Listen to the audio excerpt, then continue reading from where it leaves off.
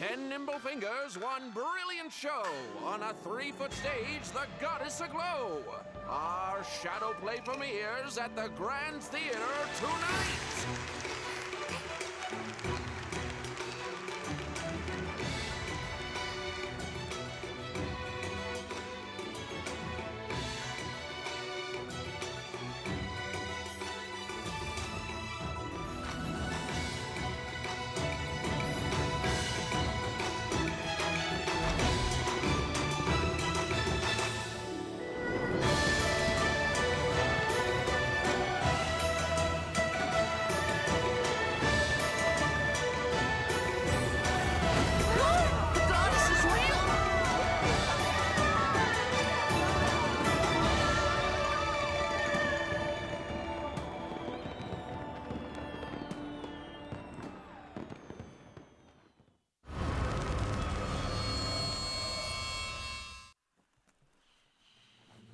was never a ruse.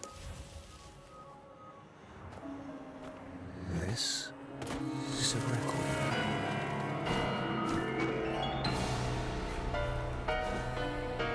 Requiem for peace in a chaotic dreamscape.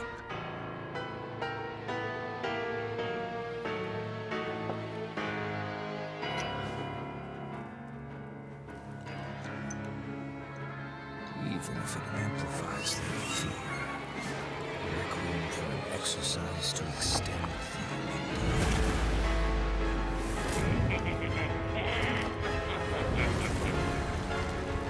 Extracting every last drop of that crystal dew. I cast their memories into the abyss again and again as they stand on the border of truth and vanity, mourning them. Don't look back.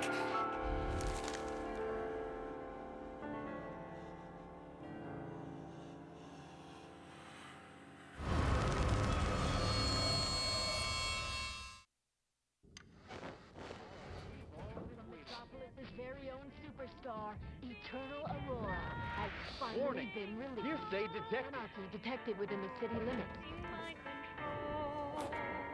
Breathe and sing endless rebel. For you I bring a happiness overdose. Join a dance. Now let everything is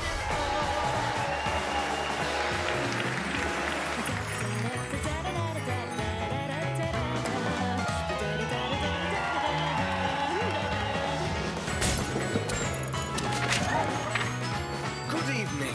This is Pirate Radio. Headlines after headlines, musicals after musicals. Can you even recall the last time you saw the sun? The media fills you with cheap thrills and mindless entertainment. Eventually, we'll all amuse ourselves to death.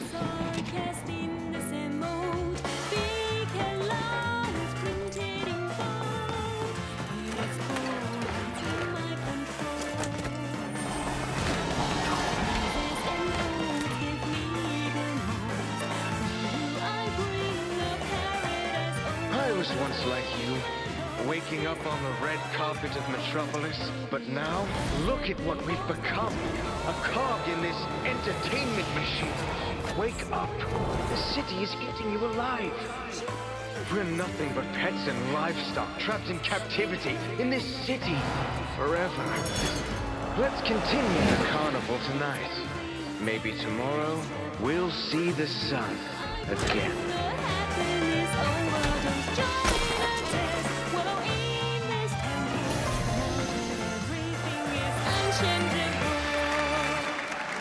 Tonight, we celebrate the prosperity and beauty of Metropolis.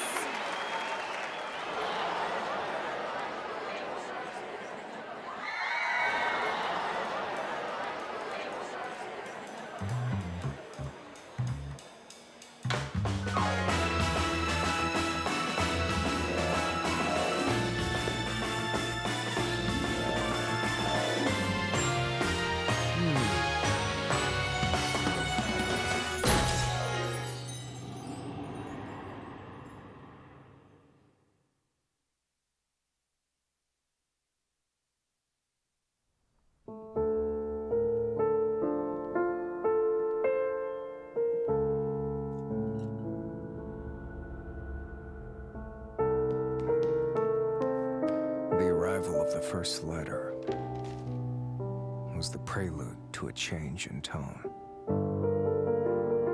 An accentuated sign of fate's shifting course appeared on the night the second letter arrived.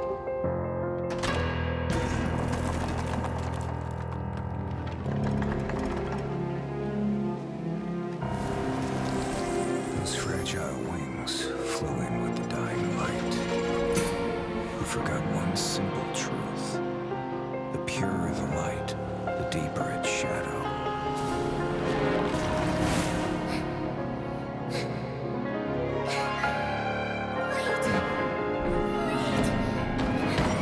My nightingale,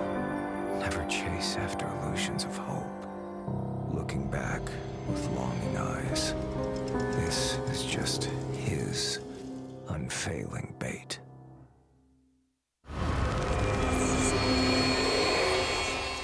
All that remains upon this throne is nothing more than a fragile, incompetent heart. After the embers fade and die out, our homeland, ripped asunder by the flames of war. At the height of my desperation, I finally saw the light of a star above. She was the one who brought the light of dawn back into my life.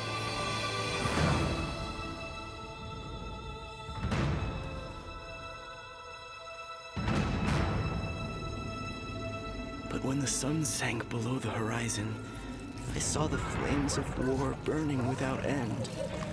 Flesh torn and blood spilled before me. The illusion of my utopia had lost the favor of the sun.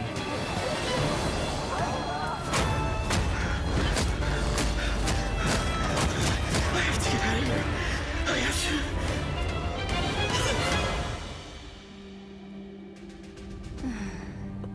Why do you wish to escape, my dear king? In this everlasting Colosseum, you will forever be my gladiator.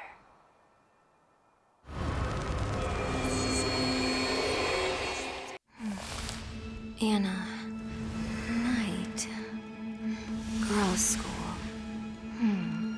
To discover the truth about what happened to Anna, I disguised myself as a maid at the school. After the incident, someone was still the center of attention. Someone was still beloved. Someone seemed to be hiding something. And the odd thing, someone was trying to look for answers in those ancient legends. The truth may not be what it seems. Everyone is under suspicion. Things were not as simple as I imagined.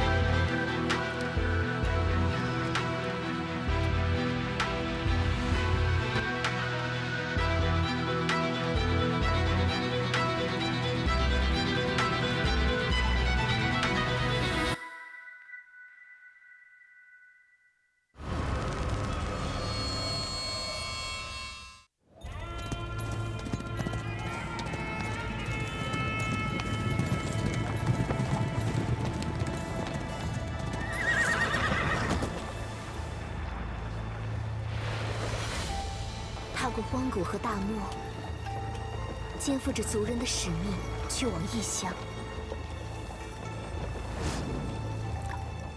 阴谋与命运交织着。当当星辰落下之时，毒蛇露出了尖牙。忠诚与背叛的戏码拉开序幕，火光将反叛的计划化为乌有，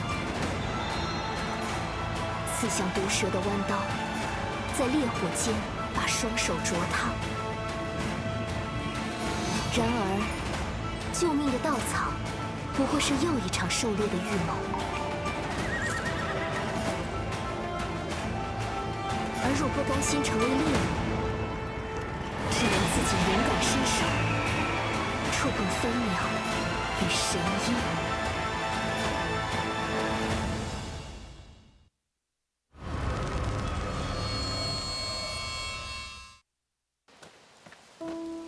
Last night, I dreamt of returning to that place once again, trapped in a trance, the scent of the soil leaves, and the chimes of midnight were beckoning me.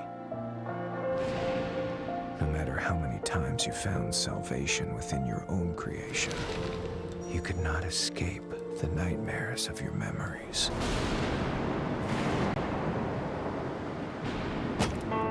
Stop it! End all this now. I remember now. It's all coming back to me.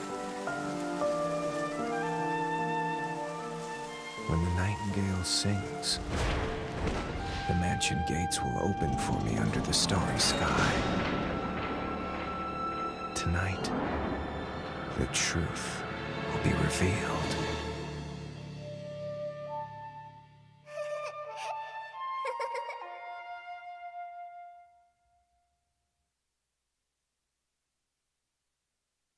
The islanders often say the wayward sons will eventually return home, just as migratory birds always come home to roost. Yet, fewer and fewer have returned. Fear has gripped the island, and strange rumors began to take hold.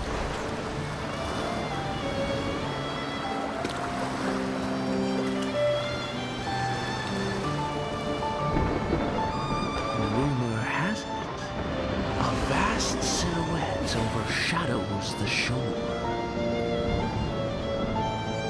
Some also say a resentful soul lies beneath the waves, luring voyagers to their doom. While many claim, even in a storm, the swallows will guide you in the right direction.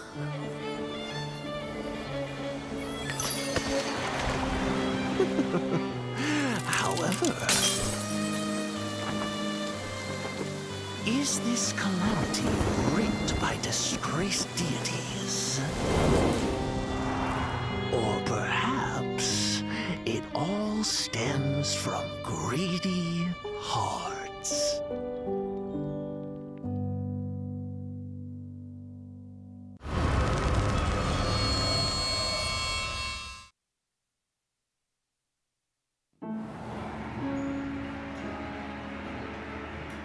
Stay a while. I have an interesting tale for you. Sergei, once the backbone of this circus, he brought numerous joy and laughter on stage. But he was a slave to the bottle off stage. His mistress began to fall for a more considerate man, and after a heated argument, she sought refuge in that man's tent. Sergei couldn't stand for this. He destroyed that man's wretched face with acid and ruined his life forever. The truth was finally spilled in a fit of drunkenness. In turn, on that drunken night, Sergei also lost his face. I don't like this face. Oh, it sickens me.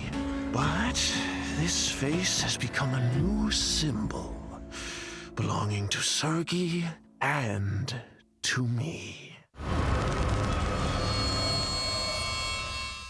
I finally arrived at the manor mentioned in the commission letter. The fairly complete main building became my first foothold here.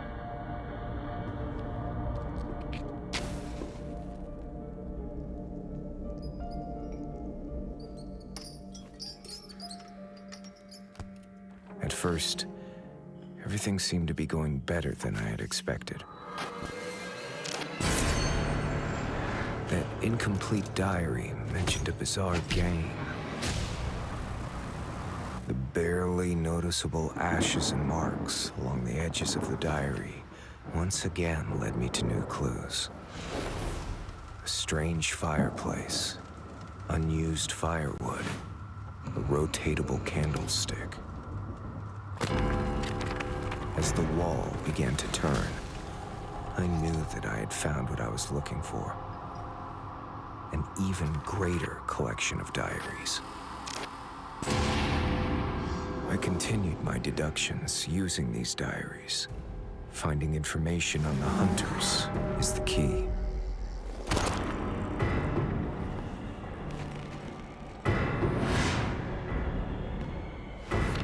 Yet, it creates more questions than it solves.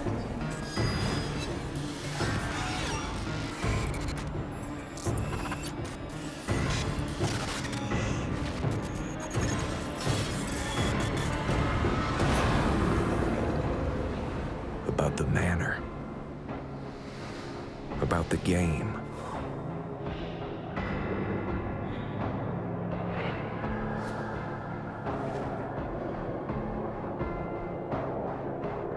And about me.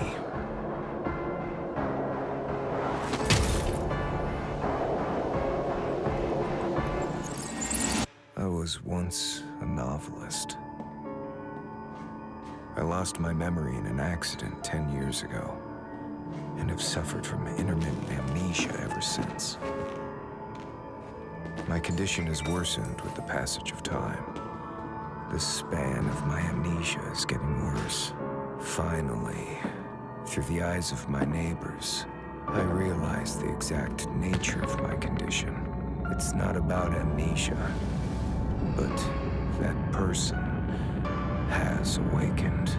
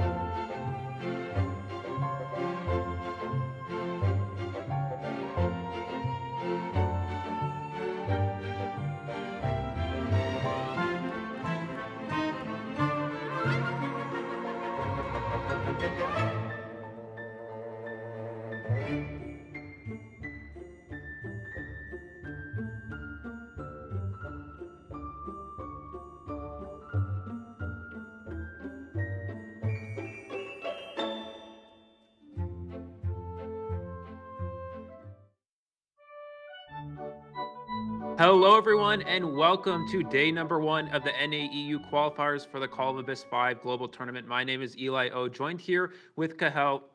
We have some incredible matchups for you today. Two of the fan favorites, B4U and Legacy, both competing as well in their respective matches against VAC and Suspect. Going to be some incredible games. Kahel, we had such a great cast back in IVT, and I'm very glad to be commentating with you again today. How are you feeling about today's matchups? Thank you for that. Always a pleasure to be casting with you, Eli. I'm really excited because we were just talking offline that there is going to be some slight changes with the meta. It's exciting because this season it's going to be really survivor-sided and the meta is going to be focused more on support. So I'm really excited to see that in today's matches. Yeah, absolutely. We see a lot of more characters being introduced into the game and kind of fitting their way into the meta. A lot of those being patient and psychologists in particular. We've seen a rise in entomologists as well, especially here in NAEU. So we're going to see a lot of those support characters. We've actually seen a lot of batter get utilized on this server as well. So that's definitely an option when that forward is banned. Looking into the possible hunter selections as well, I think we're going to see slightly more in the favor of Dreamwitch here. I think once that Sculptor nerf kind of came into effect, it really pushed a lot of these Sculptor mains into playing other characters. So I know a lot of these top hunters that are competing today have really picked up that Dreamwitch and Breaking Wheel as well. I think we're going to see a lot of gameplay from those, and maybe some slightly less popular picks such as Geisha or maybe even Bloody Queen, which is always a good character for securing draws, could definitely come into play because those characters do struggle.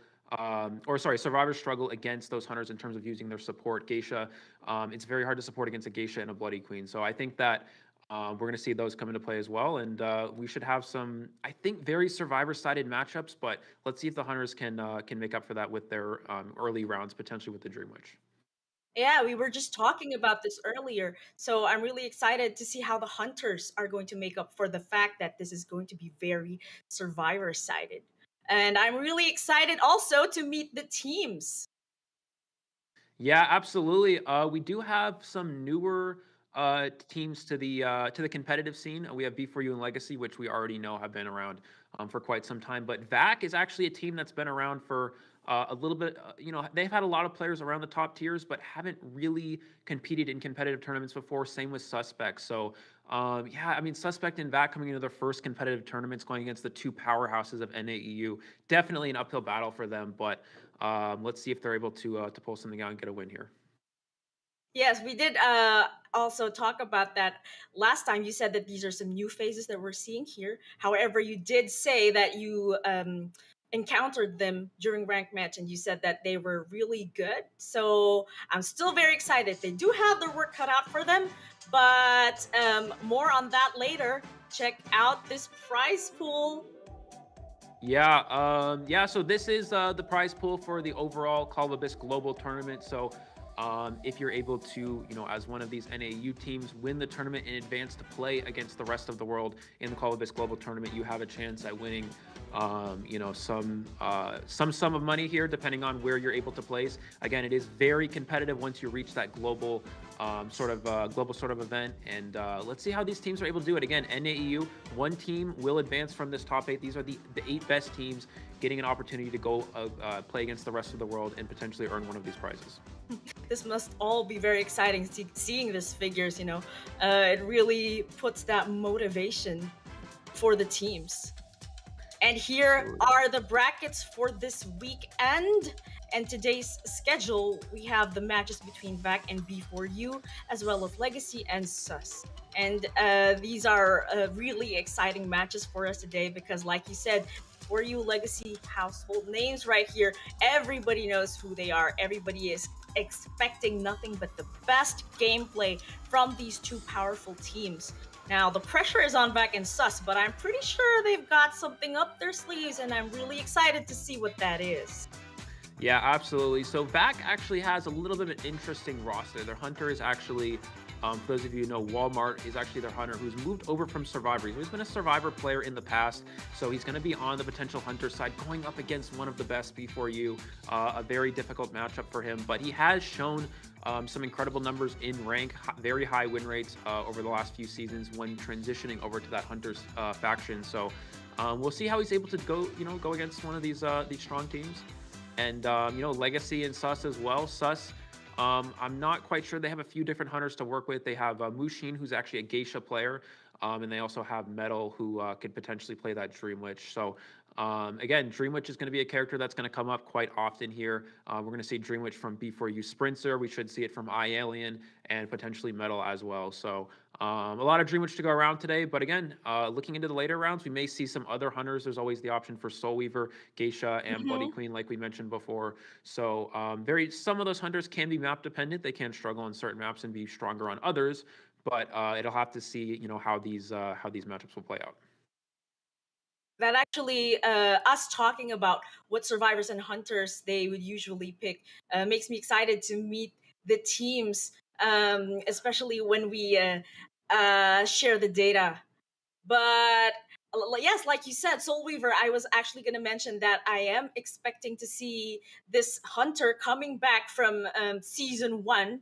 She was such a strong hunter back then, and one of the main hunters in the earlier Call of the Abyss tournaments. Actually, that was COA 1. Or COA 2, one of the top picks. Really amazing hunter, not just in NAEU, but also in China as well. And I've seen some impressive gameplay. I'm hoping to see that again.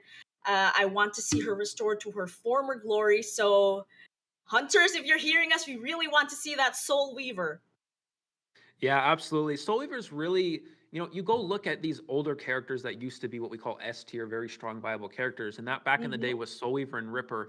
And it's actually kind of interesting to see how Ripper's just become almost an unusable character at this point, whereas Soul Weaver has become back into the meta, actually, high up on the on a lot of people's tier list. And it's mainly because of Chinatown, this new map that's been introduced. It's been very strong for a lot of hunters, a lot of teams that pick Chinatown. If you watch over in the a lot of the China gameplays, there's a lot of Chinatown getting used, and also a lot here in NAEU as well. So Soul Weaver is just a powerhouse on that map. There's so many excellent web placements. The place we call Hotel, which is the best looping area, has a very strong palettes to work with as well.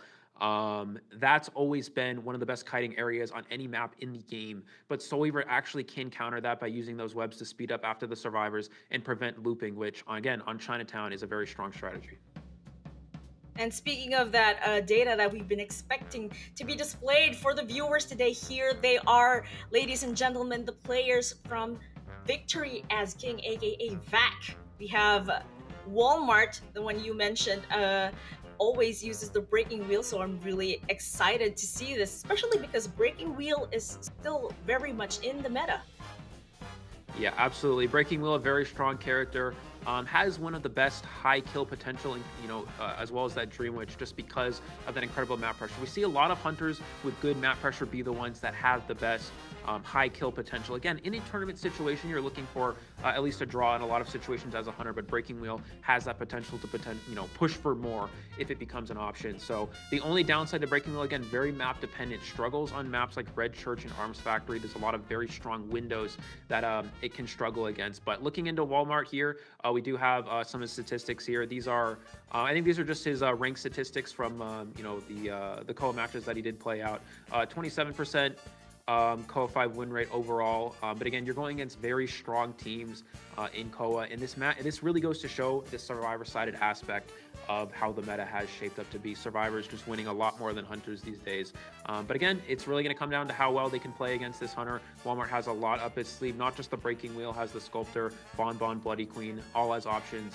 And B4U, a good team, but they're going against a formidable hunter here. Let's see, how they're able to play out these matches. And taking a look at the rest of these numbers, I do believe that this is a good enough number just to be able to turn over that best outcome. And now here we are with the survivor teams. We have Ning Ning with a COA 5 win rate of 54. That's actually very high.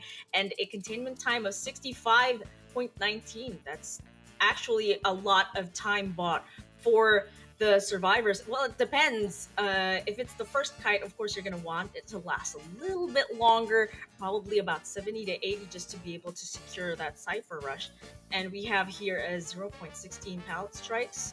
Still very impressive, in my opinion.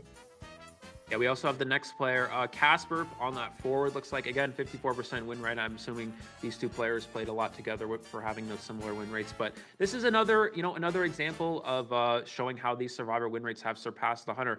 54%. This is playing in duo queue. You cannot, use 4-person VC once you get to the top tiers. So they're doing this with other players besides themselves, and they're able to, achieve such success. This is just a very, very incredible, especially because NAU has been Hunter-sided in the past. So seeing these survivors sort of turn around here with a 54% win rate, very impressive. Overall 62% containment time. Doesn't really go to show too much just because forward typically isn't first kite. You're not going to chase a rescuer majority of the time as a hunter. So overall, this is pretty average, I guess to say, from a forward type player. Exactly, and because we said that the meta is more on support, that's probably where those seconds come in. And now here we have Google with a win rate of 64%. Looks like he's been doing a lot for the team. Also, with the highest containment we've seen so far, 68 seconds. Now, this is a really good number, especially if she's the first kite. That's just about enough time just to make sure that those first 3 ciphers are have good decoding progress. Yeah, absolutely. And while it may read 68%, that typically is a lot more. The reason why with entomologists, you're very fast when you ride those bees. A lot of the time, the entomologist can actually transition out of range of the hunter. So you can actually rotate for long periods of time as entomologists without even gathering containment time because of how much distance you can transition away with those bees from a lot of hunters if you rotate early. Especially considering that entomologist doesn't leave a trail when she's on the bees. So she can easily break line of sight from hunters, cause them to lose her. Again, that containment time will stop running if the hunter gets without a certain range from them. So entomologists, while it may read 68 seconds, a lot of entomologists usually can add about 15 seconds to that. So overall, that's a very excellent containment time for an entomologist player. That usually will read up around 83 seconds in reality. So this is a very good player. As you can tell, 64% win rate with a high containment time. This is most likely one of the main kiters on back we're going to see taking a lot of the first kites and playing a lot of those containment type characters for this team today.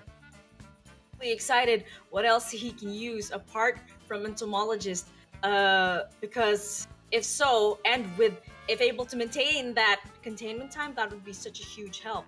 And it looks like their priestess main is this 1031 with a 64% win rate as well. It looks like they've been playing together in their COA 5 matches with also a containment time of 64.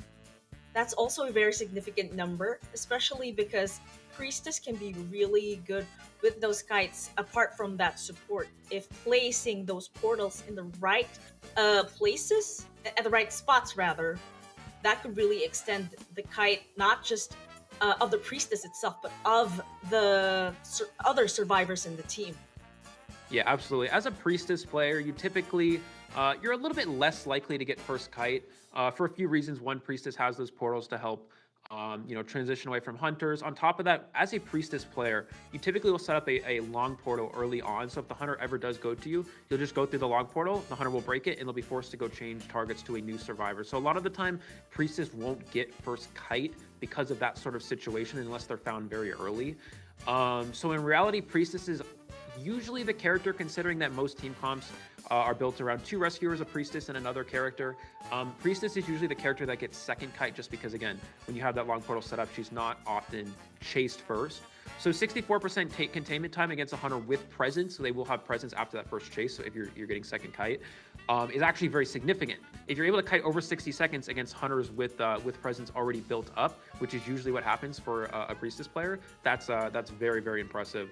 Considering it wastes enough time in the end game to push losses into draws or draws into wins, and that's exactly why this player has a 64% win rate. It really represents their skill. Being said, however, I am expecting a lot of priestess bans, but we'll see how this plays out, and I'm really excited to see that. And now we have another forward here, Seren, with a win rate of 72. Now that is that is really high, yep. I would say. Also a containment of 70. And you did say that although forward is not the first kite, definitely he's not going to be chased at first by the hunter. He does have that support that he can provide for whoever is doing the kiting. And that is where all those seconds are coming from. Yeah, absolutely. It really goes to show you can actually tell the type of forward player based off of their containment time. Forwards with higher containment time are usually ones that are more aggressive and go for more of a harassing game early on, and the forwards with less containment time are the ones that play more conservative and push for draws rather than aggressive wins. More risky, but more likely to secure wins. And there's upsides to both of them. It looks like this forward player is a little bit more aggressive. Higher containment time means they probably support more throughout the game. They probably harass more. Whereas the previous forward player we saw focuses more on Cypher Rush and more pushing for draws, which again, nothing wrong with any of those strategies, but that really, you can really tell the difference between these two characters. Again, 72% win rate here, very, very high. Again, going to show the power of survivors in this current meta, and really possibly showing NAEU shifting back into more of a survivor-sided meta rather than Hunter, what it's used to be. Now imagine if it was Seren and Gugu teaming up to do some containment, and then we have maybe a safe decoder in the distance, a mechanic or a prisoner that could really be a huge help for the team in achieving those objectives. I'm really excited to see if we will be having that kind of gameplay from the survivors of VAC. Really excited for this team. You did say that they're really good in ranked match, as you have observed. Really excited for this. And here we are with the lineup of B4U. Now, take note, everybody, this is a very powerful team. We've seen them in the previous Call the Abyss tournament, and we are equally excited to see them again here in the qualifiers. Now, these are some really well-known names. Now, would you like to run this over for me, Eli? Yeah, so looking at the roster here, we have the main hunter, B4U Sprinter. Again, the favorite character is Bloody Queen. Also has a few other options available, such as Soul Weaver, Dream Witch, Sculptor as well. Looking at the substitute hunter B4U Ching, it says the selected character is Sculptor. He's actually a Dream Witch player, the first Dream Witch on the server. Doesn't play too much Sculptor. It could potentially have been that Dream Witch was just banned a lot during COA, and that's why he ended up playing a lot of that Sculptor character. That's typically one of his go-to characters when that Dream Witch is no longer an option. B4U Schmitty on that Mercenary, also a forward player as well. We have Myleg on Psychologist, also Priestess available to him as well. Roland on Entomologist, also can potentially play Mercenary, and Problems on Priestess and Mechanic. We also have B4U Kit Kats on the roster, who I believe is just there as a... I do know Cats did leave the game for a little while, and I think he potentially could be coming back for COA. He may be there as a substitute. I'm not sure. We'll have to see how B4U plans to potentially use him here, but he is a forward player if that does end up coming up. So it may be possibly a substitute for Schmitty if that ever needs to be an option. And speaking of Schmitty, let's not forget about that patient gameplay he was able to show us back in IBT last year. That was really impressive. And now here are the statistics for Sprinter with a win rate of 86%. That is very, very high. And also kind of expected, given that Sprinter is such an amazing hunter on Bloody Queen, no less. Wow. Yeah. Look at these numbers. We have an elimination of 2.86. That's a secured tie in itself, and that's the average. Yeah, and that really goes to show the power of a character like Bloody Queen. One of the best draw hunters in the game. You have any Bloody Queen that brings Blink for the majority of the time and able to secure draws. If you're able to ban Seer and forward, there's not much the survivors can do in reality other than potentially bring in a character like Batter, but 86% overall win rate, 43% for eliminations, which is slightly lower, but that just goes, shows the amount of draw that Bloody Queen typically will go for. It's hard to win as Bloody Queen, so the fact that you're able to get it even at 43% is pretty impressive, just because of, again, how much of a draw hunter she is. Again, 86%, only losing a few matches with this character, so going to show the power of how good Bloody Queen is at securing draws, and why we're probably going to see her a lot here in this tournament, just because securing draws is very important in a tournament setting. Bloody Queen is actually the most banned character in NAEU rank, so Yeah, again, very good draw character, very hard for survivors to beat when you don't have harassers available like forward or batter. So or even that seer to give extra hits. So I think that we're going to see a lot of Bloody Queen potentially from Sprinter again, because that's one of his main characters. And looking at the next hunter here, we do have B4U Ching. Again, showing him on that Sculptor, but Ching more of a Dream Witch player. COA 5 win rate of 61%, which is not too bad. But again, it really goes to show how these survivors have adapted and started to push for more of winning strategies. And for elimination rate, a little bit higher than Sprinter here. That goes to show, again, the power of these winning hunters, such as Sculptor and Dream Witch. They're stronger at securing wins, but less likely to secure draws. They're a little bit less consistent, but still have a lot of win potential. You did also mention before that Ching also uses Axe Boy, so we're probably going to see this in the later rounds when the picks and bans start to come in. I'm really excited to see that, but if Ching does bring out the Sculptor early in the game, that'll be such a pleasure to see, because we know that Sculptor has been adjusted and has actually been nerfed. So I want to see how these hunters are able to make up for those adjustments. I want to see more of those big brain moments, and I want to see those amazing chair shots as well. We've seen Ching excel with Sculptor. I hope we're going to see it again. And now here is Schmitty using the Mercenary. I do know, however, that this is not the only survivor that he can use. We have also a Seer. We have, although I do believe that Seer is going to be banned for most of the matches. If Schmitty is able to pull him out for at least one, I'd be really excited to see that. Now, an amazing 63% win rate and a containment time of 79.89. Now, if that's a Mercenary, it just shows that he's probably in the area always to provide that support. Yeah, and again, also a forward player as well. So I think we'd see a lot of Mercenary and forward from Schmitty for most of these COA matches. So it really goes to show 79% if he is playing that forward. That's a very aggressive forward. That means he's going for a lot of stuns, a lot of support, even more aggressive than the back forwards that we saw earlier on. So that could definitely come into play here. We do have B4U Roland as well, 68% COA win rate, very impressive. Containment time of 67. Again, entomologist player. If you have a 67-second containment time, you can add about 15 seconds. If you're entomologist, majority of the time he's getting around 80 plus, which means that is enough for wins with a lot of team comps against a lot of hunters.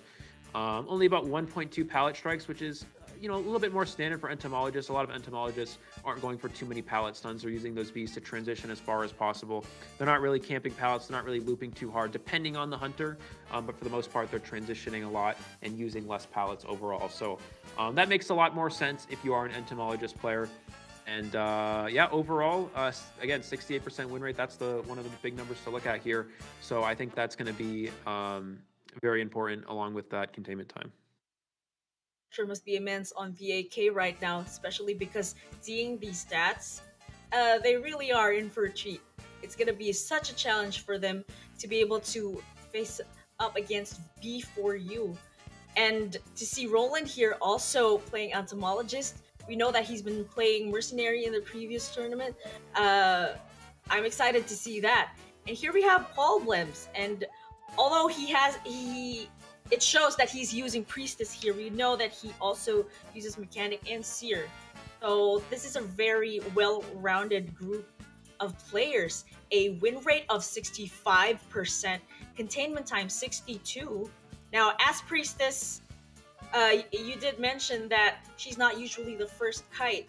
So where these seconds come in is probably at mid-game when she is able to provide some support, as well as do a rebound kite depending on the situation. And PAL strikes is 0.14.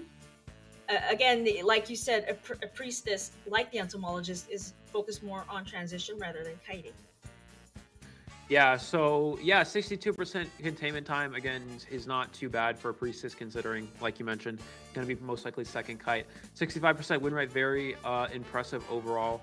161 decoding progress, which is actually a little bit higher than the previous survivors we looked at. So that really goes to show the Cypher Rush. Priestess is typically a good Cypher Rushing character, believe it or not, because what happens is in a lot of situations, Priestess will set up that long portal from her first Cypher machine to somebody else's Cypher. And usually the rescuers, and the rescuer will get that Cypher to about 50% and then they'll leave it. So the Priestess will pop their first Cypher they're on, go through the world portal or ultra long portal, and then finish that rescuer Cypher. So they end up getting extra decoding progress overall. So that really goes to show Paul Webb's utilizing this Priestess to its fullest potential, really showing how the Cypher Rush can impact a lot of games. And that's exactly what you want to see as a Priestess player. Speaking of that coordination, I'm really excited to see that between a Priestess and whoever is rescuing in the team. And now here is my leg with the Psychologist. Now I do know that Schmitty also uses the Patient. I'm actually excited if both the Patient and the Psychologist would be in one lineup for at least one match. Now a 62% win rate, also very high, a containment time of 67.26. Not a bad number, especially if she's the first kite. I mean, she's one of the better finds compared to maybe a batter or a forward. Yeah, definitely.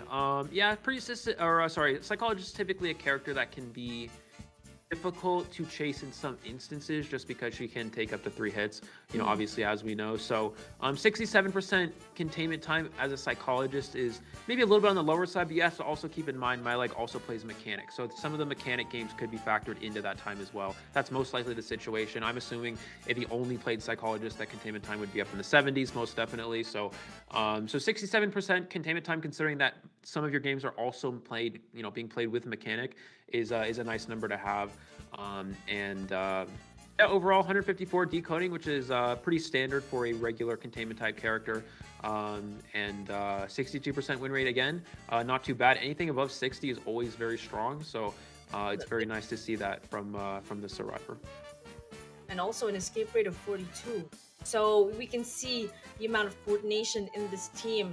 And I'm really excited if this will definitely reflect in today's matches. And now we have Cats here with the forward. I do believe this is their main forward. And although we don't have any data on her, we know that forward always a staple member of the lineup. We know that a lineup is almost not complete without it. And especially because we did say that the lineup is very support heavy. I'm expecting to see some really good gameplay and support from whoever plays forward. What do you think, Eli? Yeah, definitely. Again, we talk about this being a support meta, so forward's going to be a huge factor in a lot of these games. Forward is actually one of the more banned characters in NAU as well. Typically, once you get to higher tiers, you're able to ban 2 survivors. So Seer and Forward are the 2 most common bans. And it used to be back in the day, they'd go for a lot of you'd go for a lot of target bans. You'd ban specific forwards off specific players, but now forward just becomes so strong that you really have to eliminate it overall. And looking at the first round map pick here, it looks like B4U is going with Red Church first, and Vacus chose to play Hunter. Something that I haven't seen in a while. In the previous tournaments, we've always had Ever Sleeping Town be the first map in the earlier rounds, and round 1 actually. So I'm really excited to see Red Church. I do recall, however, in IVT that the very first map we had was Red Church. So is this like an NAEU thing? What's going on with this? It's really not so much of an NAU thing. It's more of a B4U thing. They really like this map, which is very interesting considering that the hunters that Sprinter plays are typically not very strong on this map. But for he does I guess prefer Red Church for characters like Dreamwitch. Dreamwitch typically not very strong on this map, so it's very interesting to see. But I think the main strategy as well is more to counter Vax Hunter Walmart. Walmart is as we mentioned, a breaking wheel player, and Red Church is one of those weaker maps for wheel. There's a lot of very strong windows. You have both of those church windows. You have shack windows. You have your back gate windows. You have your window over in your God Palette and Graveyard. You can even break the top breakables and set up a place where you can kite for yourself. So there's just so many disadvantages for breaking wheel on this map. And while this map may be slightly weaker for the characters that Spencer plays, he does prefer them for some of his characters, and it's also incredibly weak for a potential breaking wheel from Walmart. To see, but I would just like to highlight how we've been talking about how these players try to outsmart each other. You know, it's a bit of a mind game when it comes to the picks and bans, not just of the hunters and the survivors, but the maps as well. And that it's also amazing how much thought they put into this. And now I do believe we are about to see the lineup. I'm really excited because again, we don't know who they will be picking. So it's gonna come in. It's gonna come as a surprise. And you said that we're probably not gonna be seeing a Dream Witch, and especially not a breaking wheel in Red Church. So here we are with the predictions once more. One of the things that I really like to do whenever casting these matches. So let's have that first ban, a steer on the part of Walmart here. Yeah, Seer Band is interesting. This could indicate more towards breaking law. I would have expected him to actually pick the Sculptor here, just because neither character is incredibly strong. This map can be difficult for Sculptor in some places, but it's more difficult for breaking wheel players. So the Seer Band indicates more of a breaking wheel, where a Mechanic Band would actually indicate a Sculptor. So he could go either way with these, but let's see what B4U opts to select here. I'd imagine they'll lock in Forward as one of the characters for sure. And then whether they choose to go with something like Mercenary, Priestess, or Mechanic, that's always an option as one of their extra characters. A mechanic in this map. Actually, I was wondering why the mechanic wasn't banned. But again, the meta is changing because the hunters are acknowledging that survivors are really support heavy. He really does need to make up for that. And now here is the Forward, as you predicted, locked in already. And the Priestess, she's gonna be such a menace in this map with those portals, putting it on the inside of the church, just to be able to help the team transition to and from each side. And now B4U actually gives Walmart an option to ban the Mechanic. So not taking Mechanic here is a little bit risky. They're going again for more of a support heavy strategy. And yeah, there's the Mechanic. So giving that as an option, this is a little bit riskier for B4U. If you take Mechanic, you put yourself in a position where you're a very strong spot to draw. Mechanic is a very good draw survivor because you have that bot for that Cypher Rush. But now this gives Walmart the upper edge here, a potential chance to push for more than a draw. Whether he wants to play Breaking Wheel or Sculptor, now they're both on the table. Again, going with that Seer Ban, not banning Mechanic, almost eliminates the Sculptor from him. It put him in a situation where he could have played Sculptor and gone for a draw, but it's a lot more challenging because Sculptor struggles against the Mechanic Cypher Rush. But now that B4U has given him the option to ban the Mechanic, it's going to be a lot harder for him. It looks like we're going to see potential Patient and Entomologist as the last locks here. Both these characters pretty strong against Breaking Wheel and Sculptor, so Walmart could potentially go with a different hunter here, but yeah, we'll have to see what he opts to select. Dynamic duo, the new dynamic duo rather, that I've been looking forward to seeing. It looks like there will be no Mercenary for this lineup, but instead we have a Forward and Entomologist duo. I'm really excited to see if the scenario playing in my head happens with a Forward and an Entomologist doing the first kite. That would be awesome. And now here is that Sculptor.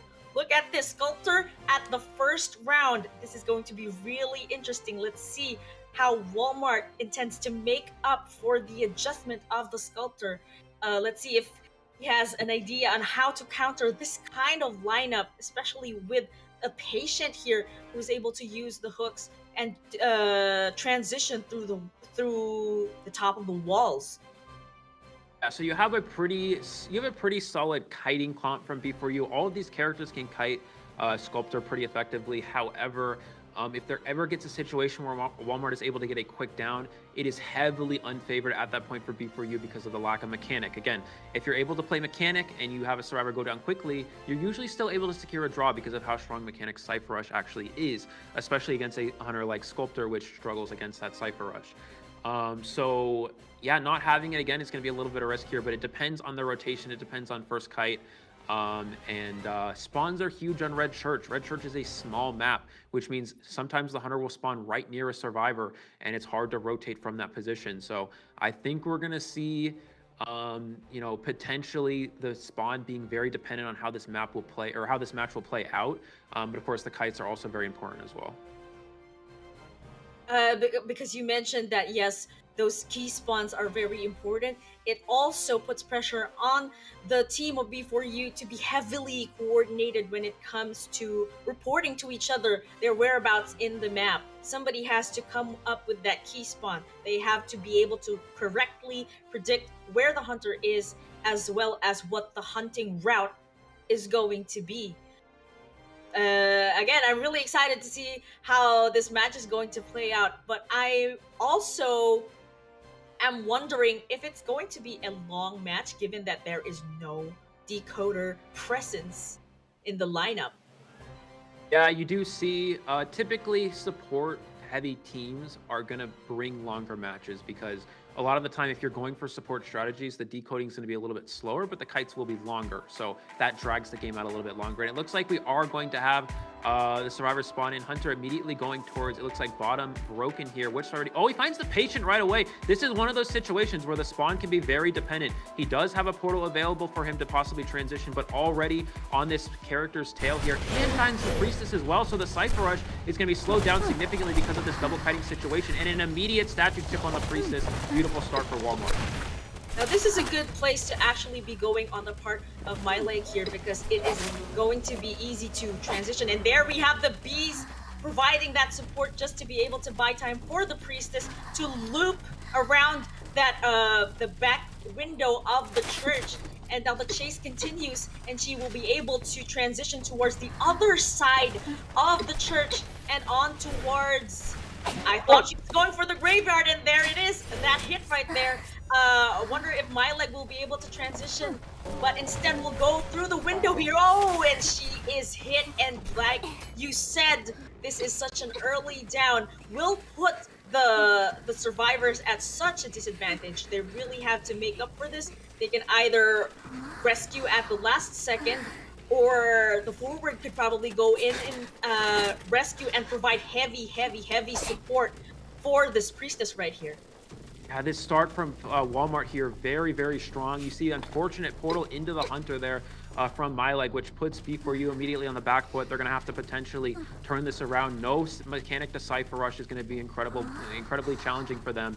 And Walmart didn't have to use Blink. He's able to conserve it there to get a statue down on the priestess. You have to be careful. No one makes a sneaky rescue. He's going to use that spike. Does see Roland here, which means he knows that he's not able to get this rescue. Also has wanted order on him as well. So let's see how Walmart's able to potentially pressure down these Cyphers. Still 4 left. Still has Blink available. And Priestess already past the halfway mark. I expect the survivors to potentially not rescue, but it looks like Schmitty may come in for a save. Just to see, but until then, I am really appreciating how much the sculptor doesn't seem to have lost her touch, and the map presence here, the map pressure that she's able to provide. He already knows that the priestess will not be rescued anymore. So that's gonna put the survivors at a bit of a pickle here because there are only 3 ciphers remaining. However, we do have a forward here who hasn't used his ball. We could be seeing him providing support, especially because he's at the middle of the church, and that was a blink right there. Kind of misplaced, but still, Walmart has a strong start here. He still has good. He's still making good time, and now here is.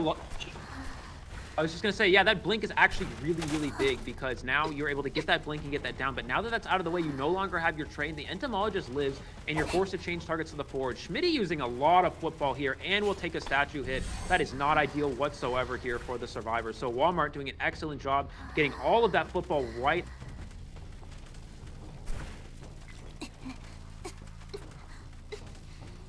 Matchup will continue to play out from here. And looks like the chase continues here at the graveyard with Schmitty trying to contain Walmart as best as he can just to be able to get some progress on those last 2 ciphers. There's 42% on the 4th and 27 on the 5th, and now he is down.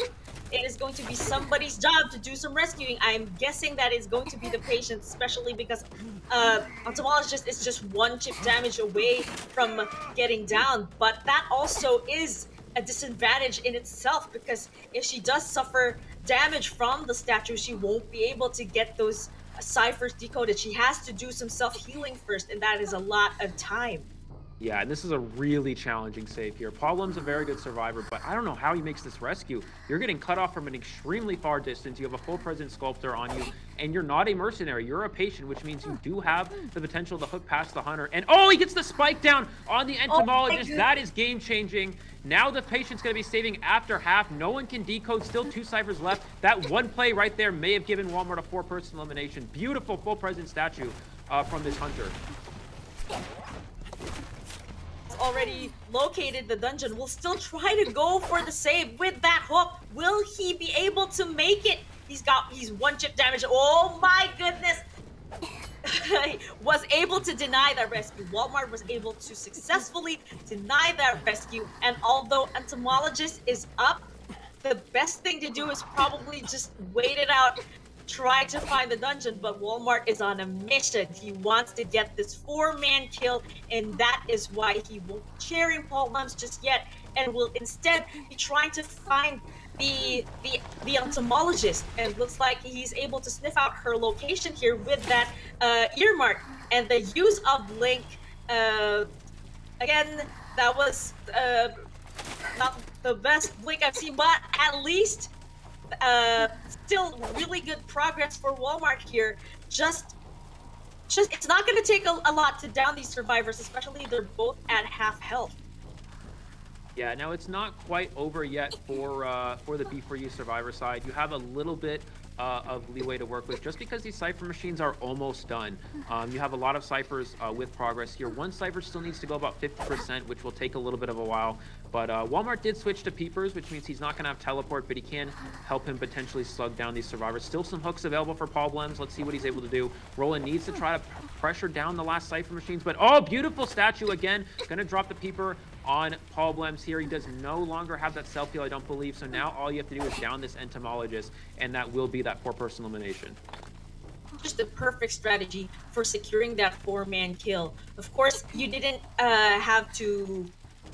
you didn't chair the patient back there when you could have, because of course you want to find the entomologist. And although it was a bit of extended time, but still the outcome is a bit predictable at this point. Yeah, so it looks like he has, again, found the entomologist here. Still 2 ciphers. There's no chance for B4U to finish these.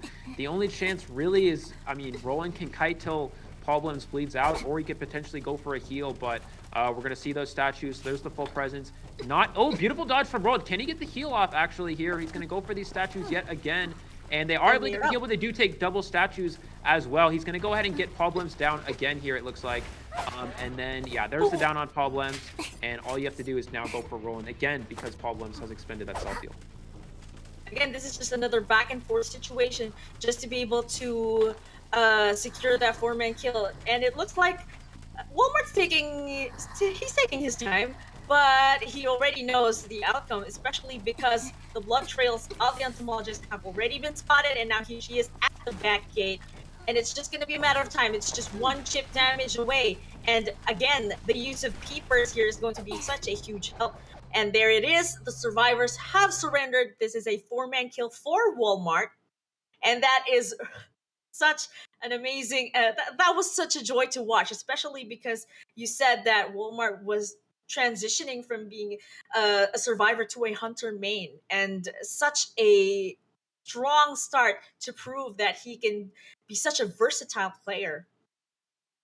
Yeah, I mean, it's quite impressive to see a survivor main transition to a hunter, come out and beat one of the best teams on the server right out the gate. Again, VAC is heavily disadvantaged in this matchup. This is their first, they have good, strong players, but this is their first competitive tournament. They're going against a team that has a ton of experience. And Walmart, their hunter, already giving them 5 points to 0 out the gate here. B4U on a big, big back foot situation here. They need to come back. It's going to be up to Sprinter. Let's see what he can do. He's going to have to go for at least a draw here to keep the points fairly close. But again, this is B4U's map. This map was selected I think to counter Walmart's Hunter, and it did unfortunately backfire a little bit, but it also benefits Sprinter because he does prefer Red Church. While typically Red Church is not very strong for something like Dream Witch, which is what he most likely will be playing here, he does prefer it because most likely just because of how small it is. It allows for a lot of cipher pressure with those spawn and those leech followers. So I think that'll most likely be the biggest effect for him. So we'll have to see how it's gonna play out. Will that go for an anti-Dream Witch strategy, potentially try to force out the Sculptor? I don't think Sprinter will go Breaking Wheel here just because of how weak the Breaking Wheel map is. We see Walmart being a Breaking Wheel player and not even using it just because of how bad the map is. So I think that Sprinter will most likely go Dream Witch. And if you're Vac, you may go for a bit of an anti-Dream Witch strategy. Oh, I really would like another 4-man kill on the part of B4U here because this is how we secure that round 3. So good luck to the Hunter of B4U. Really looking forward to seeing this. And yes, I actually am not expecting to see a Breaking Wheel at this point, especially because this is Red Church after all. There are a lot of windows and just a lot of good kiting routes where you can easily counter a Breaking Wheel. But I'm beginning to understand why they would want to go for that anti-Dream Witch strategy just to push out the Sculptor. And did you see that dodge earlier? This is what we were talking about. Players are now able to predict the patterns of the statues. But still, such a good job from Walmart there. Let's just talk about how awesome that match was. Yeah, very impressive. Again, we talked about the situation. B4U had an option to go mechanic, and they opted not to take it. And that either works in their favor or against them. Taking mechanic typically means you're more likely to draw rather than win, just because mechanic can go down very quickly. But if you have the bot out, you can secure a draw. So B4U in this situation, I think, was going for more of a winning strategy. But yeah, it didn't quite work out. They found the Priestess. There was a fast down on the Priestess. And without the mechanic Cypher Rush available, Sculptor, was able to take control of the match and push for a 4-person elimination. Looking at the final match stats here, the first kite, again, only 44 seconds, which is very, goes to show the power of Walmart's Sculptor. My leg being put in a bit of a tough situation because of, you're in church, which is usually very strong, but going through those church windows means that the Sculptor can put statues at the windows, get chip hits, which we saw happen there. And unfortunately, that one misstep on that one little portal, giving Walmart the free hit, was able to turn the tide into his favor early on in the match. It just goes to show how much one mistake can be the difference between a tie and a lose. And because of that misplaced portal that you mentioned, that was what did it for Walmart there. That is what secured him that early down without having to use Blink. Now, although those were some empty blinks we've seen there, still, he was able to secure that 4-man kill. So at that point, it didn't matter if, some mistakes here and there. If you have a general idea of how you plan for this 4-man kill,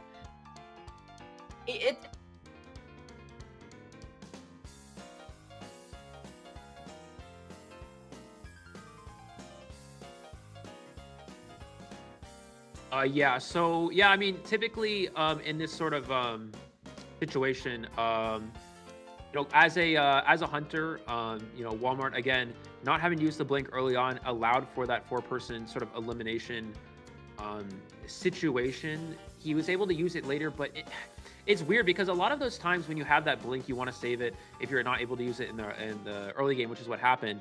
He ended up actually missing 2 blinks that game, and he was still able to get a 4-person elimination. So that goes to show the power of the statue placements. Again, statues these days with that full presence nerf as well are a lot easier to dodge, but yeah, it really worked in his favor. Another big turning point actually was when he was able to get the forwards football out. He got all the football out within like 10 or 15 seconds, which is very, very strong for the hunter. If you're able to make the forward waste all that football, it puts you in an excellent spot.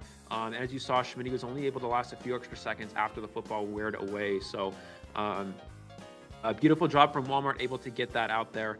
And again, we'll have to see how Sprinter's able to combat this. I assume it's going to be Sprinter. They do have Ching as well, but if it's a Red Church map pick, this definitely suggests Sprinter's hunter.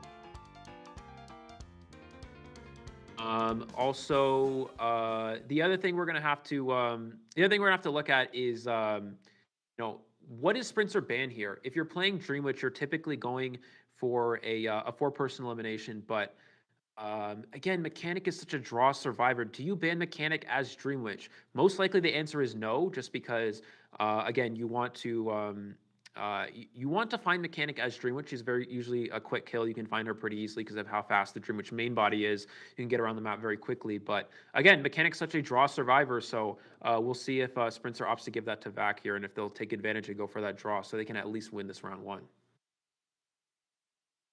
For that draw, like I said, we do want to see those round 3, so please do push. We want to encourage for you to come back from this, and I have full faith in both Sprinter and Ching. They do have something up their sleeves just to be able to counter these survivors. Now, having encountered each other in rank, I'm pretty sure it did give him some insight as to what they can do for the tournament. But here in the tournament setting, things are a lot different compared to rank. Would you agree? Yeah, absolutely. Again, there's hunters you can play in rank that are stronger in rank because of the lack of communication. But once you get to tournament, you have to be able to be prepared to play against four-person VC teams. You also have to be prepared to play against specific strengths of players with their characters. So what I mean by that is when you go into ranked match, you don't know who you're going to play against. You could play against anyone, who's queuing for Survivor at that time. But if you go into a tournament setting, you have to be prepared to play against, for example, maybe Vac has a really good forward player that you have to be prepared for. Maybe they have a very good Priestess player who's very good with portals, and very good with support. Maybe they have a very good batter player. You have to be prepared for all these things when you're going into a tournament setting. So that's something to take into consideration here. We saw, the forward players on Vac with very high win rates, one with a 72% survivor win rate in rank, which is very impressive. So, maybe Sprinter opts to take the forward as well. I think the first ban, if he goes Dream Witch, will be Seer, just because Seer is very strong against the Dream Witch. But the second ban, it's going to be interesting to see. What does Vac lock in as well? Do they take Psychologist to try to counter Dream Witch? They could even potentially go Doctor if they wanted to. They have a lot of options available to themselves here. They have the forward, they have the Mechanic, they have Mercenary. Sprinter only has one ban plus a second one after Vac's chosen 2. So having to get a 4-person elimination with only one ban first is going to be very challenging for him. Mentioned that Doctor, I was just thinking about her if they would actually bring her out just to get rid of that Dream Witch. But do you think having a Doctor in the lineup is so early in the tournament is a wise decision? Is it worth that Dream Witch? It is a little risky, but Doctor is not a bad character against Dream Witch. She's weaker to things like Breaking Wheel. She's weaker to things like Geisha. So she's actually not too bad against Sculptor. I believe there was an update where Doctor got an adjustment where she gets a speed boost every time she gets chipped. So I believe that's gone through in the NAU server, where I'm not actually entirely sure. It's definitely a possibility. So it looks like, B4U Sprinter like we saw. So Ching will be the substitute hunter. And it looks like from the Survivor side, we'll have to see what they pick. What is Sprinter's ban? I still don't know. And it looks like it is going to be the Seer, which heavily indicates towards Dream Witch. I highly doubt he's playing Sculptor. There's no way you need a 4-person elimination. You're going to ban Seer. You have to ban the Mechanic if you're going for that strategy. So the Seer ban indicates Dream Witcher. I'm not really expecting to see a mirror match here, especially because the entomologist and the patient is, although they are in the meta, they're not one of the top picks that you mentioned, unlike the Mechanic. Now, if I were in the shoes of Vac here, it would be the good time to secure that Mechanic in your lineup. Yeah, definitely. And I don't know, there's some other options Vac has as well. They could go Psychologist if they're trying to counter Dream Witch. I actually wouldn't be surprised. Sprinter usually has some unique... Oh, actually, Mercenary forward. Okay, so forward is expected. Mercenary also strong against Dream Witch. But I'm expecting Sprinter to either ban Mechanic or Psychologist here. Sprinter has a bit of unique bans. Typically, we see Psychologist not being banned for Dream Witch. While she may be strong against Dream Witch, she's typically not worth the ban. I expect Sprinter to maybe go for one of those. You could also ban the Priestess as well, but I think Psychologist or Mechanic benefits him a little bit more here, considering that Vac's going for one of those characters at least. And you mentioned the entomologist earlier. I don't think we'll see entomologists here, although they do have a very strong entomologist player on back. If they're expecting, and it looks like it's the priestess. And if you're expecting Dream Witch, you're not going to see an entomologist most likely being used. Entomologist is not the best character for going against Dream Witch. While it may be strong against a lot of hunters, it can be sometimes difficult to support, again, especially because there's multiple followers on the board, and you can easily just patrol her entomologist and cancel her bees. And it looks like the mechanic is not going to be banned this time. Maybe this is the time to actually lock her in. And there she is. It looks like Gugu went for the mechanic instead of the entomologist. We did see that he does well with the entomologist as well, but it looks like it's going to be Saren who will be using the entomologist.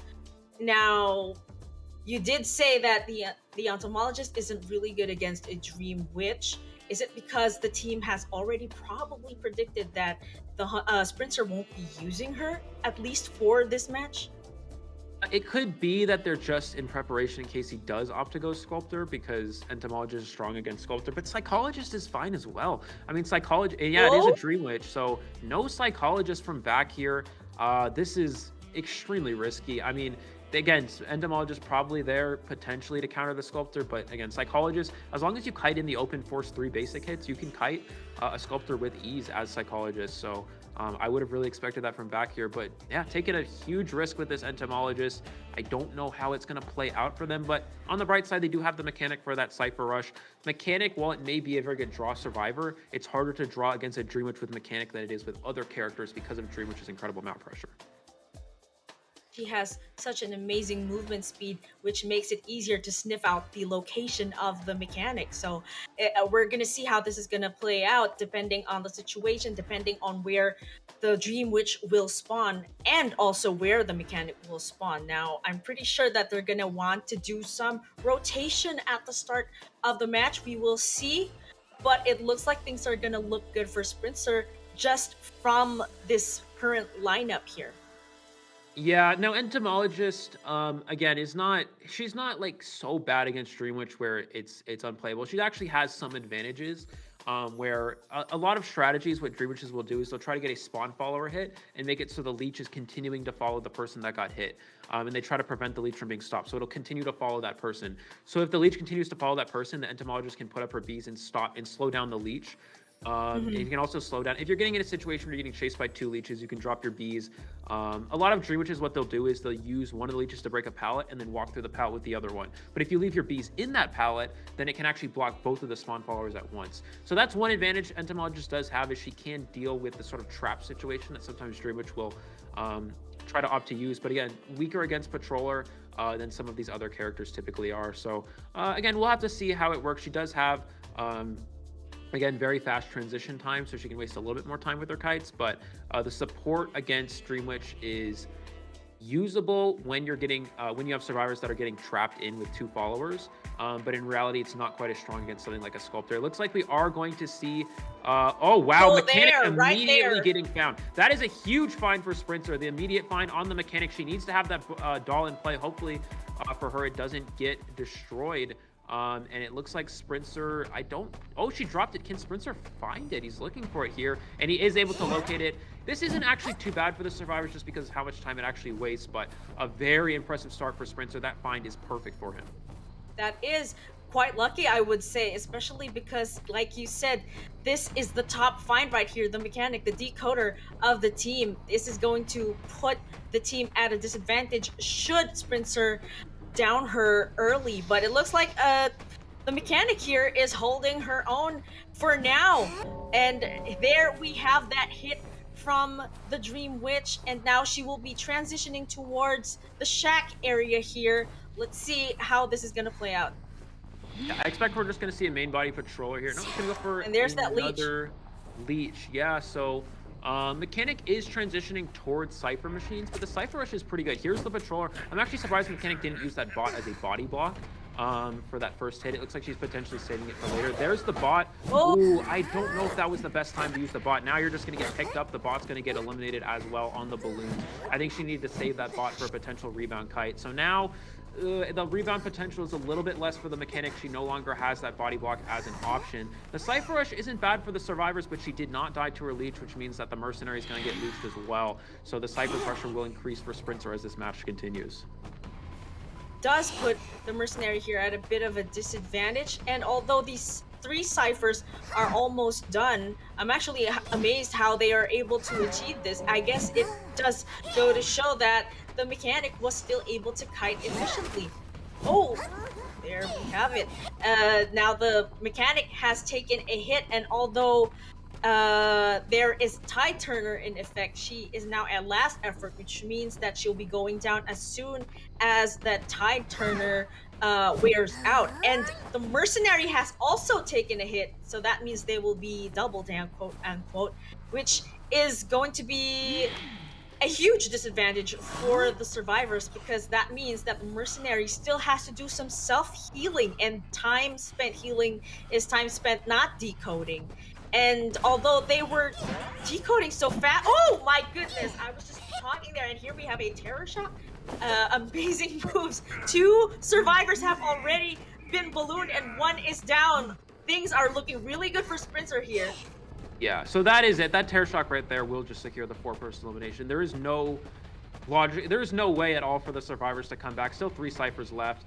Yeah, everyone is down here. Forward taking a bit too much of a risk there with that vault, knowing the Dream Witch has blink, possibly the nerves getting to them, but it looks like, yeah, mercenaries gonna be placed on the chair. Entomologist will be going down here, and this is going to be a 4-person elimination. There's no comeback from this for the survivors. On the first rescue, for those of you who didn't know, Sprinter actually put the leech in the pallet, so when the mechanic went for the pallet stun on the leech, she couldn't vault it immediately because of that slow pallet throwing speed.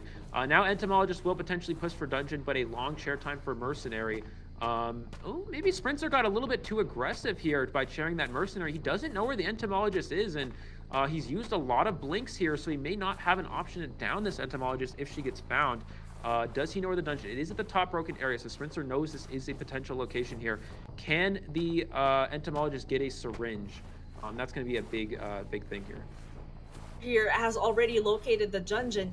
He knows where to wait for her. He knows where the entomologist will be going, at least the general area where she will be trying to go, and there she is.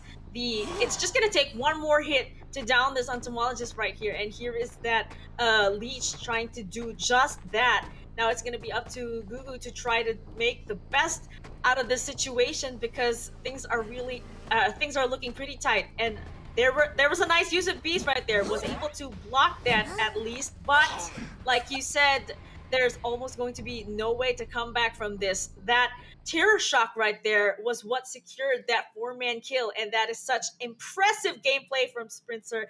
I was not mistaken when I said I had so much faith in him, and that was also 5 points for B4U. We will be having a round 3. I'm really excited with how that turned out. It looks like it's going to be a tight race between these 2 teams. Yeah, so Sprinter actually had a bit of a rough start. This is something we've noticed from this hunter a lot in a lot of tournaments. He sometimes can struggle in the early game. He had, the mechanic wasted a lot of time there. She did unfortunately die on multiple Cypher machines, and that was the kind of the big game changer. If mechanic's able to stay around the bottom broken area and die over there, the Cypher Rush still remains intact. The survivors are still in a very good draw position. But since, the mechanic ran to backgate and allowed Sprinter to chair on that, on that Cypher machine, that's when it starts to switch into the Dream Witch's favor. Now Sprinter got a little bit ahead of himself, almost unfortunately allowed that dungeon escape for the entomologist, but a beautiful job of catching up to them and preventing that from happening. So moving into this next round here, again, Vac had an good early game, but a good comeback. So now it's going to be it's going into Vac's favor here, because Vac actually has the map selection. So B4U did select Church first. Now what does Vac go for here? I imagine they're going to select a good breaking wheel map. There's a good chance the wheel gets banned, but I think they're going to go a good breaking wheel map simply because it makes it so the Dream Witch, it makes it so the survivors have to ban the breaking wheel instead of just banning, for example, banning Sculptor and putting breaking wheel on a bad map. That's not something Vac wants to do here, so they're definitely going to go for a good breaking wheel map. And here we have the match data from that previous match. That was so fast. That happened so fast. It almost ended as soon as it started. And now look at these numbers. Look at how low these containment numbers are. It just goes to show how much map presence Spencer had the entire time. And that terror shock right there, that was just what put the nail in the coffin for the team. And although they tried to do their very best to make up for it, it's just that Spencer was staying on top of it all. He did lose the entomologist for a bit there, but luckily he was able to find the dungeon at Front Broken and knew that the entomologist would be in that area trying to go for the dungeon save. Now, I'm really impressed with how the teams performed so far, but I'm also excited to see how they're going to make up for this, how they're going to try to at least gain more points than the other in round 2. Now let's just take a look at these numbers here. We've seen the first, we've seen that terror shock there. I don't think I'm going to forget that anytime soon. That happened so fast. Yeah, it's actually funny to see containment time for the mechanic or sorry, not the mechanic. Yeah, the mechanic only 30 seconds it looks like, which actually ends up being a lot more just because as a Dream Witch you're switching off of your leeches. It's the same sort of situation where you're transitioning with entomologists. You're in a spot where you may be getting chased by those leeches and by the spawns, but you're not, the Dream Witch isn't controlling them, so you're not actually gaining containment time. Overall, the mechanic's kite was around 70 seconds, which is typically enough for a draw, but unfortunately, the big game changer was once that Merc got double hit, that really goes in the Dream Witch favor because you can simply share both of those characters with the leeches. And on top of that, again, before giving up the terror shock, that's definitely the big difference maker in the match there. So, so again, a very good start for the survivors. Sprints are turning it around here. We're at 5-5.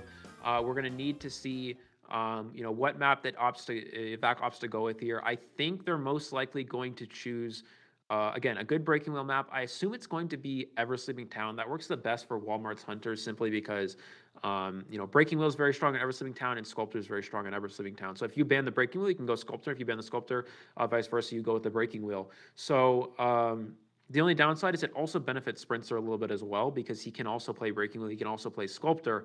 So that's kind of the downside to having hunters that play similar characters. When you have hunters that play similar characters, it's hard to counterpick the other team in terms of those maps. So we'll see how it's going to eventually play out. But I think that if you're Vac, you're probably going with something like Ever Sleeping Town here.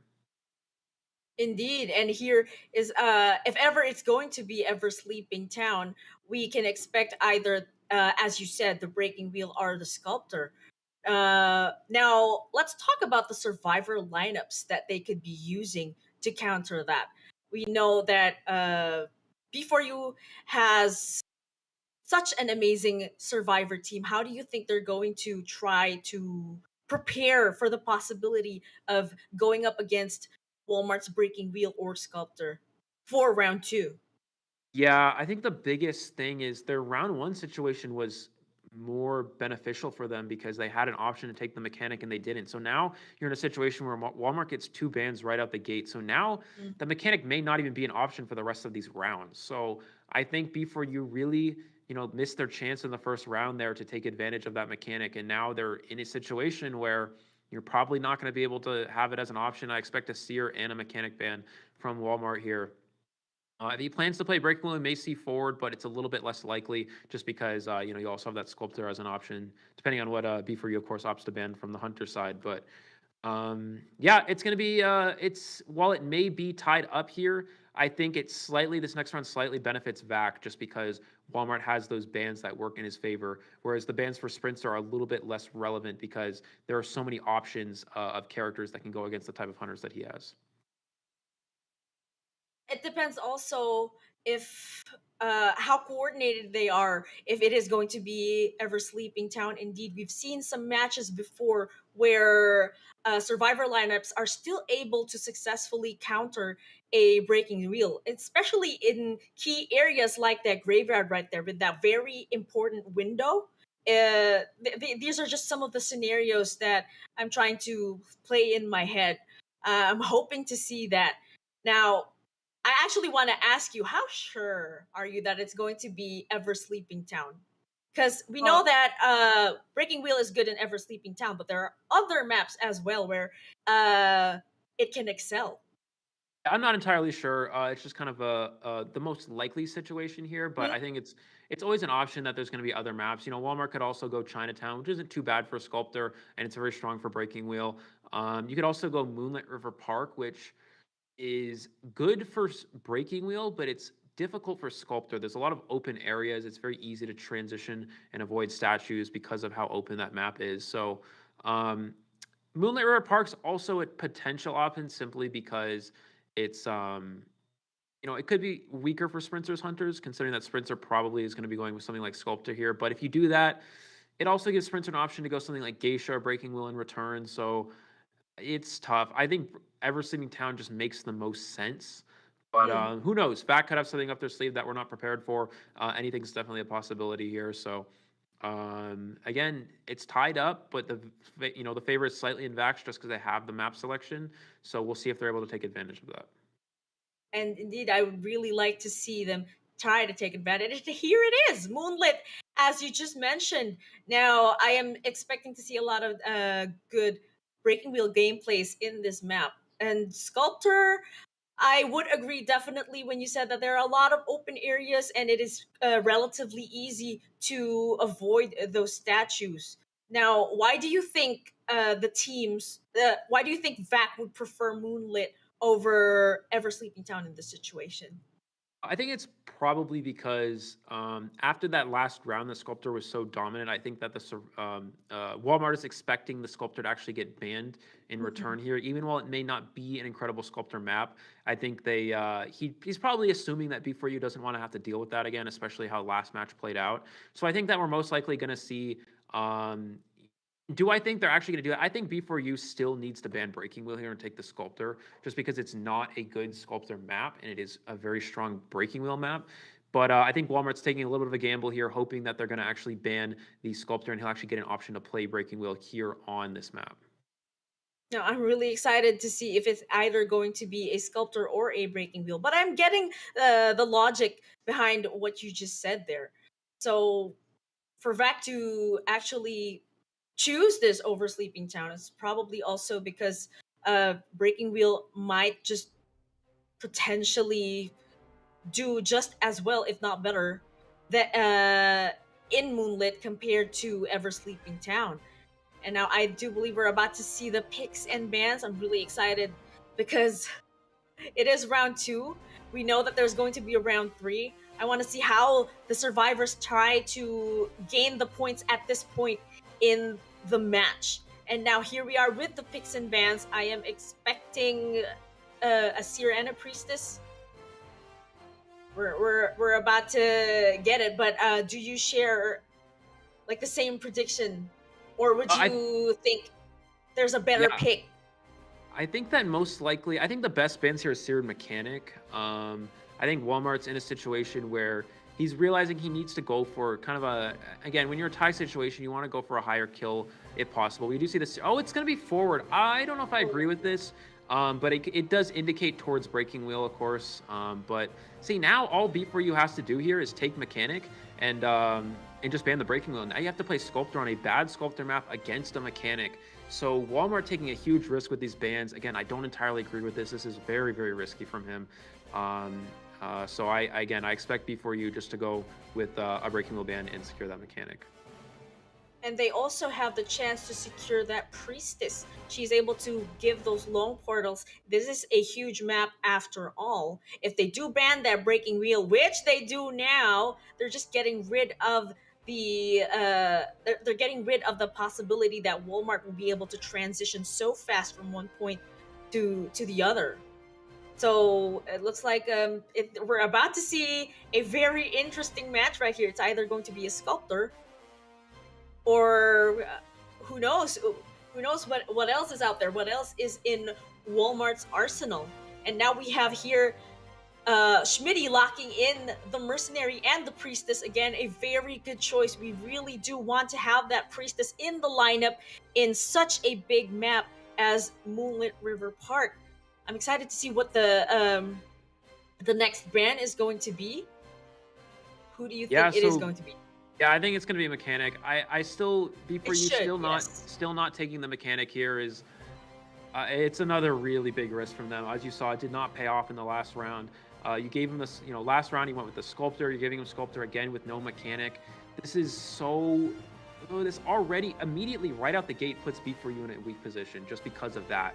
So B4U again taking a big risk here. They're going for more of a winning strategy rather than a drawing strategy.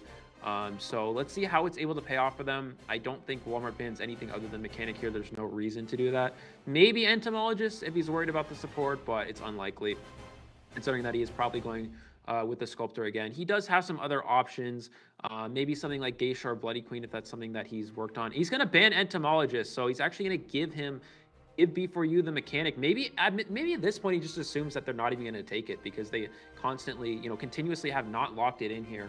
And mechanic's still an incredibly strong character. While it may have been nerfed, the bot does decode slower. It's still an entire cipher machine the bot does by itself, making it so the survivors only need 4 ciphers to finish the game. That's still the strength of this mechanic character. So I think if you're B4U, you lock in the mechanic because it's given to you here, but again, they've taken an interesting strategy last round. Let's see if they'll, continue to do something a little bit, less predictable here.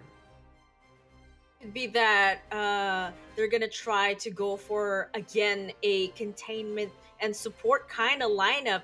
And here we have the lovers, the psychologist, and the patient from Roland and Problems. And look at this hunter pick right here. Very interesting. The geisha. Right in round 2. I wasn't expecting to see her this early in the match, but here she is. I do believe that she does have some chase potential here because of the height of the obstacles. She can easily dash through it, but we're gonna see how B4U intends to counter this because, well, personally speaking, the geisha is one of the hunters that I really have difficulty containing. So if B4U does do that containment successfully, it's going to be such a joy to watch.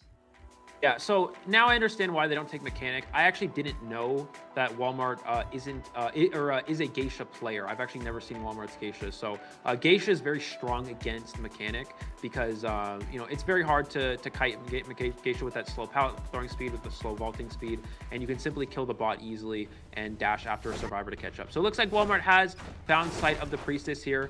Problems immediately using the pallet. That's a little bit risky here. And he is going to go ahead and portal away to try to make some distance. Not a very strong kiting area for him here. Let's see what he's able to do. Walmart is going to have to mind game. Mind gaming with geisha is a huge part of this character. Oh, beautiful dash from Walmart through the wall there. That really goes to show the incredible vision and incredible game sense from Walmart. Problems trying to portal back into 2-story here, but already a quick hit. And I believe Walmart has blink available to potentially get a down here. Able to successfully land in that blink because, oh my goodness, priestess is down, and note that the basement is actually in the tent, so I don't see any reason why Walmart wouldn't share her here. And there we have it. Priestess will be going to the basement. It is the chair next to the stairs, but that was such a quick chase on the part of Walmart here. Roland is already in the area trying to go for the save and uses that elbow pad. Surprisingly, not in the presence of the geisha. That was such an early rescue too. Priestess takes that hit. Things are happening so fast, but look at this, 3 ciphers remaining. Yeah, now if you're Walmart here, I actually would have gone for a hit on the mercenary and then potentially gone for the priestess. Of course, you don't want the priestess to rebound kite, but you still have your blink, so it's not right like she can really do much after she uses up her 1 portal. So not giving an injury to the mercenary makes it a little bit difficult for Walmart. So let's see where he's opting to show this priestess. Is going to go towards middle here so he can potentially pressure down these ciphers. Let's see if he caught sight of Schmitty. If he's able to see Schmitty here, he could potentially force an early rescue. And it looks like, no, he does not catch sight of Smitty, which means that he's going to be able to get most likely a later save, giving more cipher rush for the survivors. All that camera spinning, and only now does Walmart spot Schmitty who is able to successfully rescue the priestess. I wonder how long she will be able to last until she gets down for the last time before she comes back to the manor. And now it looks like 2 additional ciphers are just about almost done. The 5th one has already been touched. There's about a quarter of progress in there, and priestess needs to be need to do that the kite of her life. She needs to last as long as she can just to be able to get these ciphers going. And there Beautiful she is. move. Yeah, beautiful move from Walmart, walking straight through that pallet, not getting phased by any sort of mind game here. He's able to get the down without using the blink. That's actually really crucial because now he has straight swap. He can switch to teleport and go for one of these last ciphers, but it looks like instead he's going to potentially dash over there, trying to hold this trade as long as possible. But the cipher progress is slowly winding down. So if you're Walmart, you really need to pressure these ciphers. It looks like all the survivors getting off of the cipher. So a good prediction from Walmart not to go for a teleport, and he's going to use these butterflies to dash across the bridge after this patient. Can he get a hit on the patient? Walks straight through the pallet and gets the hit on Schmitty right away here. This could potentially be a short kite because now he has full presence, and it's very hard to kite a full presence geisha. Walmart here again. You said that he had that the sense to not use teleport because was able to land a hit there using blink, and although the psychologist will be able to get away, Walmart here will be able to put pressure on this cipher right here. But I do believe that cipher at the bridge is just about almost done. Yeah, so it looks like what Walmart's going for, he's going to go ahead and injure every survivor. This is a very high-level game sense play you'll see a lot of hunters do when pushing for a win. They go around the map, they try to injure every survivor, and you force the survivors to stop and heal. And what that does is it makes it so the Cypher Rush is slowed down, and they're not able to finish these last 2 Cypher machines. It looks like Psychologist and Patient are going to go ahead and heal up here. If Walmart can find where they're healing, he can actually win from this position. If he's unable to find where they're healing, he will most likely draw this out. Can he find them before they're able to get this heal off? It's going to be very crucial. Oh, Roland here will be trying to transition. I'm not sure why he left that cipher right there, but he probably wants to go back for that cipher at the bridge. And now the lovers are now healing each other. It looks like Walmart hasn't spotted them out just yet, but it's like he's staying on top of it all, looking for some wiggling ciphers here.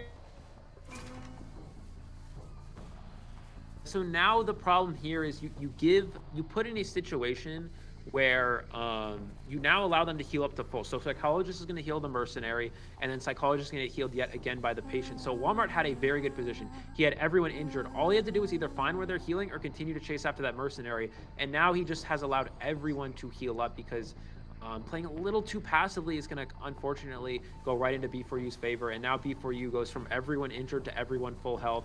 All that work he's put in completely negated here because he got a little too, played a little bit too passive. So now we're going to see him go across the bridge here with this dash, try to pressure down these survivors, but now his best chance at winning, doesn't really have time to injure everyone again. So all you have to do here is, if you're B4U, is try to wind down these ciphers. If you could potentially kill Schmitty and put him in basement, he may have a chance at going for more than a draw, but he's going to have to do it quickly as these cipher machines are almost complete.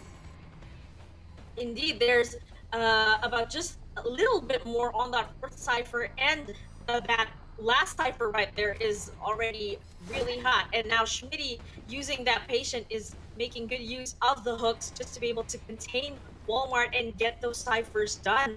He's just one hit away, and it's just gonna take one rescue to at least try to secure a draw. Things are still looking good for B4U here because they could be able to secure a draw.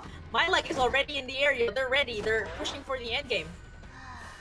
Yeah, so the Cypher Machine will pop once this goes down. If you're Walmart here, you want to not use your dash. You want to get the down without dash. Beautiful job. Now he has this dash available. If he can dash one of these characters and get a down and then teleport to the exit gate, he has a chance at winning. There's the dash. Can he get the hit before the hook? Excellent dash from Walmart. Now he can chair this patient and potentially teleport to the exit. Oh, he sees the Psychologist, and he still has Blink available. This might be a 3-person elimination if he's able to get this character down quickly. Like needs to contain this geisha and be very careful because she does have detention and that one pallet there has been dropped and broken. And again, not the best area to kite a geisha because we know how Walmart is able to successfully dash in between those walls. It's just gonna take a bit of time, and there we have it, that blink hit right there. Amazing job from Walmart. Although Schmitty has already recovered, it's not gonna take much for Walmart to sniff him out. He knows the general direction where Schmitty is going, and all it takes is a butterfly and a dash just to be able to down him. And now Psychologist is probably going to be healing at this point. Let's see how this plays out. They're gonna want to push for that tie.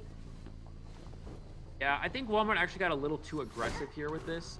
If he actually, beautiful dash, he's gonna be able to get the down on the patient, but he got a little bit too aggressive. If he went for a play where he chaired the patient first and then either teleported or went for the Psychologist after, he would have been fine. But now the patient can simply self-heal. These survivors will both make it out the exit gate. There's no way for him to make it across. So this will be a draw. Yeah, you had to, well, he may have taken a bit of a risk. He assumed he probably could have dashed that Psychologist and blinked them immediately for the kill. There was a pallet and a window for speed boosts, which helped that geisha, or helped the Psychologist transition away. So this will be a draw. Yeah, excellently played from Walmart, but B4U taking the advantage to heal up. That was the huge turning point in this match. While Walmart had a quick kill on the Priestess, and he got her out of the game fairly quickly overall, he was able to injure everyone in the late game, which was very crucial for himself. However, it set them in a position where he has to continue to apply pressure. If you play too passively and you allow these survivors to heal up, you're unable to, finish injuring everyone and put people on the chair. So he had two options again: continue chasing that mercenary or find where they're healing. He went for the healing play and was not able to prevent them from healing. Wasn't able to find them, and all three survivors were able to heal up to full health. That's definitely the game changer right there. You did say that it is a viable strategy. It probably could have worked if the map was a lot smaller, because that way she could have just dashed in between these two points where the survivors were trying to heal and also get some decoding down. But still, that was such an amazing gameplay there from not just the survivors but also the hunter. These draws are a testament to how at par they are with each other and how they do their very best just to be able to catch up. And now we do have a tie, but now it's now time to discuss the win condition here. Somebody has to at least secure a 3 or 4 man kill just to be able to take home the round, and then we can go for that round 3. Who do you think at this point is going to be, given that it has been a tie for the first half? Well, it depends on what does Sprints are up to play here, right? So you're in a situation where they're going to ban your Dream Witch most likely. You have Sculptor, but it's a really bad Sculptor map. So you opt to play something else, right? You have a few options. You have Breaking Wheel. You have potentially Geisha or Bloody Queen, but I don't know if he wants to go for I mean, you only have to secure a draw. We may see Sprinter go for a drawing hunter like Bloody Queen, but maybe you want to push for a win. Maybe you want to take advantage of this round and go for a win. You are on sort of the enemy's home field here. It was their map selection. So I think if you're Sprinter, you play it safe and potentially go for more of a drawing hunter, but maybe B4U wants to play aggressive here and play a winning hunter like Sculptor or like Breaking Wheel. If I were in the shoes of B4U right here, this is the time to try to go for that win, because this is what is going to win you the round. So thinking in a tournament setting, this isn't the time to be settling for a draw. So I really hope that somebody will secure at least a 4-man kill, if not a 3-man escape, because that is what is going to make it, a lot more interesting. And now here we have the match data with Schmitty here with 100.3 seconds of containment. We had that chase there at the mid game. We have Paul Blems here with 77.2, and these are actually really good numbers if you ask me. But Walmart staying on top of it, especially at the tent area with those dashes in between the walls, and also that blink hit. This is what puts him at such an advantage. Yeah, so yeah, you really saw again 77 seconds from problems there, but you also have to look at rebound kite time as well. So it was the first kite was long enough for a draw, which is fine. If you're a survivor side here, you want to go for a draw. You're on a you're on the back foot map. It's their map. So Problems did the job. He got the draw kite. Now Walmart had again the potential to push for a win, but he played a little too passively. So now again we were talking about does Sprinter go for a draw or does he go for a win here? So typically, Sprinter has been the type of hunter to go for winning sort of strategies, like super aggressive wins. But in reality, in a tournament setting, that's not always the best. Like in this situation, you're on the enemy map, right? You want to not lose this round. So you want to at least draw this round. And it really comes down to B4U think they have confidence in winning the third round. I think B4U's favored in the third round because Sprinter has more options as for hunters rather than Walmart. So I think that the third round benefits B4U more because, again, Sprinter has more hunters available. So I think that if you're B4U, you're playing for a draw. I personally think Sprinter should probably play something like Bloody Queen, at least get a draw. Maybe he can get more, get a 3K, something like that. But I think you cannot afford to lose this round. If you lose this round, obviously you're behind. And on the enemy's field, again, you want to get a draw and push for a third round situation where you are advantaged because your hunter has more options. Now, the pressure is also on the survivor team of VAC, knowing how much Sprinter is able to use that Bloody Queen, how good he can be with it. So I'm really excited to see what they're planning just to be able to counter that. And I hope you guys are excited for this because we are about to see the lineup in just a bit. And now it's prediction time. But I think for us to be able to at least get started on the prediction, I need to see what the ban is going to be on the side of Sprinter here. Yeah, it's gonna say a lot. Yeah, if you're Sprinter here, it depends on what strategy you're going for. If you're going for the tie Bloody Queen strategy, you're going to win most likely forward and seer. If you're going for more of a win and you're possibly playing something like Breaking Wheel or Geisha, we're going to see definitely a seer ban. I think that's definitely, not out of the, definitely secured here. But I think that if you're going with the Breaking Wheel, we're probably going to see Mechanic or Forward as the other ban. And if you're going with something like Geisha, if you're Sprinter, then we're not going to see Mechanic ban because, again, Mechanic struggles against the Geisha. And also, again, Sprinter doesn't have to win. He just needs to get a draw. And Mechanic is a draw survivor, less of a win survivor. It looks like it is going to be Forward Seer, which means that this indicates more towards Breaking Wheel than anything. Breaking Wheel for the first time here in the tournament, especially in Moonlit, because we've always seen Breaking Wheel and Never Sleeping. So this is like a breath of fresh air, not just for us, but for the viewers as well. Now we're about to see who the Hunter ban is going to be. If I were personally, I would ban the Breaking Wheel. And there it is. Well, unfortunately, we won't be seeing the Breaking Wheel for this match, but I'm curious to see how Sprinter is going to make up for this. What other choices do we have here? Well, I think that the other option we were talking about, again, Breaking Wheel and Geisha, Forward and Seer ban also makes sense for Geisha. But now that you're giving Sprinter Dream Witch, I think he's just going to go Dream Witch. I don't think there's any reason to play anything else here. Again, if you want to go for a draw, you could go for like a Blink Geisha strategy. You could go for a Bloody Queen. But yeah, I mean, giving Dream Witch to Sprinter after what happened in the last round. So they are taking Psychologist this time around. They have kind of adapted that strategy they saw in the first round. Didn't quite work out against the Dream Witch. They realized, that you do now need that Psychologist if you're going against a Dream Witch. Is exactly what's happening here. But yeah, what is Sprinter opting to ban here? I think that most likely could go something like Priestess, could go something like Mechanic. Again, you don't necessarily have to ban Mechanic just because you want to. Yeah, it is the Priestess. You don't have to ban Mechanic because you only need a draw at most here, or at least here. So it looks like Priestess out of the way, again, indicating back towards that Dream Witch. They are indeed preparing for Sprinter's Dream Witch because they did lock in that Psychologist so early in the picks. It looks like they've got a strategy prepared which I'm really excited to see. But I'm really excited also as to who. Oh, looks like we'll be seeing the acrobat for this match. Somebody that you don't see every day. I'm really excited because this is, as they would say, the playground. Moonlit is the acrobat's playground. After all, he can be such a difficult survivor to chase, especially at the Gakkai area outside of that two-story building. Yeah, also you also have the force stop platform as well, which is also the very strong area.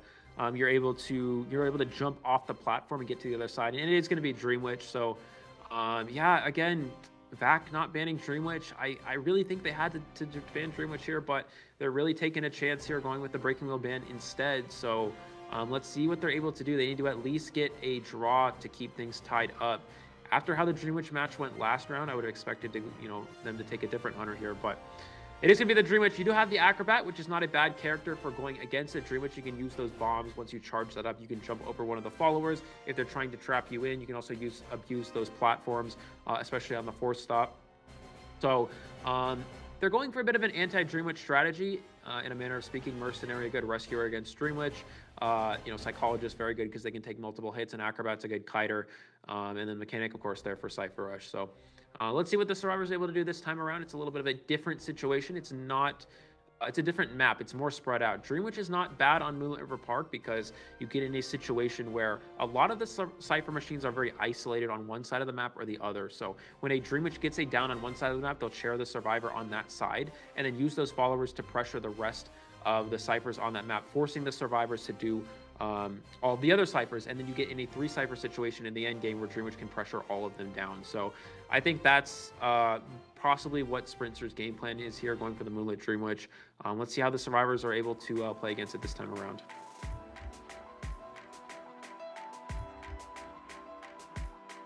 And it looks like we do have a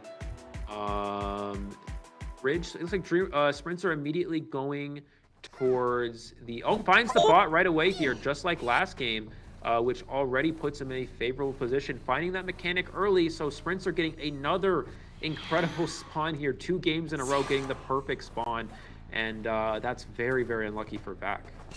Indeed, that was the best find, and again, that bot is gone. Mechanic is basically on her own here. If she doesn't last as long, that's going to put the Survivors at a huge disadvantage. And now here at the tent, she will be kiting the Dream Witch. Let's see how well she does. Oh, takes that hit right there. Again, note that the basement is also at the tent for this match. It's not going to take much to down this Mechanic, but let's see if she will be able to pull it off. She's making use of this area right here with the pallets, and the Patroller has been unleashed and has already bitten the Mechanic here. Look at her, she just tried to ride the carousel. Yeah, trying to ride the carousel there to potentially avoid that Patroller, but unfortunately, doing so feeds a Terror Shock, which means the Dream Witch now has full presence. Their leech cooldown will be a little bit shorter, so maybe not the best idea for VAC to go for that, but it looks like we're going to see the Mercenary come in for this rescue. 2 Cypher machines already down, so the Cypher Rush not too bad for VAC here, but Mercenary Leech in play is already very favorable for them. You have it, a successful rescue from the Mercenary. Of course, he needs to get out of there. He cannot be taking another hit, but it looks like Sprinter is staying on top of that because look at these leeches already going for the Mercenary. Now, he needs to also take note of where the Mechanic is going to be, though she's not that much of a threat anymore, especially because there is no more bot. And okay, here we have the Acrobat. Looks like Sprinter will be planting another leech on him too, for good measure. The Psychologist has not been sighted yet, which means that she can potentially heal the Mercenary wherever he is. Yeah, and now giving another free hit here. This is exactly how it went downhill for VAC in the last game. You cannot give free hits to a Dream Witch or it will, just spiral out of control for Survivors. So that's another free hit given here. So this is going to be very hard for VAC to come back. Just that one injury from Dream Witch really does make the difference. And comes back to the same question as why why Vac didn't ban the Dream Witch. So now you're in a position where you're on the back foot yet again. Goes for the blink. There's the down on the Acrobat. Beautiful blink there. And now they are able to get the rescue in time. So let's see what the mechanic can do with this rebound. Blink is on cooldown for this follower for another 10 seconds. Let's see how long the mechanic can last for. And it looks like beautiful juke from the mechanic, able to stay alive. The blink is available and does take that down there. And he's going to be able to go ahead and leech the psychologist as well, using the psychologist leech to chair the to share both these characters. And now Sprinter in another dominant position. You really goes to show the power of finding that mechanic first in both of these games. It looks like things are really looking good for Sprinter here. 2 survivors have been shared. 1 has already flown back to the manor. Now it's up to the psychologist to try to at least rescue the Acrobat. But the mercenary here will just try to do a bit of containment there. But he takes that hit, and although he has that delayed damage, the mercenary will be going down very, very soon. And I thought the psychologist would be trying to go for the rescue for the Acrobat, but it looks like there she is. There she actually is. There we have this Seren trying to go for that rescue. Will she do it? I mean, she is past half. Yes, that is definitely. past half. Nice pallet stun to keep that alive. Let's see what Sprinter's able to do here. He may just go ahead and hit this psychologist straight up. Yeah, he's going to go ahead and hit this straight up, not giving them a lot of time to potentially rebound, switching onto another leech here. Can he get this hit on the psychologist as well, get that second hit on there? There it is. Now you have to chase down this Acrobat. You should have a leech falling behind, though. Mercenary is going to be able to get up momentarily here. But yeah, I mean, this is not in any way possible for Vac to come back, unfortunately. Still 3 Cypher machines remaining. They still need an entire Cypher machine to go. And Mechanic's bot, unfortunately, has not remained in the game at any point in this match. It's been eliminated early on. We're going to see nice ball from the Acrobat to keep himself alive here. And it looks like he has caught on to the Psychologist. Going to go ahead and drop that leech, get another one into play, creating even more map pressure. The only chance for Vac here, again, is to just heal up. But with all this pressure from Sprinter, I don't think it's going to be a possibility. Exactly, that map pressure and a nicely done terror shock there on the psychologist. It looks like, as I was saying, he was just staying on top of it by maintaining that map pressure. It's like he knows where everybody is, and it's not gonna take much to finish this match. But let's see what the survivors of Vac are going to do at this point, because they do need to regroup. They do need to de-leech and heal. That is the best thing that they can do at this point, because these ciphers haven't been decoded for a while. Let's see how they try to come back for this. Yeah, so just a matter of time at this point. We're going to see the psychologist get placed on the chair, I believe, for the first time. Acrobat is dead on chair, has been saved after half, and Mercenary no elbow pass. Beautiful blink from Sprinter around the rock object there. That is not an easy blink to do, so took a risk with that one and is able to land it. So very good control there with the blink. And now he's going to go ahead and probably just leech the Mercenary. He's going to down this Acrobat and just kind of knock these survivors down one by one. You don't want to make take the same risk you took in the last game of almost allowing the entomologist to escape through the dungeon. So I think if you're Sprinter, you have to take it slow here. Don't take any risk and just go for these 4-person elimination. And there's another down with that leech hit. I don't believe Mercenary has self-heal available, so it looks like, yeah, they're just going to go ahead and surrender. His main body will go pick up that Acrobat. And that is a 4-person elimination, putting B4U on top 7-2 for this round. Again, banning the Breaking Wheel was a big risk from Vac here. It did not pay off. Giving Dream Witch after that last round seems so risky, and it just worked right into Sprinter's favor. The thing that happened for Sprinter that put him at such an advantage was that he found the bot and the mechanic that is the best find after all.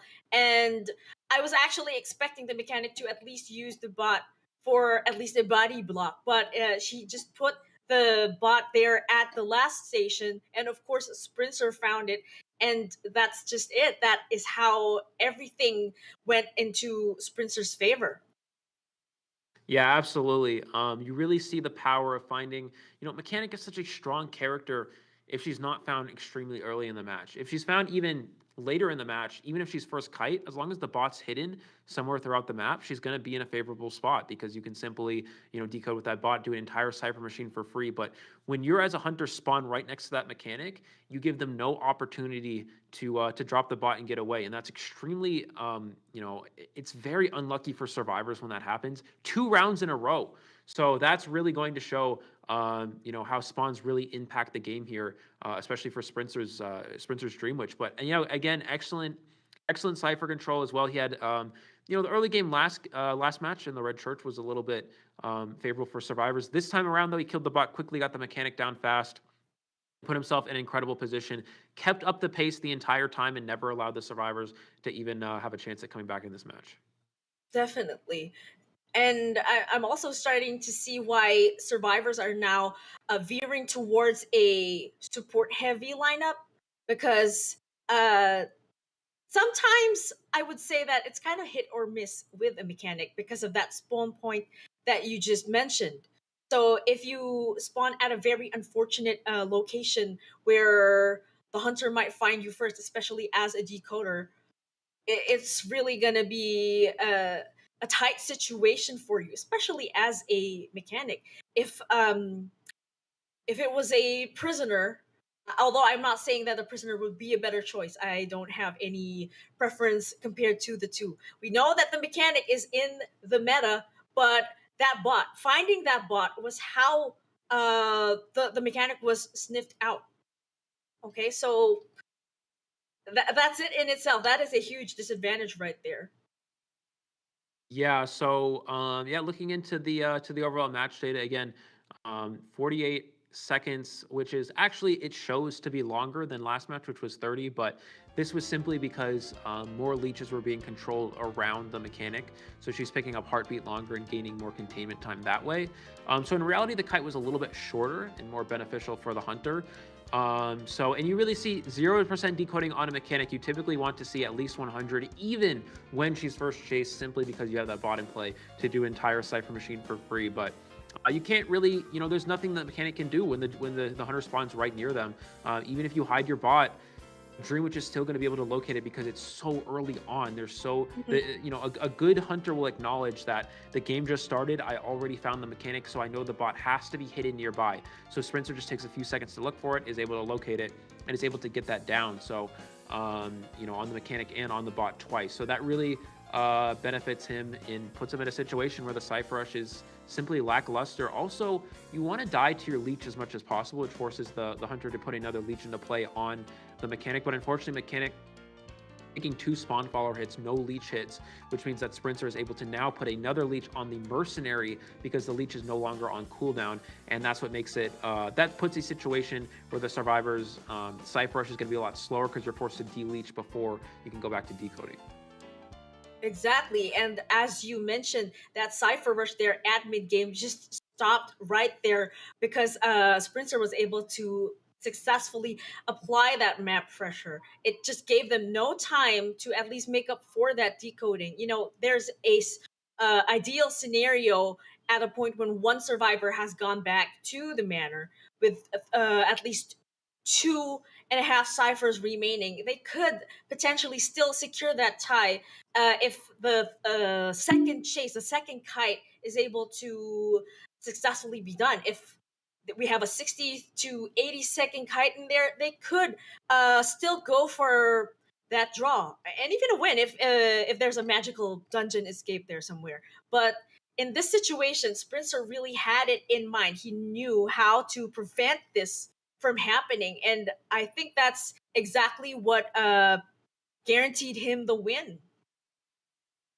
Yeah, so now going into this last round here, Vac able to secure a draw in the first round on the map that was chosen by B4U, but now, you lose the round that in which you choose the map. That's not usually the best, that's not ideal by any means. So now we are going into a last round situation where, it's going to be sort of an even map selection in terms one map, one team's going to be able to ban a map, whereas the other will pick.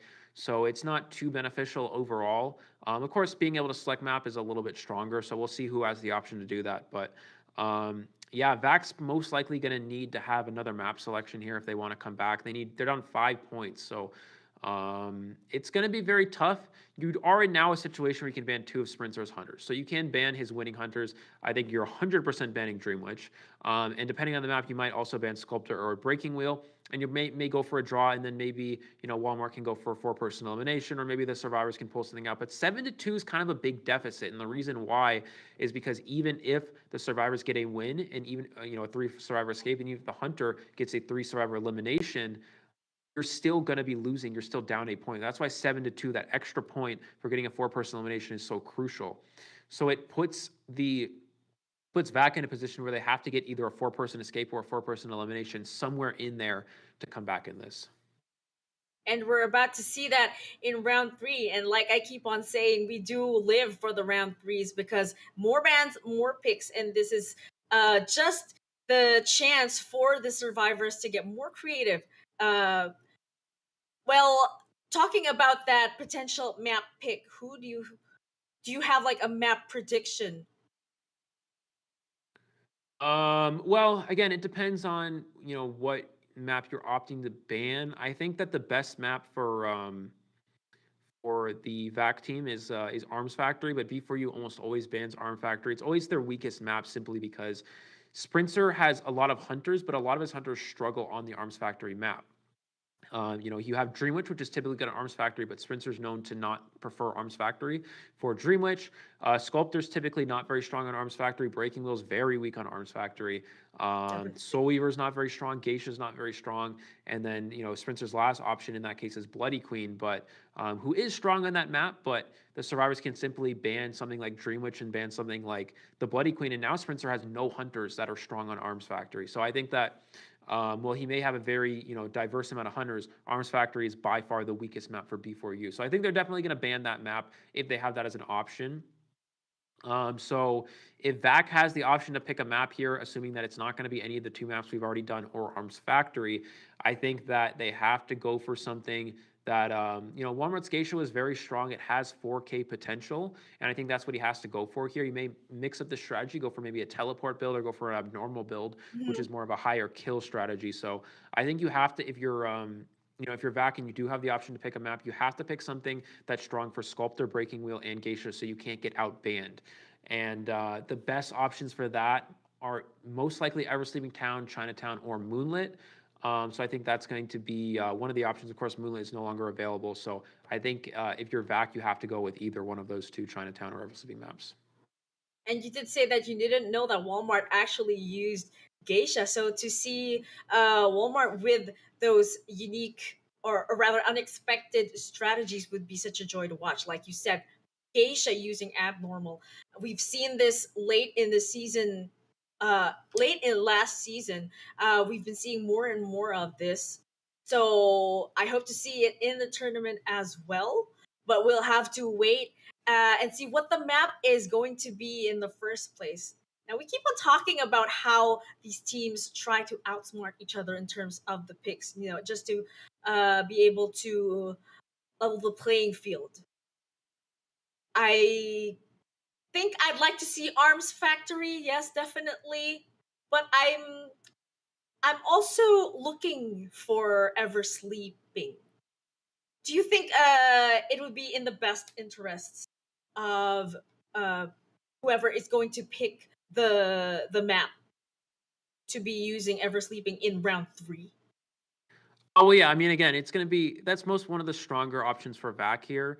Now I don't know if B4U likes Ever Sleeping Town typically, but I don't know if it's the best option for them. I think if B4U has the option to pick a map, I think VAC has to ban Lakeside Village. And the reason why is Lakeside Village is a map that B4U has always known to pick in the past. It's usually sort of an off-meta map, not one we typically will always see, but it's something that B4U likes simply because a lot of Sprinters hunters will excel on that map. So if you're a B4U and you have the option to go Lakeside Village, you're going to the survivors, a B4U will ban Walmart's. It looks like it is Arms Factory. It is Arms Factory after all. It looks like it's like you've predicted this way Well, before it even started. yeah, well, actually, yeah, but it's actually chosen by B4U, so this is actually a little bit of opposite of what I predicted. I'm very surprised to see this. Arms Factory is the weakest map for any of Spencer's hunters, so I actually have no idea what the game plan is here for B4U. I think that maybe they could be trying to, maybe there's a new hunter Spencer plays that we don't know about. That's definitely a possibility. It looks like we are going to have a substitution. 1031 subbing in for Casper here for this last round. But yeah, I think that there has to be, it's either Spencer's trying to play Bloody Queen, and it makes a little bit of sense. I think maybe they're trying to ban Walmart's Sculptor, and they're forcing him to potentially play Breaking Wheel or Geisha on a bad, Geisha and Breaking Wheel map. Arms Factory and Wheel are bad on this map. But again, it's not good for Spencer's hunters. So I don't know, again, what the game plan is here. Maybe Spencer prefers Sculptor on Arms Factory. It's not a good Sculptor map, but Spencer has been known to play Sculptor on this type of map in the past. And also, I think that we're gonna have to again, it's gonna come down to what VAC also opts to ban, just because you're 100% banning Dream Witch. I think that's definitely there, And now, do you ban Sculptor? Do you ban Bloody Queen? So I think that if you're VAC, it's tough. I think you have to take the chance that Sculptor is bad on Arms Factory, which it is.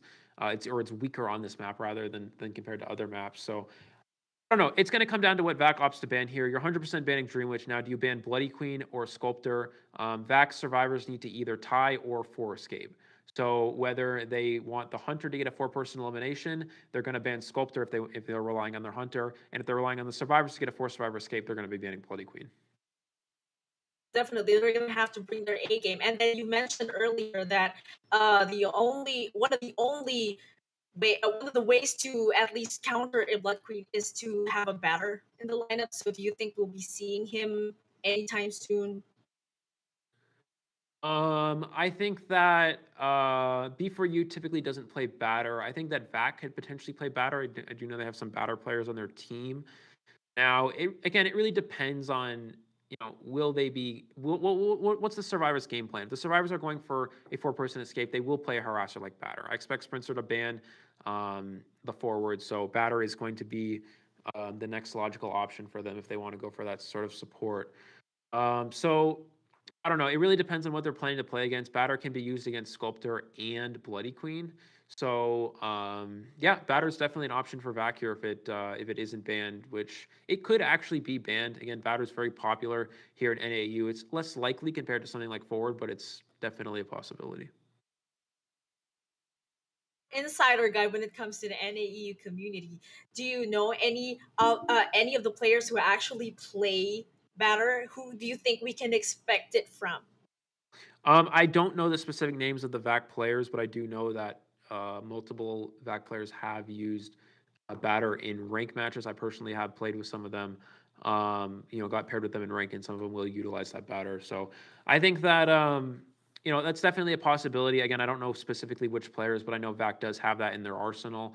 So I think that, looking in this match here, you kind of have to look at the hunter side from VAC as well. If you're Walmart, what's your sort of game plan here? You don't really have Breaking Wheel as an option because it's such a bad Breaking Wheel map. You don't really have Geisha as an option because it's such a bad Geisha map. You can play them here, but it's so much harder to go for wins because of how strong, you have very high windows that you can break line of sight easily. If you're going against a Geisha, and Breaking Wheel just gets countered by, the incredible amount of windows on this map. So I think that if you're Walmart, you're probably going for a draw and you're relying on your survivors to try to 4 escape, just because Walmart's rest of his hunters are tie hunters. He has Bon and Bloody Queen, which are, again, more drawing. So I think that if you're relying on Walmart to get a draw, the hunter side going against Spencer needs to be, you have to ban the Bloody Queen and you have to ban the Dream Witch and try to take a Sculptor and maybe get a 4-person escape.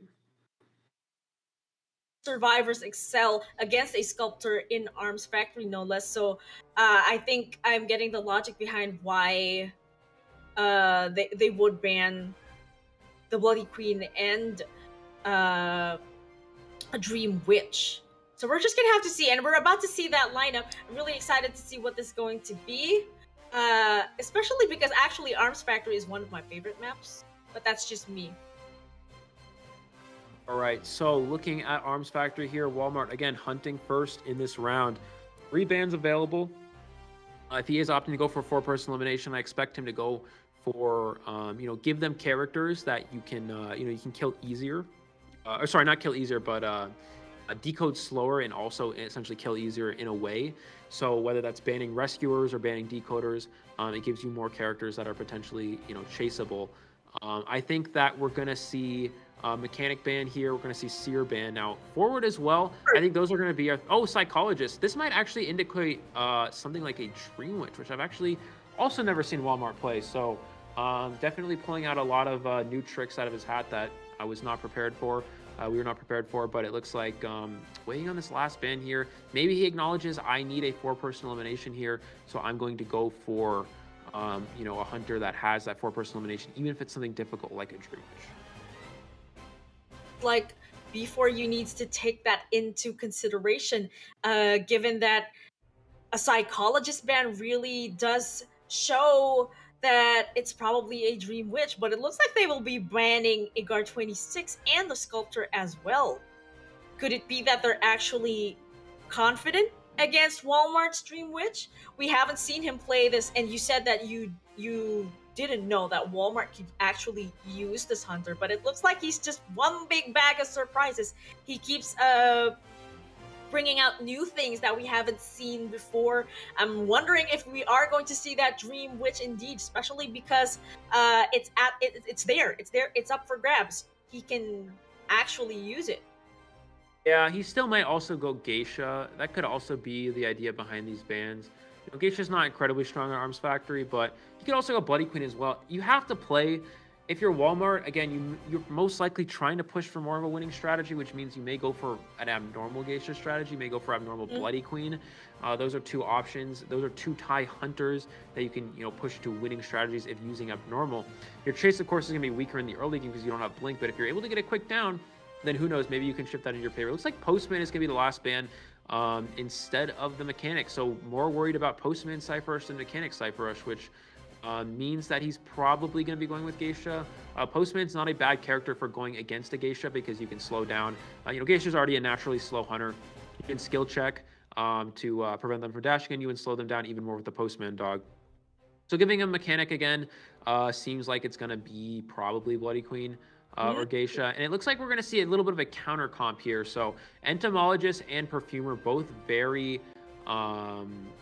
both very strong characters against something like Geisha. The Bees are very good for blocking dashes, and the Perfumer is very good for perfuming those hits. And it's going to be Dream Witch. So, so that's going to be the kind of the trump card here for Walmart that we didn't really see coming. So now this is interesting. Now this comp actually becomes a whole lot weaker. Dream Witch is very strong, as we talked about, pretty strong against Entomologist, pretty strong against Patient, and pretty strong against Perfumer because you can use that Patroller and prevent them from using that perfume when it has that bite. So I think the survivors were expecting Geisha, but Walmart pulling out the Dream Witch, and again, I don't think B4U was prepared for this.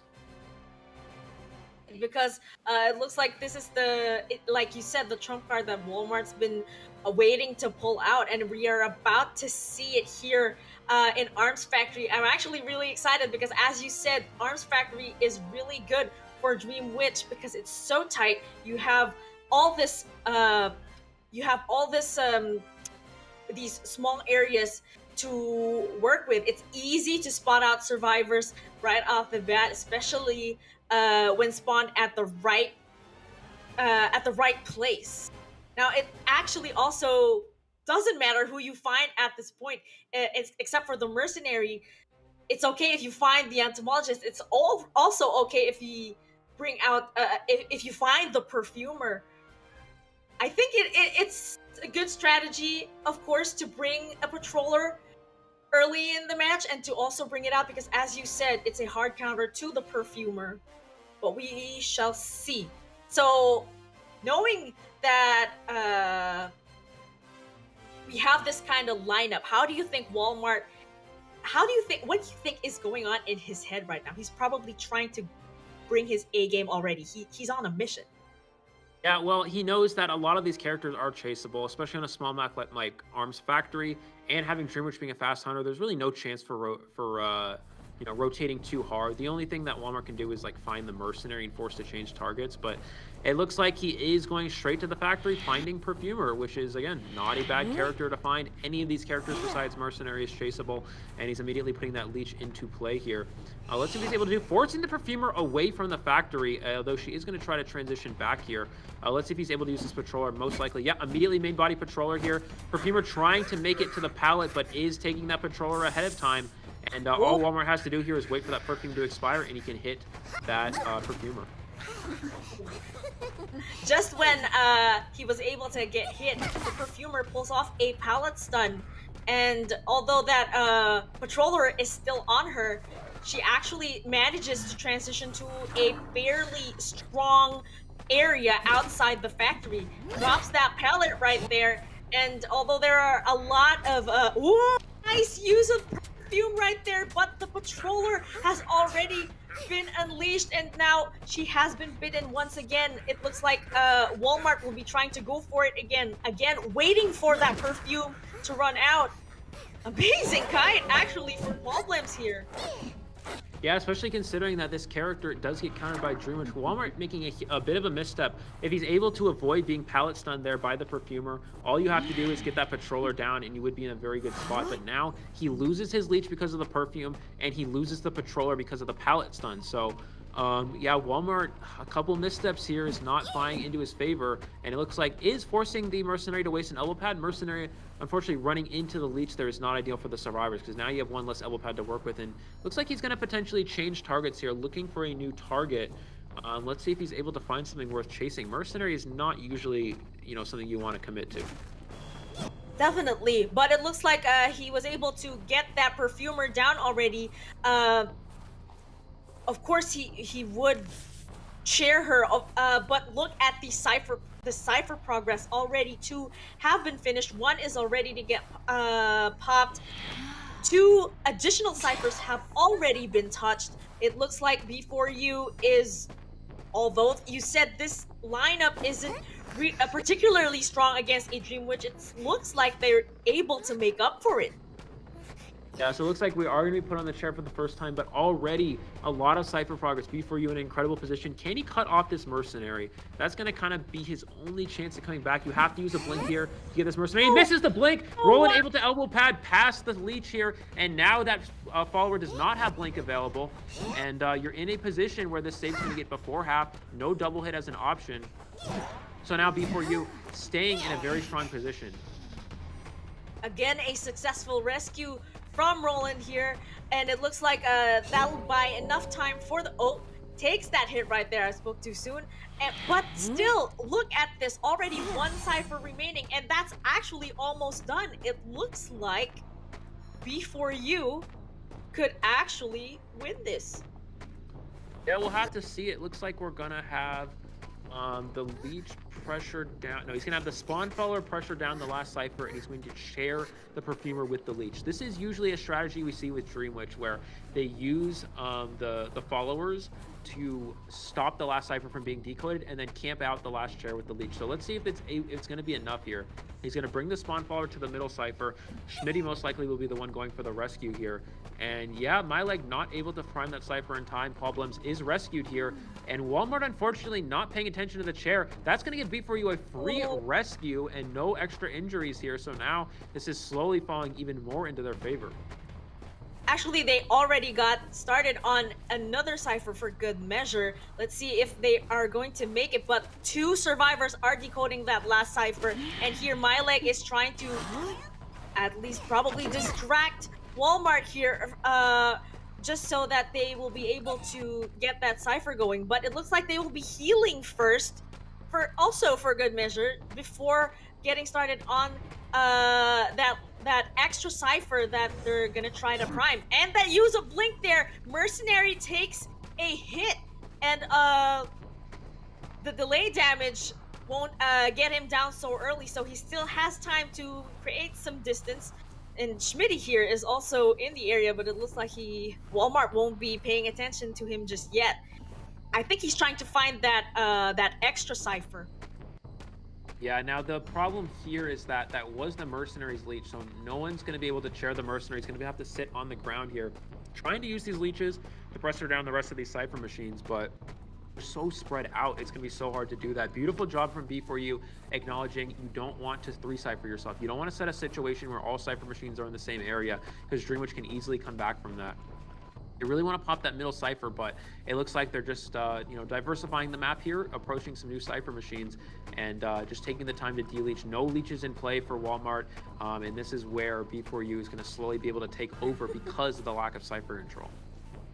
They just need to get that last Cypher. There's 50 on that extra Cypher, and just another 15% on that Cypher at the middle.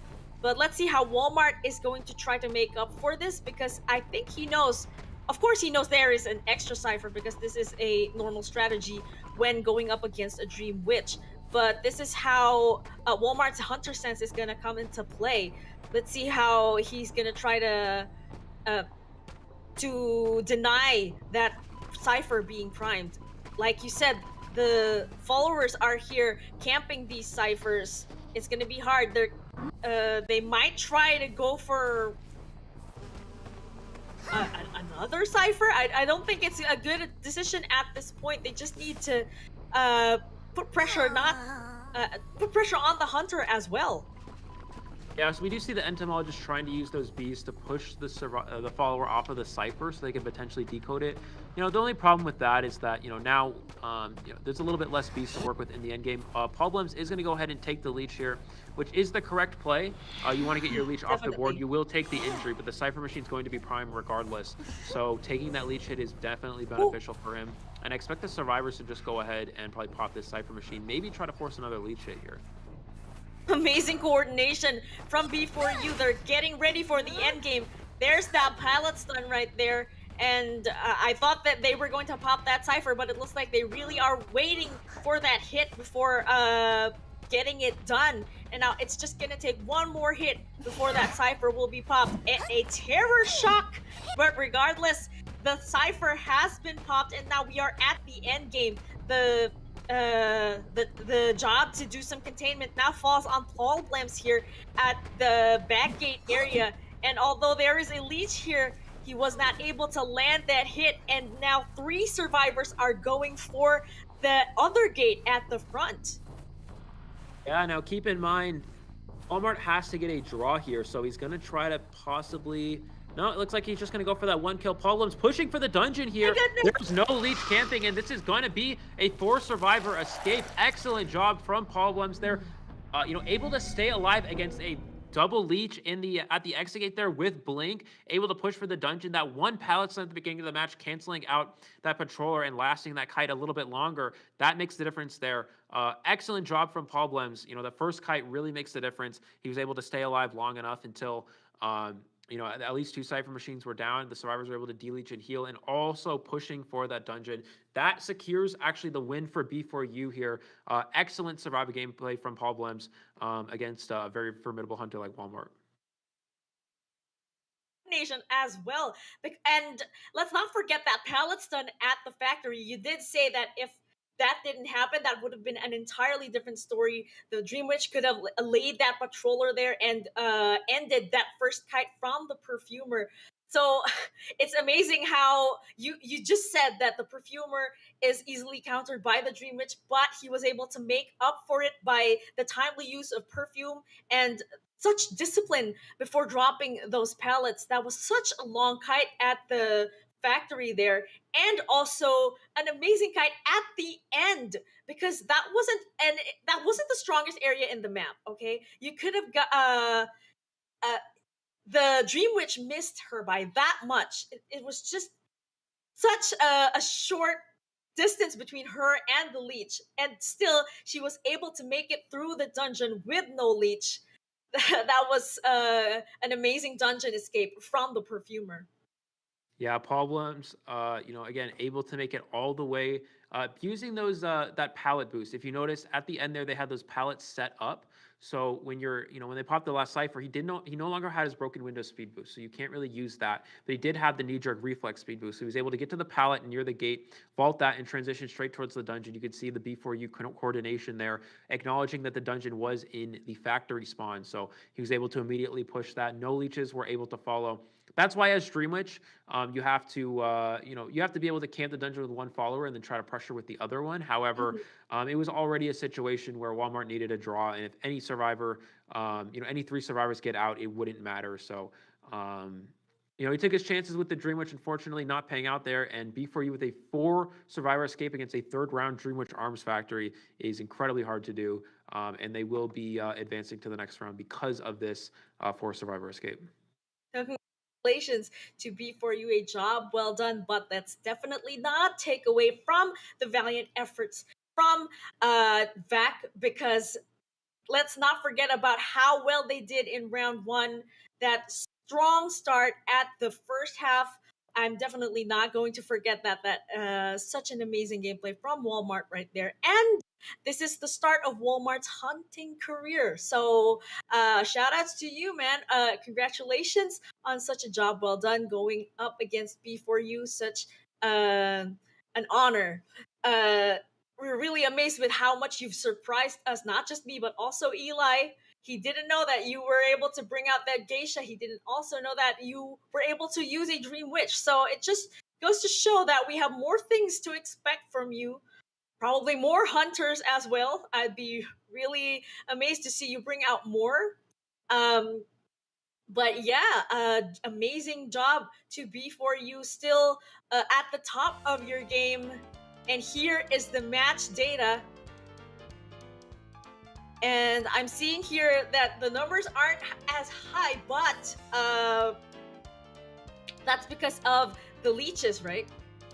Yeah, that's because, same situation is a lot of the time throughout that match. If you notice in the first kite, the only time Podlims was really within a heartbeat of a hunter for containment time was around those pallets outside of factory. So for the majority of that afterwards, he got followed by his leech. Walmart brought the spawn follower to middle to pressure the mercenary, forced out an elbow pad, and then he switched to the leech and then blinked the perfumer for the down. But at that point, during that entire time that leech is chasing and following him around, you're not actually gaining containment time. So overall, the containment time is quite impressive.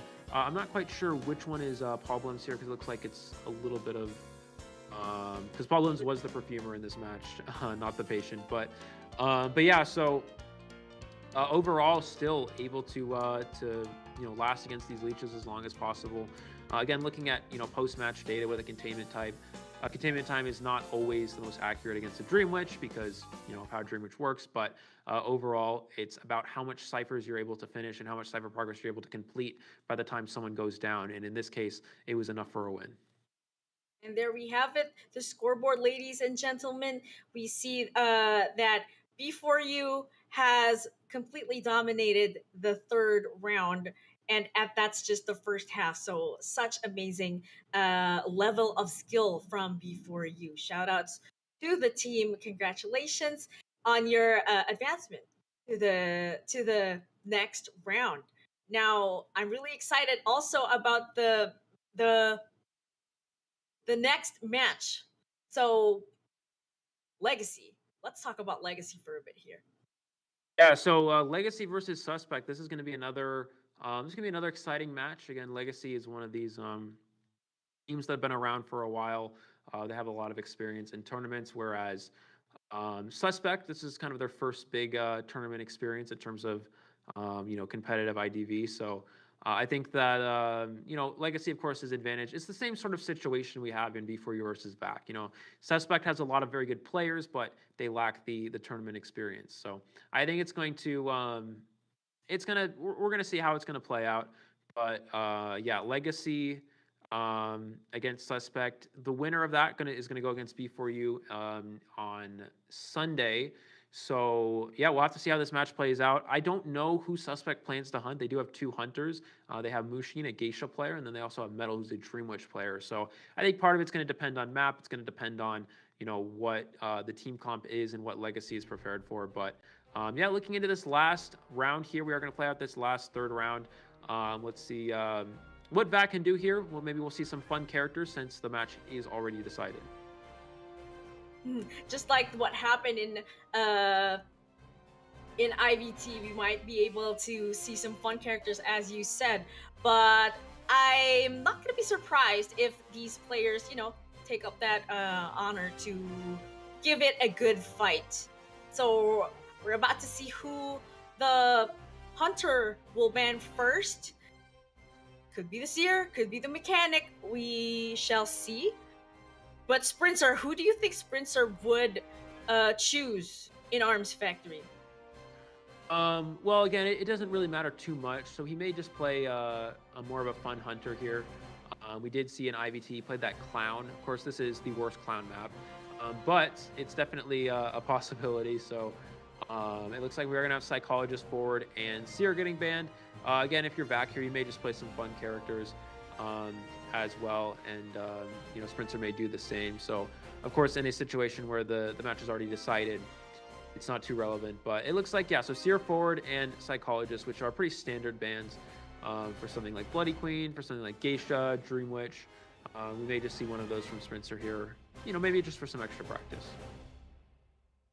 Looking at these bans, it looks like they don't want to be dealing with Dream Witch and Sculptor in practice. So let's see what the Survivor lineup is going to be at this point. I'm hoping for some fun characters too, but speaking of fun characters, who are you looking forward to seeing for this particular match? Well, I hope we do see a batter here, possibly from back. That would be very fun. We are going to see a Arms Factory Priestess, which is not something you see every day, but it looks like that is, 1031 is a Priestess player. We can tell from those earlier statistics, so that is going to be the pick here. As for Sprinter's last ban, we'll probably just see something like probably just like maybe a patient or a mechanic. Yeah. Okay, well, finally, we're gonna see the mechanic get banned here, and yeah, if you're back here, I really hope to see a batter. That would be very exciting. We do know back has some batter players. Let's see if it'll come out in this last round. Oh, instead we have a magician. Actually, I've been seeing a lot of magician gameplay in social media and in YouTube, and he does have that kiting potential about him. And there's your batter. Surrend, locking in that batter. Yeah, so it looks like we are going to see the batter magician as well. And if it is a clown, magician is a counter to clown. So maybe that's possibly something they were thinking about. I don't know, but yeah. So it looks like we are going to see the batter gameplay here in round number 3. Always nice to see. And it looks like it's going to be the Soul Weaver. So yeah, Sprints are probably just using this to get a little bit of extra practice in with the Soul Weaver. Arms Factory, typically one of the worst Soul Weaver maps, but it is still always nice to get this character in and potentially get some extra practice against a good team like VAC. It looks like he wants the challenge, and this is actually really good coming from Sprinter because it's like he's reintroducing the Soul Weaver into Call of the Abyss. So I'm really excited to see how he intends to make up for the shortcomings of this map for the Soul Weaver. Yeah, we'll have to see here. And just think about how this match will possibly play out. Obviously, you can't chase Mercenary because it's a Mercenary. Batter is decent against Soul Weaver if you're able to hit the Soul Weaver back while they're using those webs to propel towards you. Keep in mind, Soul Weaver is very fast, so they can juke the ball a little bit easier than some other hunters would normally be able to do. But yeah, Soul Weaver definitely has that as an advantage for themselves. Batter could potentially use that the other way around. And we do have Priestess as well. Priestess is a good character for going against a Soul Weaver because once they use those webs to speed up after you, you can use those the portal, which will stun the hunter and stop the speed boost. So as a Soul Weaver, you have to be very patient when going against Priestess. If you use those webs too early, again, they'll just portal. You lose your speed boost, so that can be kind of an issue for them. We also have Magician. So Magician is actually pretty good in Arms Factory. There's some narrow pallet areas which you can actually illusion in the pallet and not throw the pallet down, and it blocks the hunter from going through the pallet, and they have to break the illusion before they can go through. It sort of like body blocks the area off. So Magician's best map, probably Arms Factory. But yeah, we'll see how it plays out yet again. Magician, not a bad character for that Soul Weaver. You can use that illusion to potentially, absorb a hit while they're using those fast webs. Definitely. And I'm particularly excited to see a Magician because I actually have been considering using him, not just in rank, but also in quick match. And he does seem like a very fun character to play. We have seen him in tournaments before, and he did he did provide that containment time also for the team.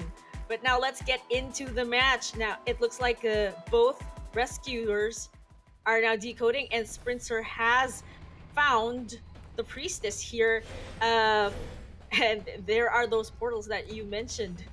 Kind of a so Sprinter already using a few webs here, and he's gonna get slowed down because of the portal. Priest is supposed to pallet down and is able to get the down on the pallet there without the webs coming in. Sprinter using a lot of webs here, and Priest is somehow that able to get the hit through the window there. That was very surprising. He does have excitement as well. You can use excitement to potentially excitement through a portal. Let's see if he's able to get this down. Priest is portaling into the Hunter, unfortunately, and that's going to be the down on the Priestess here. Still only 50% Cypher progress on a lot of these Cypher machines, so a pretty good start for the Soul Weaver.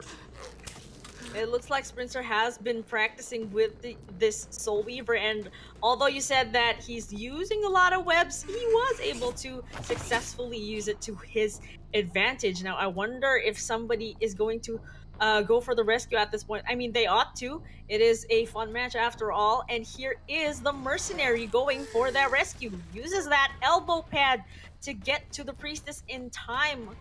I don't think body blocking is an option at this point, but we shall see. Oh, look at that nice use of elbow pads right there just to be able to avoid that attack. He does take one, though, and although he will be downed, that actually left a lot of time for the Priestess to get away. Yeah, he's going to go for that hit on the Batter here. Unfortunately, Batter just in the vicinity, giving a free hit. I don't know if that was the best play here, because now Priestess was already gone, so there was no reason to keep harassing. But it looks like Batter, giving a free hit. Now all you have to do is excitement this next ball, and you can use that to get the down on the Batter. He doesn't use the excitement. I was surprised. I would have expected him to use that there. Possibly saving it for and still, wow, beautiful stun from the Batter as well. So Sprinter holding the excitement even longer, is able to finally get the down here, but it did take a little bit of extra time. Beautiful drop from the Batter to to slow down the Soul Weaver and stay alive a little bit longer. It could be that Sprinter is also saving that excitement for a better time, probably saving it for a rainy day. So now the Batter has been shared for the first time. That actually leaves the Priestess safe in the map to do some decoding, and that's actually a good exchange because we do know that Batter is not the best decoder out there.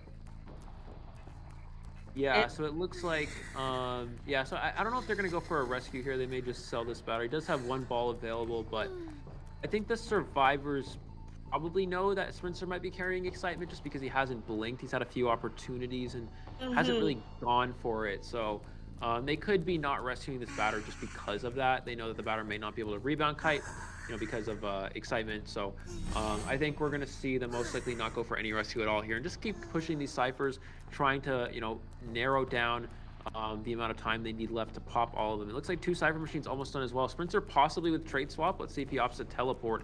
Priestess already has a portal set up as well. He's going to use these webs to get to middle as quickly as possible. Still has he's about 100 webs to work with. That's very strong.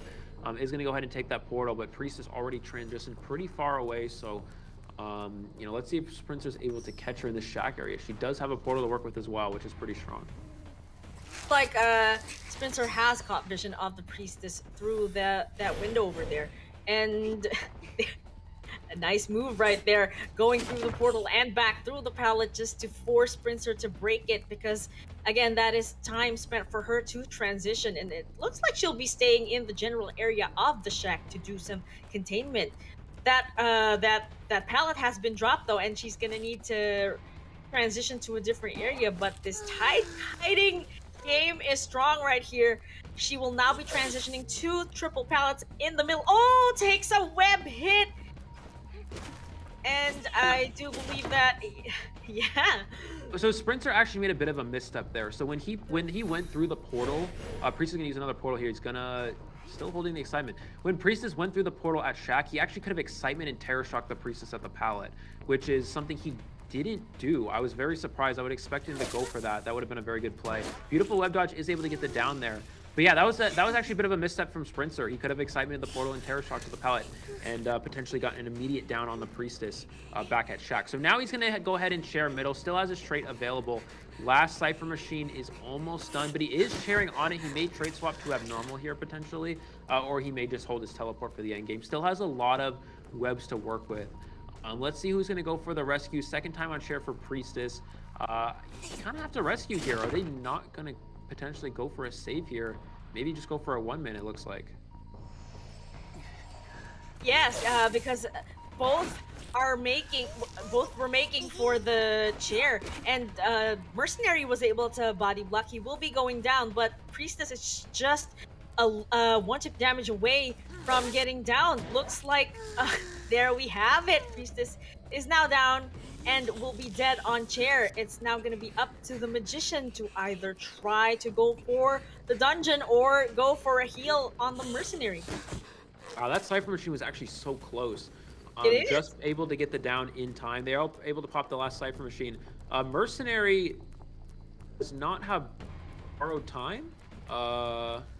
So I not sure what's going on there. Possibly just using a fun build because again, this match isn't too important. He is able to get the down on the Magician there, and I expect the Survivors probably just to surrender here.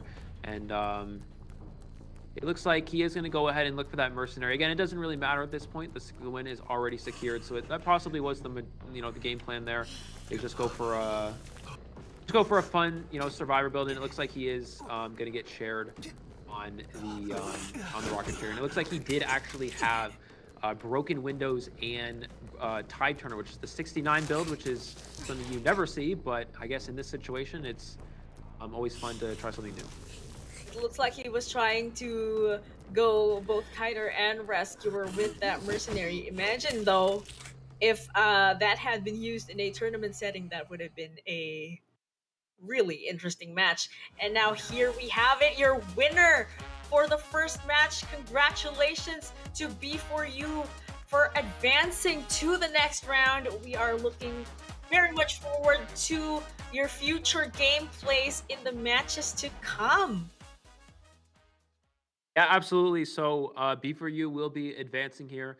It's always nice to see a fun match like that last one, but it looks like again, B4U once getting that Survivor escape in the first half of this third round, securing the win for themselves, moving on to the next round. Now we're going to have Legacy versus Suspect up next, and the winner of that will play B4U in the next round of the bracket on Sunday. So we'll see who's able to advance from there. But, looking back through these matches, looking into the first round, Walmart coming in with a quick 4-person elimination, Sprinter coming back with another quick 4-person elimination, turning things around.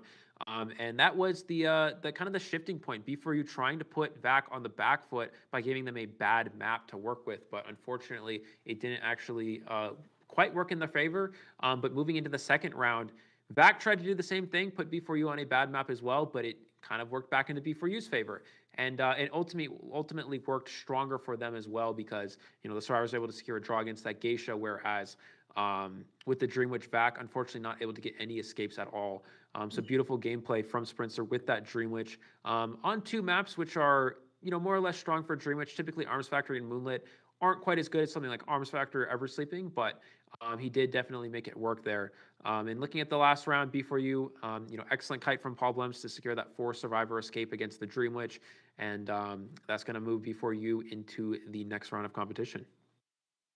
And I'm really excited to see B4U compete against whoever is going to advance from the next match, which I'm also very excited for. Really excited to see Legacy against Sus, because like you said, this is the first time that Sus will be competing, or in a competitive situation. Yeah, I believe so. Yeah. Yeah, so you guys better stay tuned for that. Also, would like to remind all the viewers, please, to show your love and support for the teams. Don't forget to subscribe and like the stream and share it. Of course, let's let the community know that Call of the Abyss 5 has already begun, starting with the qualifiers from North America and European regions. Yeah, absolutely. So, so next we are going to have our next Legacy versus Suspect matchup. Again, the two fan favorite teams going up in the first day is always very exciting, and who knows, maybe they'll end up playing each other depending on how Legacy is able to play against Suspect. It's going to be a good matchup. Again, Legacy has the advantage because of that past tournament experience that Suspect unfortunately lacks. But again, Suspect, similar to VAC, has a lot of very strong top tier players. So we'll have to see what they're able to do against a team like Legacy, who has a lot of experience and also a lot of top tier players themselves. Definitely. Now imagine if in the scenarios that we predicted, if Legacy were to advance to the next round, it's again going to be another face-off between the two teams, just like what happened in IVT. That would be really interesting to watch. But what if Sus is able to advance this time? It'll be such a breath of fresh air. Okay, so we've seen Legacy go up against B4U many times in the past. So to see these new teams actually emerge and advance would be also a pleasant surprise. So we'd really like to wish these teams the best of luck. Please do your best, bring your A game, and we'll be looking forward to the next match. Yeah, it's going to be very exciting. Suspect definitely has a lot of potential. So, they have had a lot of players who have competed. I know they have competed in tournaments before, just no official tournaments. So they have some tournament experience, just with all the all the pressure, all the excitement that we're going to have from these matches. It's going to be a testament of their skill and of their patience to see how they can play in high stress situations like this one. It's not easy to play in front of this many people and this high, when their stakes are this high. So I think that Suspect's really going to have to see. We're going to have to see how they can combat that. Legacy, again, a little bit more prepared for that because they have that past experience. But Suspect, very good players. We'll see if they're able to pull it out. Definitely. Now let's just talk for a bit about who the usual picks are for Sus, because they're like the new team that we haven't seen before. They're probably like the dark horse that we've been waiting for. Who are we expecting? You being the insider guy on these teams, who can we expect apart from the men? Yeah, so from the hunter side for Suspect, again, they have two hunters. They have Mushin and Metal. And now, so the thing is here is that Metal actually has been a very strong hunter in rank, very high win rates. However, he has transitioned over from PC. He's played a lot on PC, so he hasn't had a lot of opportunities to play on the mobile side. We'll return to that in a little bit here. Let's look at our final match data for this last round here. Again, a bit of a fun match, so the overall statistics might be a little bit off from what we're typically used to. The containment time kept very low. Very good job from Spencer getting quick downs. Soul Weaver really taking advantage of the speed boost, able to get the downs quickly. And it looks like we're going to... overall, the survivors were able to pop all the Cypher machines, approach that endgame situation, which they were not able to do against the previous Dream Witch games. Soul Weaver, of course, more of a draw hunter than a winning hunter compared to something like Dream Witch. But the quick downs with that lower containment time really goes to show the power of Soul Weaver once you have those webs stacked up. Reason why they were able to pop that last cipher was because of those missteps that you mentioned, because he didn't use that excitement through the portal and secure that terror shock against the priestess at the shack area. That would have been really cool to watch. But it looks like since you said that this is a fun match, that was probably Spencer taking his time, letting it brew for a bit. But definitely. We're gonna look at our.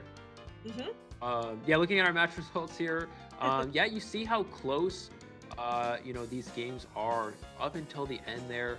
You have, 5-5 in the first round. The next round was, I believe, 7-2 was the next round, and the last one was 10-0. So, so overall, for VAC here, putting up pretty good numbers against a strong team like B4U in their first tournament is always good to see.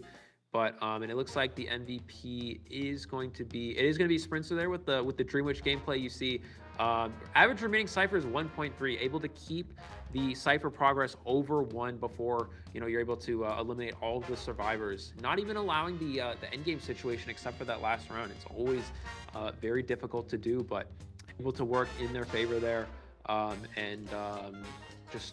Very, very, very good job overall.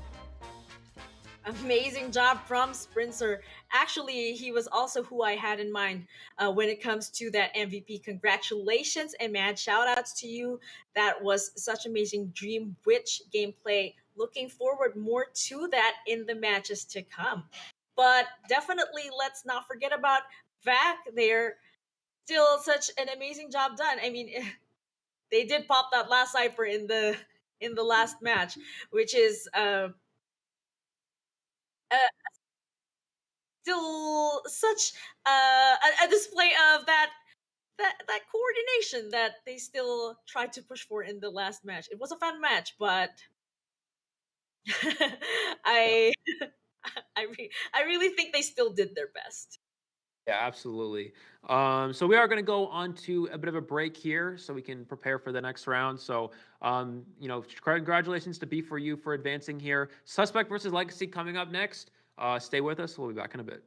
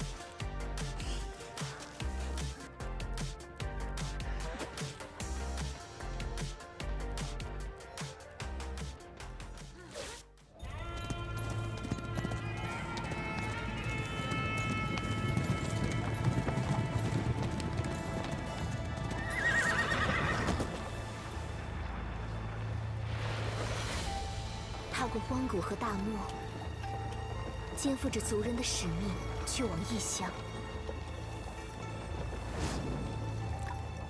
阴谋与命运交织着。当星辰落下之时，毒蛇露出了尖牙。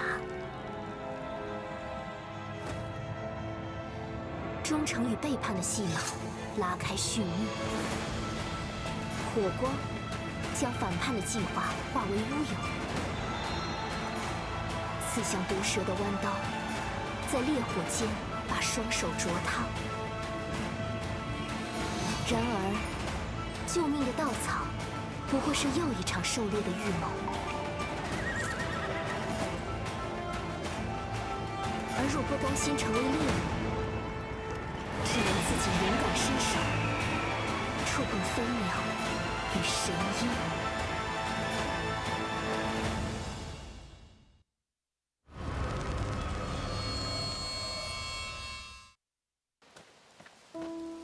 Last night, I dreamt of returning returning to that place once again, trapped in a trance, the scent of the soil leaves, and the chimes of midnight were beckoning me. No matter how many times you found salvation within your own creation, you could not escape the nightmares of your memories.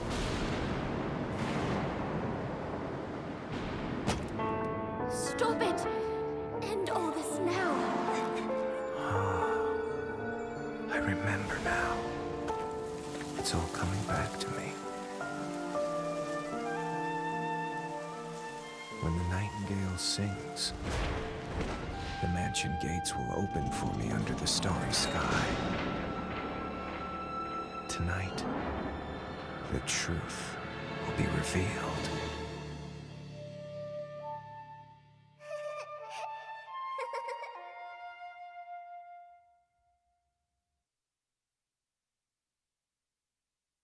The islanders often say the wayward sons will eventually return home, just as migratory birds always come home to roost.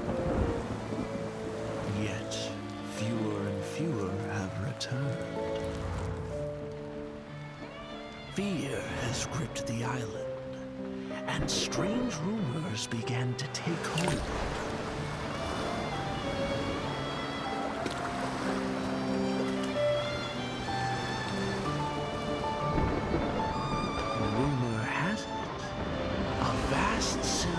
Overshadows the shore.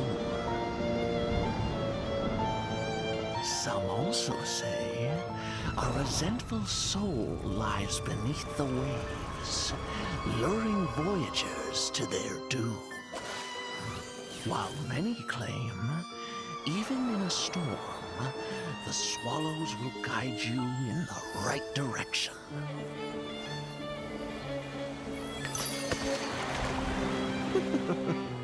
However, is this calamity wreaked by disgraced deities? Or perhaps it all stems from greedy hearts?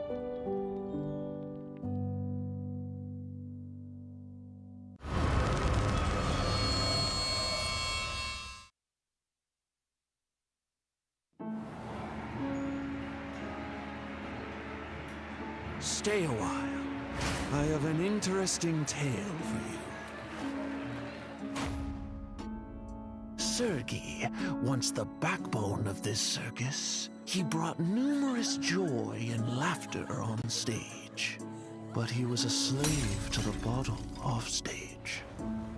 His mistress began to fall for a more considerate man, and after a heated argument, she sought refuge in that man's tent. Sergei couldn't stand for this. He destroyed that man's wretched face with acid and ruined his life forever.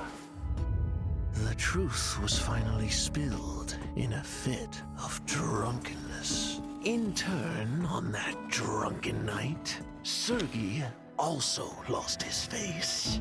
I don't like this face. Oh, it sickens me. But this face has become a new symbol, belonging to Sergei and to me. I finally arrived at the manor mentioned in the commission letter. The fairly complete main building became my first foothold here.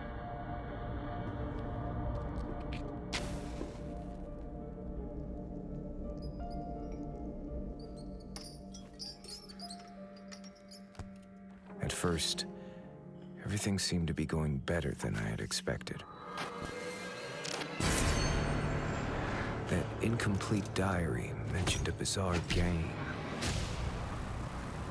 The barely noticeable ashes and marks along the edges of the diary once again led me to new clues.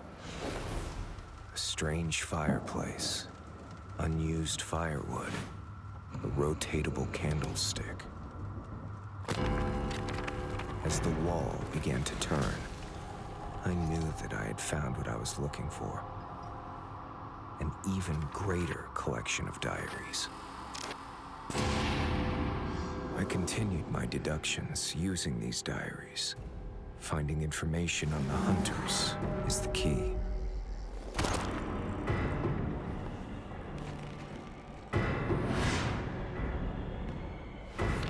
Yet, it creates more questions than it solves.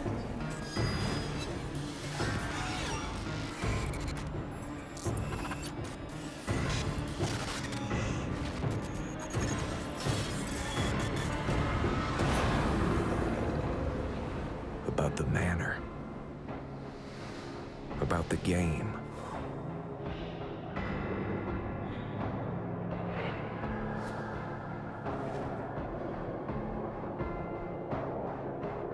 And about me.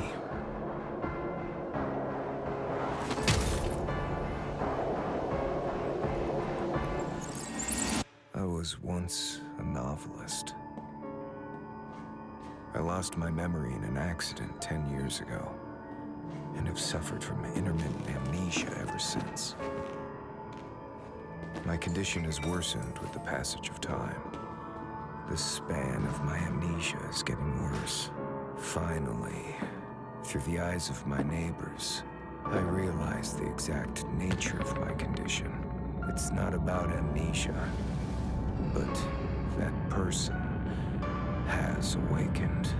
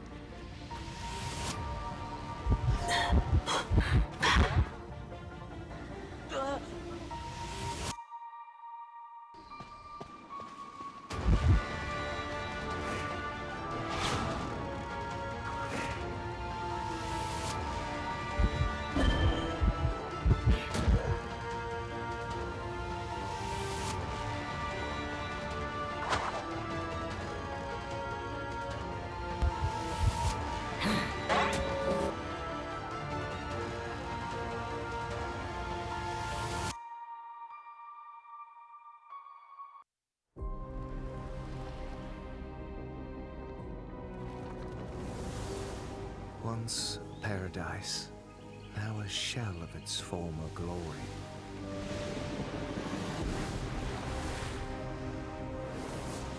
No one minds the kindness of the weak.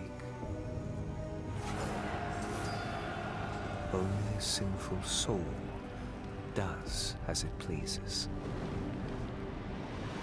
Revenge! To hell with the gods! Behold! See how your desires fatten! Repent! Purge thy sins! A sacred feast will guide you.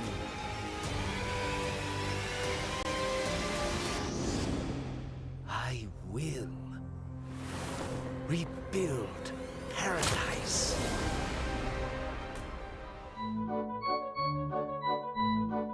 Hello, ladies and gentlemen, detectives. Welcome back to Call of the Abyss 5 qualifiers for NAEU region.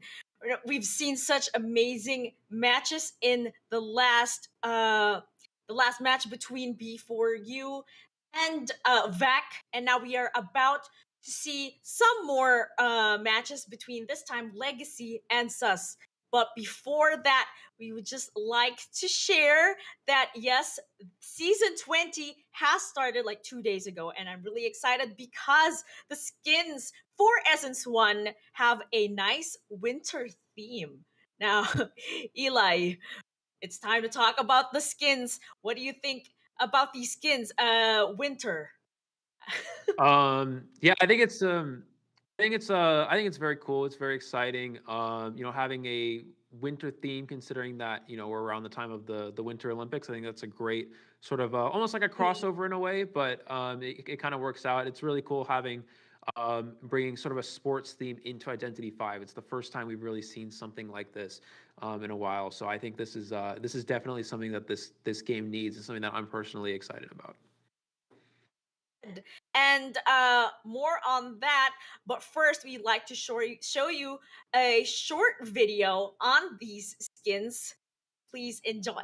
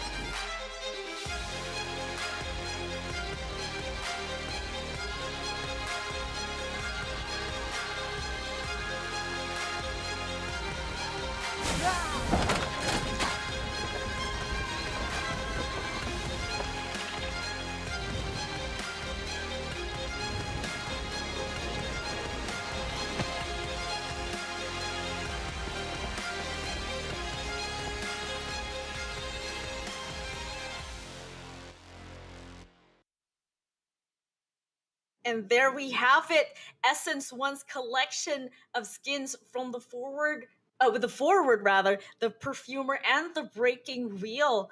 I really like the effects on the forward whenever he dashes. It's like he's skating towards on the map. It's really nice to watch. And again, the perfumer, such a pretty character. She has the best skins, I would say, in the entire game. I mean, we've seen nice skins from the priestess as well, but there's the perfumer has a certain charm on her, and the breaking wheel actually makes him look a lot less scary.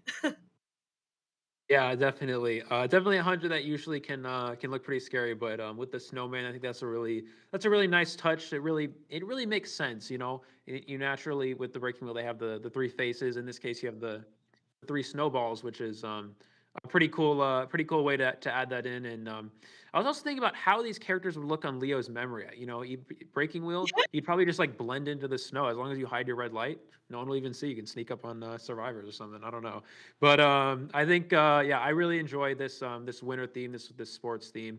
You know, especially I love sports myself, and I love seeing you know, the sort of Winter Olympics being fit into IDV. I think that's really cool, and honestly, one of the most exciting things NetEase has done with these sort of new season essences. I just wanted to highlight like you said, the breaking wheel with the three snowman heads. It does make him look a lot cuter this time. I've always been banning breaking wheel in rank, but this time, just to be able to see him in that skin, I think I'd ban a sculptor instead, though that's not the best choice for us, depending on the map. But now, so much for the skins from Essence One. Guys, don't forget to always check in on the game. Do grind your dice so that you can get more of these essences, and who knows, you might able to pull a rare skin. So let's get into the next match between Legacy and Sus. We're really excited about this because Legacy is also one of the household names in NA and EU. So I'm really excited as to what they have for us so far, given the current adjustment and how they plan to work around the fact that the meta is more centered on support from the survivor side. Yeah, definitely. So looking into the Legacy roster here, we do have Alien with that preferred character of Bloody Queen, which again, something else we're going to actually see potentially later in this tournament is Alien and Sprinter are probably the two most identical hunters. They play almost exactly the same hunters all together, which is pretty exciting to see. All for One here, the second hunter for Legacy. Preferred character is actually Breaking Wheel. He is I think he's the number one Breaking Wheel on the server, possibly last season. Arguably the best Breaking Wheel player on our server as well. So he definitely has a lot to offer in that department. Very good with the wheel. We have Mistaken Green, LCY Green, forward player, one of the top forwards on the server. Very good controls, very good game sense with forward as well. We have Zephyr on the entomologist, actually the first entomologist in NAU. We have Sally with preferred character Little Girl, although Little Girl is not allowed in this tournament. Unfortunately, she has used her quite a bit in rank. Also has the ability to play things like Priestess and Mechanic. We have Bossy. Bossy's preferred character is actually Mercenary. He's been the number one mercenary for quite some time. And he also has the option to play Psychologist as well, of course. And we have Mirama as the sub here with that Mechanic as well. I don't believe Mirama will be playing, but possibly as a substitute option is a Mechanic player. Can't help but notice that All for One actually also uses the Feaster. And I'm really excited if he's gonna bring that out. That would be such a joy to watch because we all know that Feaster is my favorite hunter. And now here we are with the stats from iAlien's Bloody Queen. An average win rate of 42%. Eliminations 1.77. Like you said, this is the Thai Queen after all. But I'm still looking forward to seeing this Bloody Queen come into play. Yeah, very exciting to see. I don't think we're going to see Bloody Queen right out the gate again. Bloody Queen is one of those later round hunters that's good for securing draws in round 2, round 3 situations. Alien also known for the Dream Witch, also known for the Sculptor. So I think those are definitely options for him. We see All for One here. Again, highlight is the Feaster. He hasn't played a whole lot of Feaster, at least not for a while. Again, is a Breaking Wheel player. Qualify win rate overall 65% is very high. 4-person elimination rate 53. I believe that's the highest one we've seen so far. Wow. Any 4-person elimination rate over 50 is very impressive, and that goes to show that he could potentially come out and be that hunter that Legacy relies on to get a 4-person elimination. He's going to be that hunter that they need for those 5 points. And again, it also shows the power of Breaking Wheel. Breaking Wheel is a character that's very strong for securing heavy eliminations, and in this case, it really works for All for One.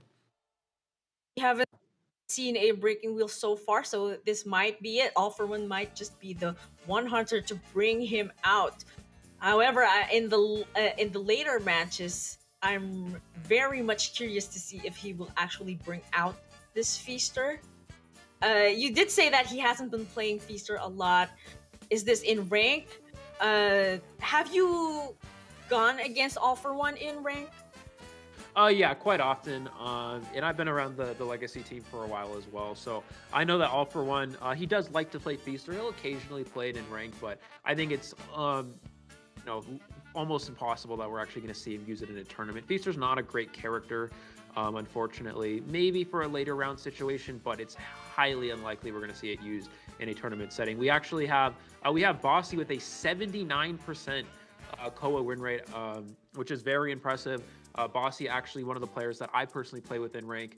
Very, very strong rescuer and kiter. Containment time of 78 seconds, which is very impressive. That goes to show the power of that psychologist character that can take up to 3 hits, can waste a lot of time with the containment as well. Also, a very good mercenary rescue player as well, with an escape rate of 52, which is over half the games, which is very impressive overall, and that really goes to show the strength of this player. Not only is Bossy good at containment, you did say that he also can be a useful rescuer in the team, so looking forward to seeing that as well. But for a psychologist to be able to pull off 78 is already such a good help for the team in achieving these objectives. And although we won't be seeing Little Girl for the tournament, you did say that Sally is the main decoder, if I'm not mistaken. And here we have Sally a is. really, such a high win rate too. It looks like this is one of those mechanics that knows how to correctly position herself. Because like we keep on saying, a safe mechanic at the start of a game can be a huge advantage for the team. And here is her containment time, 67.14. Still a very decent number because that's, approaching the 70s. That's already 3 ciphers almost done. So it could come into play later. We'll see. And an average decoding progress, like you said, any number above 100 is just about the average number for every survivor in the lineup. But again, we'll see. And an escape rate of 60, it looks like this kind of team with these high numbers, it shows that they are able to coordinate just to be able to secure those escapes.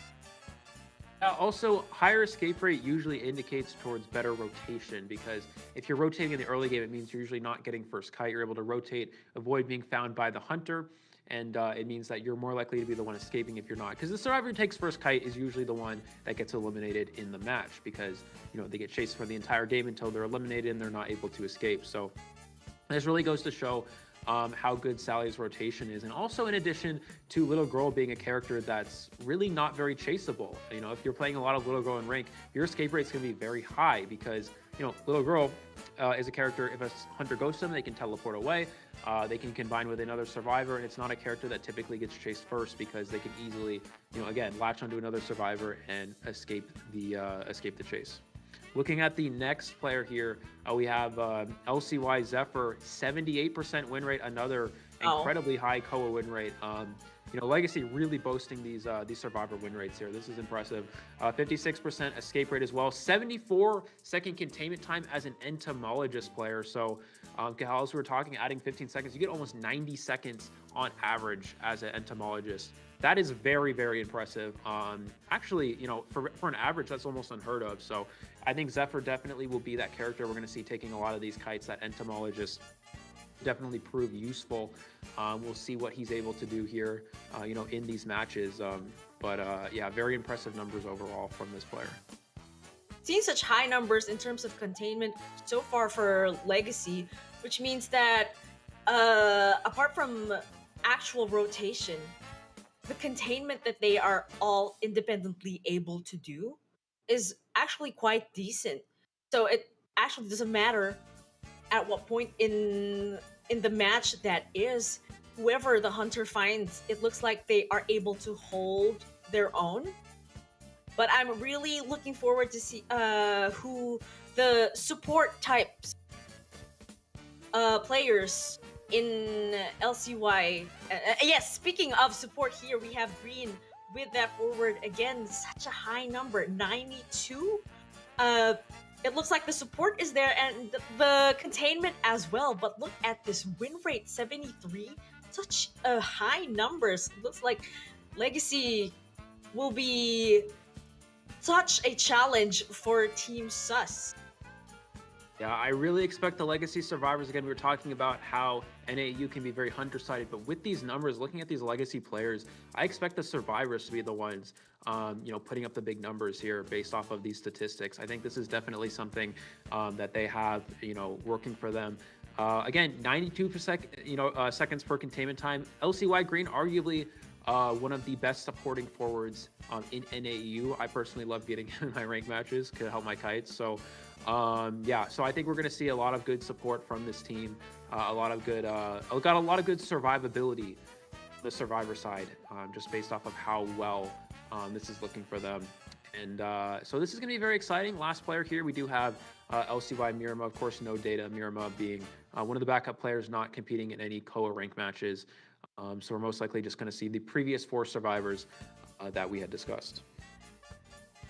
Thinking back on that forward with the containment time, could it be that it's because he was able to provide that much support that not only is he able to extend his own containment, but also that of his teammates as well? Yeah, that's usually the case with a lot of forwards. Again, we talk about how forward players don't typically get chased. Forward's not a character you really want to commit to because they can waste a lot of time. So, so having a forward with a high containment time is usually supporting the rest of your teammates. Now, looking at the suspect lineup here, we do have Mushin Geisha as the hunter for this team. Again, we talked about how Geisha is a character that's kind of arisen a bit in the meta here, and Mushin, again, known for that Geisha. So I think we're going to see that definitely come out here. Maybe even in the first round is definitely a possibility. We do have Tonima on that forward, Momo, also a forward player, also known for that batter. Momo has some options as well. Samson, batter, also a mercenary player as well. We have Chang-ai, who's actually not a forward player. They play psychologist. They also play enchantress, which could potentially come out, which would be very exciting. Also mechanic and priestess player. We have Nelk, Nelky-sus, who we call Nelk. Nelk is typically a rescuer, mercenary forward, also has the psychologist as an option, and Metal, who is recently a hunter, and it looks like possibly playing survivor actually for Sus here, which is a little bit interesting because don't think Metal's played survivor in a long period of time, has been a hunter for quite a few seasons, so a bit of a transition, possibly similar to Walmart. We'll see here again a lot of these players, Tonima, Momo, Chang-ai, and Metal, all of these players have originally been on PC, so they have switched over to mobile for this event. So we'll see how they're able to adapt in this new setting. Indeed, we shall see if they are going to be able to successfully adjust. Oh, look at this win rate from Mushin with that Geisha. It looks like we can safely assume that she will be an excellent hunter throughout. I'm going to be surprised if Legacy won't consider banning her because 100. That's perfect.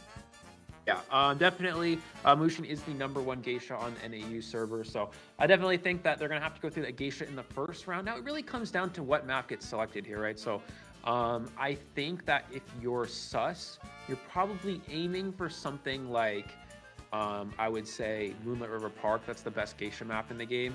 And then if you're Legacy, you may go for something like Arms Factory, which is weak for Geisha, or you may go for something even like Ever Sleeping Town, which is pretty good for Geisha, but also good for your hunters as well. So, incredible numbers here from Mushi, not dropping a single game, it looks like, in their COA matches. So that is indeed very impressive. I do believe a lot of the COA points actually came from Metal's Hunter. And that's why we're probably only seeing a small sample size from Mushi. This is probably only a couple games. That's why the win rate's so high, but still a formidable hunter nonetheless. Looking at this next player, we do have Tonima, 77% win rate. I think this is going to be a pretty survivor-sided battle here, potentially, between these two teams. 70-second containment time, a little bit lower than Green, which goes to show Tonima may be more of a conservative forward that focuses more on that Cypher Rush. Escape rate of 61, very high. You're escaping way more than half your matches, which really indicates yet again that you're probably drawing or winning most of your matches, and that goes to show with that 77% survivor win rate. Also did mention the rotation that these teams are able, that these players are able to do. I'm expecting just that. And now here we have Nelk with a 78 win rate in COA 5, also such an impressive number, and containment time of 74. That's just about as much as a psychologist can do in her full potential. And paired with the support of a forward, she might even be able to extend that kite just to be able to secure that cipher rush. I'm actually interested, however, if this 74 seconds had little to do with the support from a forward, especially because you said that the forward from Sus is actually more on the conservative kind, securing that cipher rush instead. So that'll be really fun to see in the matches to come. Yeah, absolutely. Looking at our next player here, we do have Chong Ai again, not a forward player. They do play Psychologist, Enchantress, as well as Mechanic and Priestess. 70% COA win rate, which is a little bit lower than the others, but still very impressive nonetheless. So overall 70 per second containment time, which is a little above average. So that's always nice to see, from a kiting type player. Escape rate of 48%, which is about average as well. So this player shows some pretty good statistics here, some pretty good containment time, and I believe Chong Ai is one of the kiter players, the containment type character players on this team. So I think we're most likely going to see that from them in these matches. Notice that there are a lot of forward players in this team, but here we have Samson with a containment time of 115. So it looks like not only is he able to do some containment should he be the first kiter, it looks like he's also able to put in those numbers from mid-game all the way up to end-game. That's if he survives all throughout. Yeah, 115 seconds indicates an extremely aggressive batter player. That means that for the most part, based off of these numbers, for the most part, Samson's probably harassing most of the game, which is in some instances a good strategy against certain hunters. In some instances, it can be in a tournament setting. Of course, you want to go for Cypher Rush as much as possible as well. So we'll see how that plays into their favor. But yeah, 115 seconds means that if Samson is on that batter, we're going to see a lot of harassment from him, a lot of support. They're going to prioritize more supporting and harassing rather than overall decoding in the early game. Makes me think that there might not also be much decoder presence in this team, because here we have Momo again with a forward. It looks like they really prioritize support and rescue, because look at this containment as well, 94 seconds and a 65% win rate in COA matches. Also very impressive still. You did say that any number above 50 is impressive in itself. Now, I'm really curious as to who the main forward is going to be. Yeah, it's most likely gonna be Tonima. The only downside is for this Sus team is that Tonima, again, is a PC player. You're moving from PC forward over to mobile forward. That is a huge shift. It's not just any normal character. The last part we do have Metal with 100% COA win rate, but again, I assume this is probably a bit of a smaller sample size, considering that Metal was mainly playing Hunter in COA rank for Sus, so they were trying to farming those Hunter points. So Metal is again a player that's played Hunter, transitioned over to Survivor, it looks like, for this event, which means that we're gonna see how it plays out. It worked out for a player like Walmart in the last round. Let's see if it'll work out for Metal here. So yeah, I think going back to the forward question, I think that the forward we're gonna see is probably Tonima. But again, PC forward is switching over to mobile forward. It's a character that requires very good controls, and having different types of controls, because PC controls and mobile controls are different, it's something that you're gonna have to adapt to. And let's see if Tony was able to do so. I think that's gonna be the big kicker here, depending on whether or not Sus is able to excel with that forward support. And here we are, we have our first map for the first round, and here it is, Ever Sleeping Town. It's like we're back to the good old days with Ever Sleeping Town being the first match ever in the earlier rounds in a tournament setting. Now, just from knowing what the map is going to be, it's like we've got these picks and bans in mind in terms of predictions. But is this what we can expect to see? Again, the breaking wheel and that geisha. Actually, looking forward to seeing that. But apart from the geisha, who else apart from the breaking wheel, the sculptor, and probably a guard 26 can we expect to see in round one? Well, it depends on which of the legacy hunters goes first. They have two very strong hunters. You have All for One and Alien. If it's All for One, we're 100% going to see a breaking wheel. If it's Alien, you have a couple of options. You have the Dream Witch, you have the sculptor available. So we're most likely going to see one of two of those. He also has Geisha. He could potentially go Geisha, but I think it's a little bit less likely. But if it's Ever Sleeping Town, I think there's a good chance we're going to see All for One's breaking wheel going first against Sus here. We're gonna have to see based off this lineup. And yeah, it is All for One, so we're gonna see that breaking wheel. I imagine a Seer ban right out the gate here. Suspect should be locking in forward and possibly mechanic. And then All for One I'm not entirely sure what he'll ban after that, but I'm almost certain we're gonna see a Seer ban first from him here. And we're about to see that in a few seconds. And there it is. That Seer ban. Really don't want to be dealing with a Seer, especially not in round one, because the Seer support still never fails to make a difference in the match on the part of the survivors. Now, this is saying a lot on who that pick is going to be, but as you said, we are going to 100% see a breaking wheel from All for One. Really exciting, but how would the team from Sus try to work around this? Well, we do have, looking at the survivors here, we actually have Metal, the substitute survivor, playing first here, which means Chong-Ai is out. So it looks like we're going to have Mercenary and Priestess lock. This is very surprising. I don't know. This gives All for One the option to ban forward or mechanic, which means that this breaking wheel is going to be way stronger. I would have expected forward and mechanic ban. Those are the two best characters against wheel besides Seer. So maybe Suspect is thinking of something else, maybe a different strategy. Mercenary and Priestess, not exactly the best against breaking wheel, just because Priestess, you can go straight through the portals. And yeah, there's the forward ban, 100% from All for One, not wanting to deal with any sort of support there and just going all in with that breaking wheel strategy. I don't think he'll be playing any other hunter besides wheel here. This might be the opportunity to bring out that batter that we talked about, because you did say that it is in their arsenal. We might just see him in this first match right here. But again, still such good picks so far. Mercenary is always the most efficient rescuer, and the Priestess with those portals, if placed correctly, really could extend the kites of whoever is going to get chased first. And it looks like we will be having a Gravekeeper, an additional rescuer, and that batter that we were looking forward to seeing. Here it is.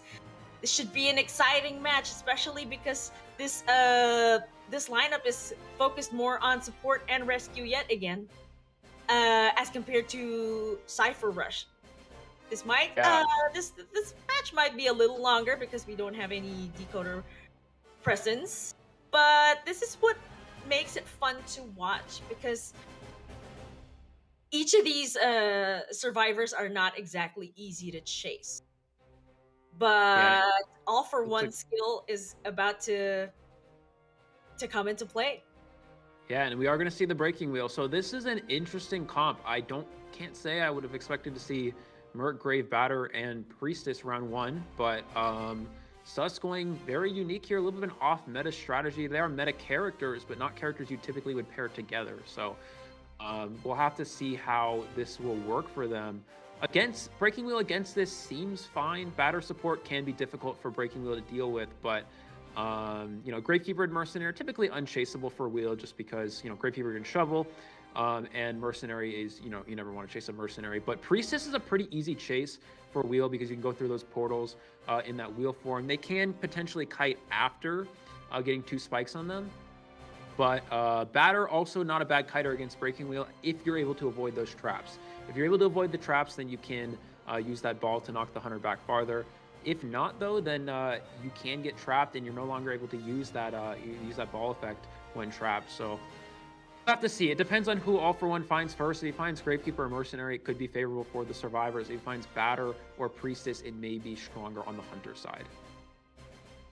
Well, the great thing about Breaking Wheel, as we keep on saying, is that mobility. So if he doesn't like the first target, he could just easily transition and find a suitable target depending on at what point it is in the match. In this case, he could just switch targets from the Batter, the Mercenary, and the Gravekeeper just to find the Priestess. Yeah, definitely a possibility. Again, Breaking Wheel's such a fast hunter, so it's a hunter that's very good at being very mobile, getting around the map quickly, and finding survivors similar to Dream Witch. So with a comp that's good with heavy rescuers, rotation is usually very good for survivors because if you find a rescuer, you're forced to leave, and you can keep rotating very efficiently. But here against Breaking Wheel, it's gonna be hard to rotate when you're going against a hunter that's incredibly fast and can maneuver around this map very quickly. Again, this is a strong Breaking Wheel map. Not a whole lot of windows for the survivors to utilize, the strongest one being the Graveyard window. But if you're not in Graveyard, then you might have a hard time. It really depends on spawn. If something like Priestess is probably the easiest target for All For One here. If he's able to find Priestess outside of Graveyard, he'll be in a very strong spot. And if he finds her inside of Graveyard, it'll be more beneficial for the survivors. Immediately, though, locates the Batter. So, again, not a bad target. He does get an immediate spike right out the gate here. And we do see the Priestess in Graveyard. Like we said, a pretty good spot. Let's see if All For One will go for 2 spikes or he'll get out and hit this Batter. And waiting for that spike to land there, but it looks like Momo is also doing his best to dodge the Breaking Wheel because not a single spike has been, rather, the second spike has not been inflicted on him yet. And actually such a good job containing him here at the tunnel area. We are going to see him go back into wheel form, taking down that, another dodge there from Momo, being able to stay alive as long as possible, avoiding these spikes. Let's see. Oh, he baits him into vaulting into him, but he does have a speed boost to transition away here. Yeah, beautiful job from Momo staying alive here, avoiding all these spikes. This really goes to show the fast pallet vaulting speed from Batter. Now he's forced to get out of wheel form yet again. Goes for the blink and misses the blink, and Batter's able to get that ball and knock him back even farther. Let's see if he's able to get the vault off. He is. And yeah, Sus in a good position right away. Oh, beautiful trap though from All For One. He's gonna be able to get that first hit. Now he's gonna go back into wheel form here, use those extended spikes to potentially snap this battle.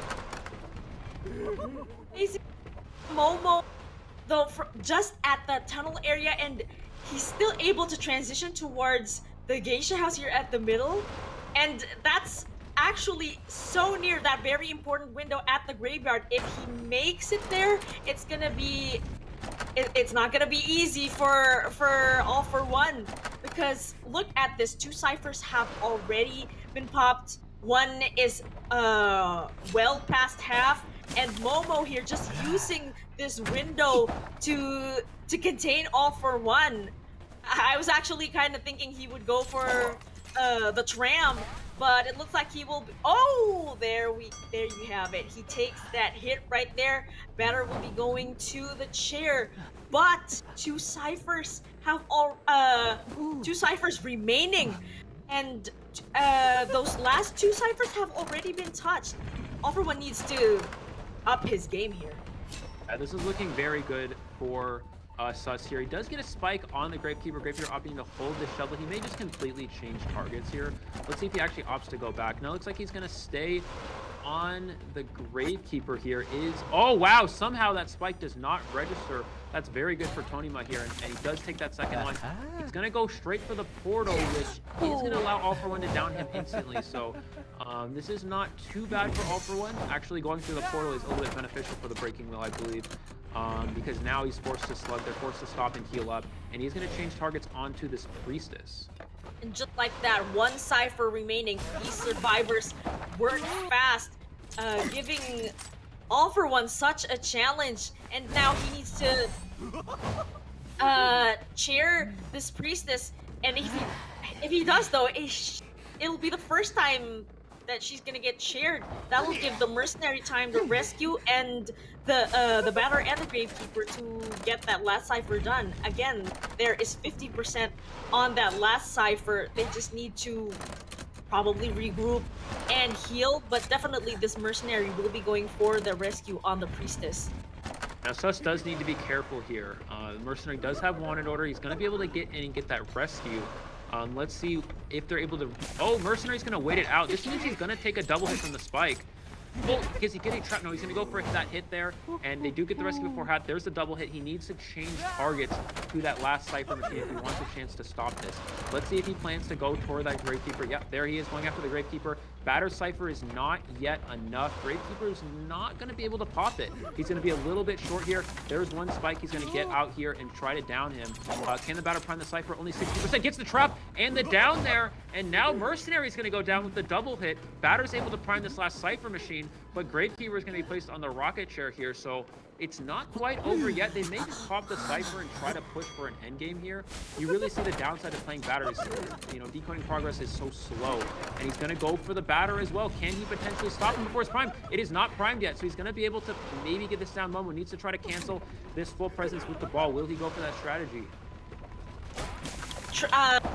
For one, actually transitioning to this area will leave the priestess open for rescue, which actually just happened. Mercenary is down. He has been able to self-heal, and although Batter will be chaired the second time, that Cypher is actually pretty much done, and all they need to do is just rescue the Batter.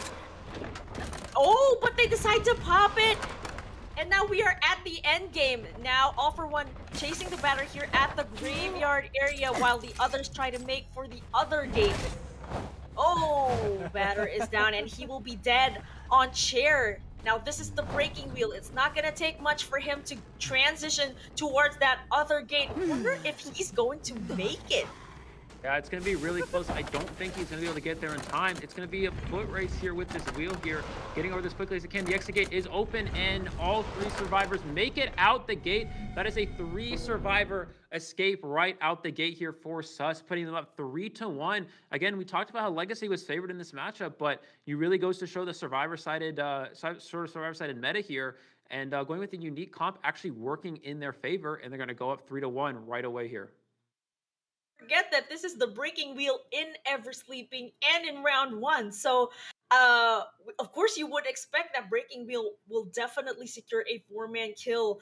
But it looks like they were able to turn it around somehow, because that kite at the start by the Batter was so long. He bought so much time, and he was able to avoid those spikes from landing on him, and that's why he was able to last. And even if he did absorb that hit, he was still able to transition to the geisha house and to that very important window in the graveyard. And just like that, it didn't take long, and suddenly one Cypher remaining. That happened so fast with a full rescue and support lineup. That is amazing. Yeah, absolutely. Really goes to show how quickly the Batter vaults the windows. That's just a little thing there. If you find the Priestess in that area, then you're able to down them very quickly. The Priestess would have taken 2 spikes instantly, and the reason why is Priestess vaults windows a lot slower than Batter. So when the Batter, the breaking wheel comes around the corner, the Batter can simply just vault the window and get to the other side. Whereas if you're a Priestess, you're going to vault a lot slower. It's easier to mind game, and you can get the Priestess down a lot quicker. So again, spawns being very crucial there. The Priestess spawning in graveyard, exactly what we talked about earlier. If you spawn at that graveyard window as the weakest, sort of the weakest link on the team, in this case being the Priestess, they're able to make it so the breaking wheel has to chase a different target. In this case, Batter, which is not the best target to chase. Again, Gravekeeper and Mercenary, of course, are worse. But yeah, Batter doing very well here. 144 seconds overall for this match. And All for One almost able to make a comeback, going back in between those Cypher machines. Very close, but a little bit short, unfortunately. And Sus is taking a 3-1 lead after the first half of this first round. A surprising outcome for the first match. It looks like LCY has finally found another match apart from B4U, and it's gonna be a bit of a challenge for them to advance this time. We had this expectation, but it looks like Sus proved us wrong with how this match just happened. And Momo, I will definitely be remembering this player right here with that 144-second containment and against a breaking wheel in Ever Sleeping. I am pleasantly surprised and expecting more from this team. Yeah, absolutely. So now this is where Legacy is going to have to come back. Now, the one thing going for Legacy is we did see that Survivor win rates from each of the Legacy players, all of them above 70%.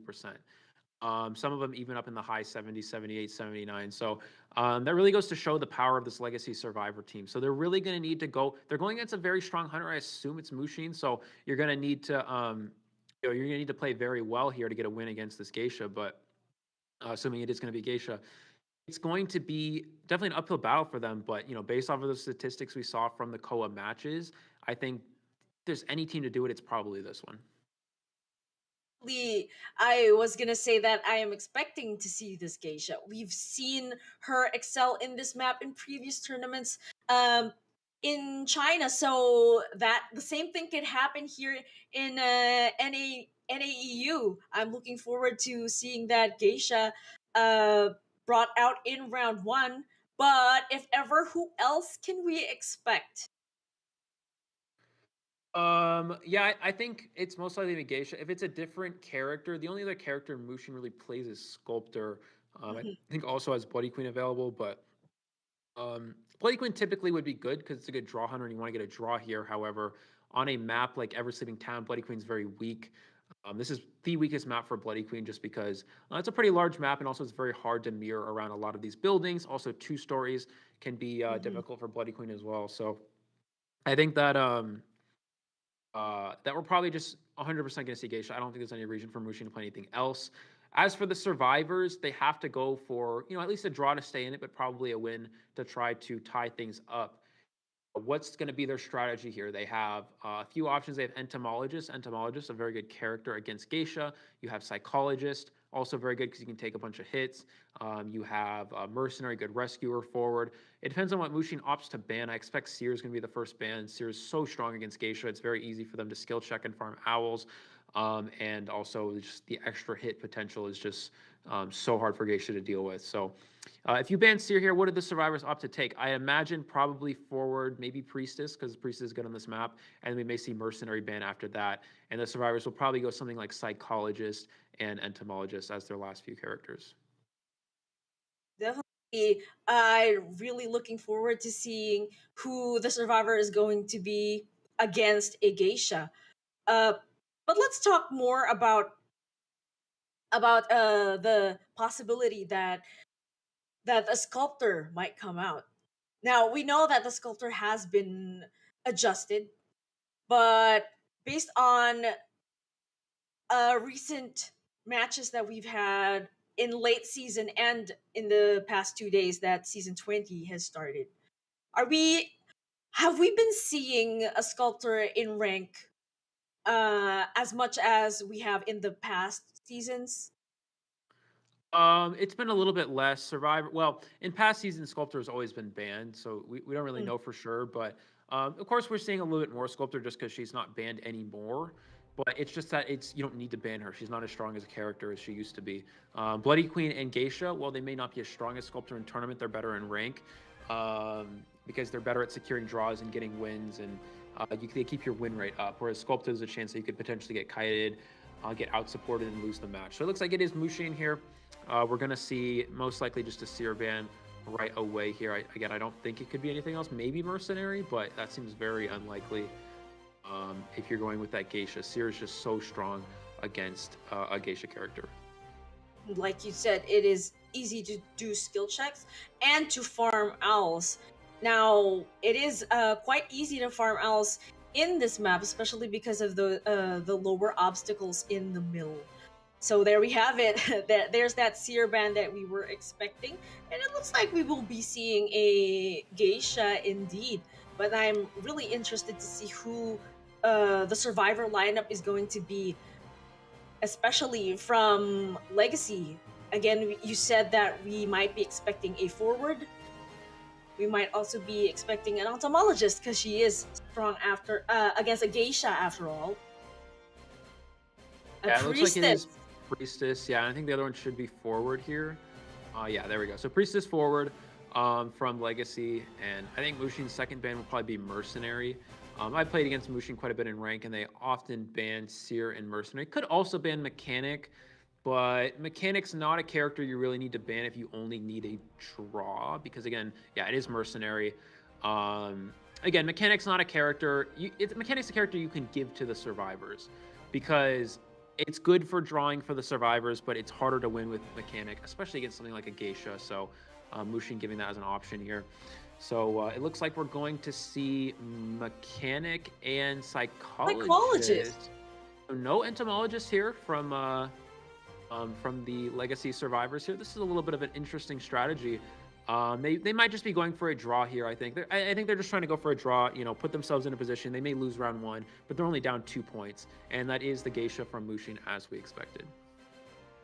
They prioritize the presence of a decoder rather than a containment survivor such as the entomologist, but we're going to see how this is going to play out in just a bit as the match is about to begin. Good luck to the teams, and yeah,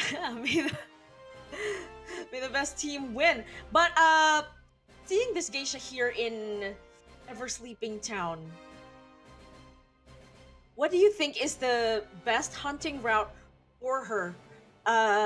Because we know for a fact that these survivors are going to try to rotate, especially because the mechanic needs to hide that doll and transition towards a further area just to, you know, to make sure that she's safe.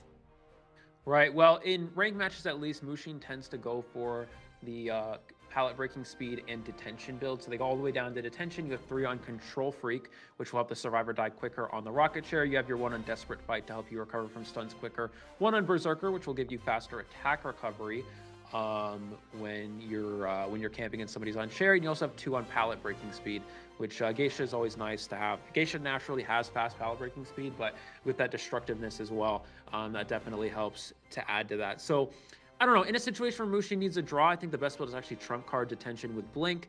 But again, Mushin's never really been known to use that strategy. They've always used teleport detention and fast pallet breaking with no trump cards. So I'm not sure what we're going to see, to be honest. But with the side of Mechanic is usually weaker against teleport, because if you ever kill that bot, it'll reveal the location of the Mechanic and you can simply teleport after them and go for that chase. And here we are. Welcome back to Ever Sleeping Town. It looks like the forward has already started decoding, and so has the doll. The mechanic was able to already deploy her in the map, but the doll has been spotted, and it looks like because of that, the Geisha already knows where to go. He knows where the mechanic is.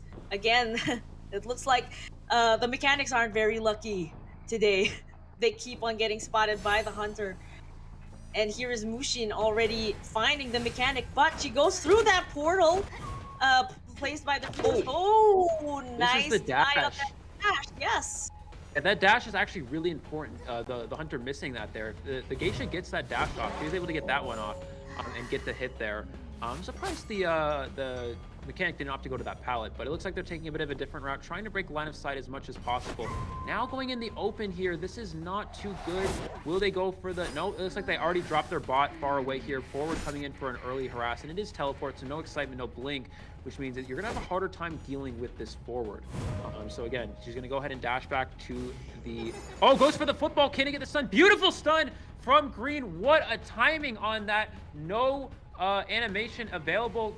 Mechanic able to transition away. Forward still here to support here. Let's see what the Geisha is able to do, trying to keep their eyes on the target here. Able to get the down on Mechanic yet again, but Forward still in the area.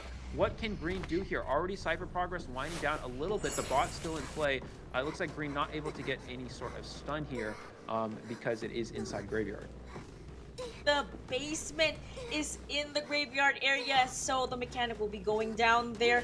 For now, it looks like the forward might want to rescue at this point, but it's all gonna depend. 4 ciphers remaining. Will they actually rescue her before half, or will they just decide to to let her fly without rescuing her. Now one cipher is about to be done, and if I'm not mistaken, I'm not seeing the bot. Yeah, it looks like, oh, they got a free rescue. Wow, Geisha giving up on the camp there, going for this psychologist, is able to get a hit, but they gave a free rescue away to the survivors. This is so risky. Another beautiful dash from Mushin. Second hit right away on this character. They're gonna teleport away here. Who can they find? They find the priestess. That's not who they really, it's not ideal, especially because that portal's set up. They are able to get the down, but teleport has already been expired, so now the Geisha cannot teleport after this character. They can dash there. Let's see if the priestess is able to heal in time. Keep in mind, priestess heals survivors very, very fast. Is mechanic able to get up in time and potentially keep kiting here? Mushin is already halfway across the map, so they're really gonna have to do a good job at concealing their location. Now Zephyr here is doing that tiptoeing motion, and although the Geisha was able to sniff out some blood trails, it is the priestess, not the mechanic, so that is a display of good coordination from the survivors, because Bossy here has now drawn the attention of the Geisha, leaving that mechanic safe to roam the map to try to get a heal and to get started on decoding. Yeah, we see the priestess trying to pop this last cipher. It's not going to be far enough just yet. Geisha, 2 ciphers. This is the first chair for psychologists, and mechanic even able to heal themselves as well. So now it's almost as if there's a 3 cipher kite now, because this is the first chair. We're going to see green go through here, does take that hit there, is able to make this rescue. The survivors still need to do 1 more cipher machine. They are able to get the hit on green, but that's not psychologist, which means that is another survivor new to the rocket chair. Will he continue here? Nope, he's going to break this portal. He may transition to priestess. Will priestess use a portal here? No, they are going to take a hit, so 2 free hits given to the Geisha from the survivors. This is not ideal for legacy, because now the mechanic is injured. Now mechanic has people injured on the board, which means they can't decode, and they're going to have to stop to heal up. First chair here for mistaken green, but Geisha still has teleport available, so the cipher pressure is still an option for them. It looks like they're doing a bit of healing on the far corner of the map. Mechanic is going in for the rescue. Will Mushin be able to sniff her out before she does this? And there it is. I believe that Mushin has caught a vision of this mechanic. Oh, will she do it? Okay, she's able to absorb that hit. Yes, definitely. Oh, beautiful job from Green, able to avoid that. Does he have any football? He has enough football to make it to the pallet. He's able to kite out the dash as well. This is so intense, Cahel. Very exciting. We see him trying to stay alive. Gonna go ahead and break that pallet. How long can Mistaken Green live here? He is gonna go ahead and take that down there. The Cypher Machine almost prime. Will Mushin immediately teleport, or will he chair? It looks like he is going to. Oh, sorry. Cypher Machine only about 40%, but still a lot of time, because the Psychologist is the one working on it with accelerated decoding. We are going to see a teleport onto the Psychologist. Let's see what Bossy is able to do. A bit of a tough area, and is able to avoid that. These pallets are not very strong. Oh, gets the pallet stun at a really weak pallet. That is so strong from Bossy. We're going to see Mushin continue to dash after them, but it doesn't matter. He's able to get that hit. Bossy's been on share only once, so yeah, and they're just going to take the time to heal up Green. Really putting the pressure on Mushin. Mushin, the best geisha on the server, but on the ropes here, this is a tough situation. 2 Cyvers at 50%, and I don't think anyone's dead on share. We have a lot of people who have been on share, but no one is dead just yet. So it looks like this is going to be a very hard comeback for this geisha. That's right. It's like Mushin has to start from the top of it all, because these survivors, 1 Cypher remaining, 2 can probably heal. We have a priestess here at full health, trying to at least go for that cipher, but Mushin is left with nothing but to guard that. They can actually go for another one if the priestess here is able to contain the geisha. And I do believe that they're actually decoding a 6th cipher just to give Mushin that false sense of security, knowing that he's able to camp this last cipher here. The only issue here is Priestess is kiting towards that last cipher machine, and they are going to go down, possibly near it and near the basement. So maybe a misstep from Legacy here. We do see Psychologist Bossy back on that middle cipher. Mushin has teleport back again, so maybe we'll see another teleport.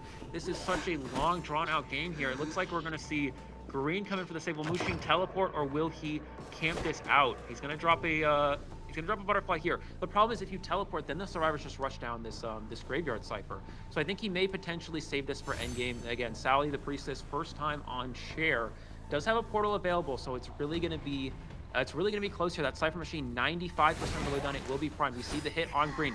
There's the rescue, and can these survivors last long enough in the endgame? He's probably gonna hit the Priestess, and then they're gonna pop the cipher. There's the hit. Is in effect, and now we are at the end game. Now it is the Priestess that will be chased by Mushin here. She needs to buy enough time, but Mushin teleports towards that gate, but finds the mechanics. That was beautiful indeed the illusion. Oh, And a the nice palette use of swing. one. Wow, beautiful, Wow. beautiful play from Zephyr. I did not expect, I thought that mechanic was going to die right there, but and misses the dash. Zephyr's able to stay alive long enough. These survivors are going to make it out the gate. There's no chance for a 4 escape here. He is going to go down in this corner, but Mushin does not have teleport. That illusion saved the mechanic's height there. I did not expect that. I did not even notice the mechanic had an illusion, but now 3 survivors out the exit gate here, and we're tied 6-2. Sorry, 4-4. I'm bad at math. That was a very impressive job from both sides. Mushin had a pretty strong start, able to get a fairly quick down, but being very aggressive with that basement play. You put them in basement, and you assume that the survivors aren't going to save just because basement's such a risky place to save from. But Legacy, taking their chances, going for that rescue. Mushin losing the mechanic, forced to change targets to new players, and that makes the difference in the match, and that gives the 3 escape to Legacy. So that's going to tie things up 4-4 after the first round here. And this is a very exciting matchup so far. A little bit in a mirror situation, just like what happened with the first match between B4U and VAC. And now we have the same kind of tie for round 1 between Legacy and Sus. Now, this is really interesting because it's like we're having it all over again. It looks like these teams, these new teams, new to the scene, we're seeing them for the first time here in Call of the Abyss. It looks like they are giving these top teams, Legacy and B4U, such a challenge just to be able to advance. And that is such a pleasure to watch. I'm really surprised by how well these teams have performed. Thus, shout outs to the team. But Mushin still with that geisha gameplay. I think I do agree that she did have a good start being able to chair at the basement. But what changed the game was that she didn't actually camp that basement chair there. I got a little bit aggressive there. Another important thing was the forward played very well that game as well. Being able to land that one stun. If you think about it, if Mushin shares middle cipher, you're able to pressure the middle ciphers. You're not sharing basement. You're probably going to camp it out because you're assuming that they are going to save. So it may seem a little weird, but if Mushin doesn't get basement there, it might actually be a draw just because he, opts to camp more and assumes that the survivors will rescue. So it's kind of like it's an interesting, sort of scenario to think about. But that one stun from Green, allowing them to get basement, allowing Mushin to potentially change targets, which is what happened. It all kind of, worked into Legacy's favor there. So, beautiful stun from the forward as well. Good kites overall. Mushin did a good job with actually getting survivors down quickly, which is actually quite impressive. It really goes to show the power of the full presence geisha. But in the long run, Legacy able to get a 3 survivors escape in what looked to be a bit of a tough position and tied up at 4.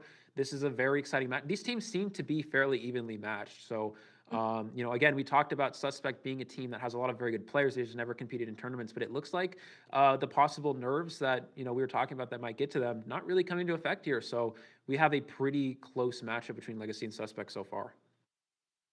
Speaking of that stun that you mentioned earlier, let's not forget about that pallet stun by the mechanic right after using that wand. You said that we weren't expecting that at all. I also didn't pick up that she was able to get a wand from the chest. But yes, that is actually a very effective kite there because just by being able to do that pallet stun and use that wand, that was how the rest of the team was able to get out through the back gate. So one of the more unexpected kites I've seen today. That was one of the memorable ones and one of the highlights of the match for me. Yeah, definitely. It was funny. I actually noticed earlier, like when the mechanics found an illusion, I was like, okay, they have an illusion. I wonder if they'll ever use it. And then I totally forgot about it. And then when they used it, I'm like, oh wait, okay, I guess they did have an illusion. So that kind of, yeah, so that worked out pretty well. So it's what a lot of geishas do, and what Mushin was trying to go for in that endgame situation was essentially geishas will do is they'll hit someone without using their dash, and then they'll immediately dash on them and try to down them and teleport on the exit gate. But unfortunately, the legacy survivors put themselves in a position where there's no one they could dash on. The priestess vaulted the window and went left to break line of sight, and also had a portal, so there was nothing that the geisha could do to dash after them. So then they're forced to immediately teleport, and at that point, there's really only a chance to get one kill because the rest of the survivors will go to the other exit gate, and that's how that last match played out. So looking at this overall match, look at the containment time from the legacy survivors. It really goes to show how much Mushin changed targets.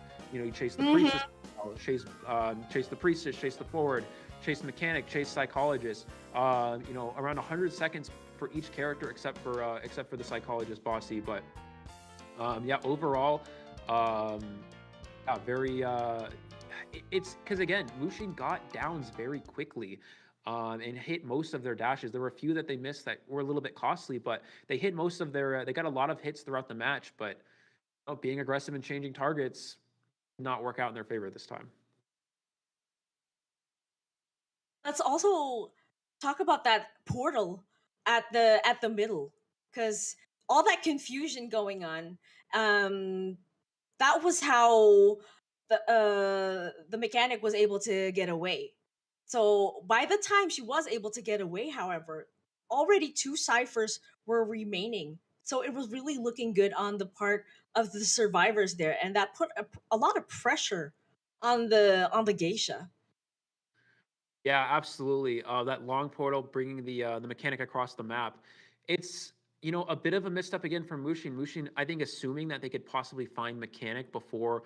I think they didn't realize that there was a war portal being set up, because as soon as you teleport there, to that war portal, the mechanic will just take the portal, and priestess will follow shortly behind and heal them up. And then now you don't have your teleport to teleport to the other end of the portal and pick up that mechanic. So that's kind of what happened to that situation. Is Mushin teleported to the end of the one of the ends of the ultra long portal, but mechanic had already gone through. Priestess was behind, and we know how fast priestess can heal survivors.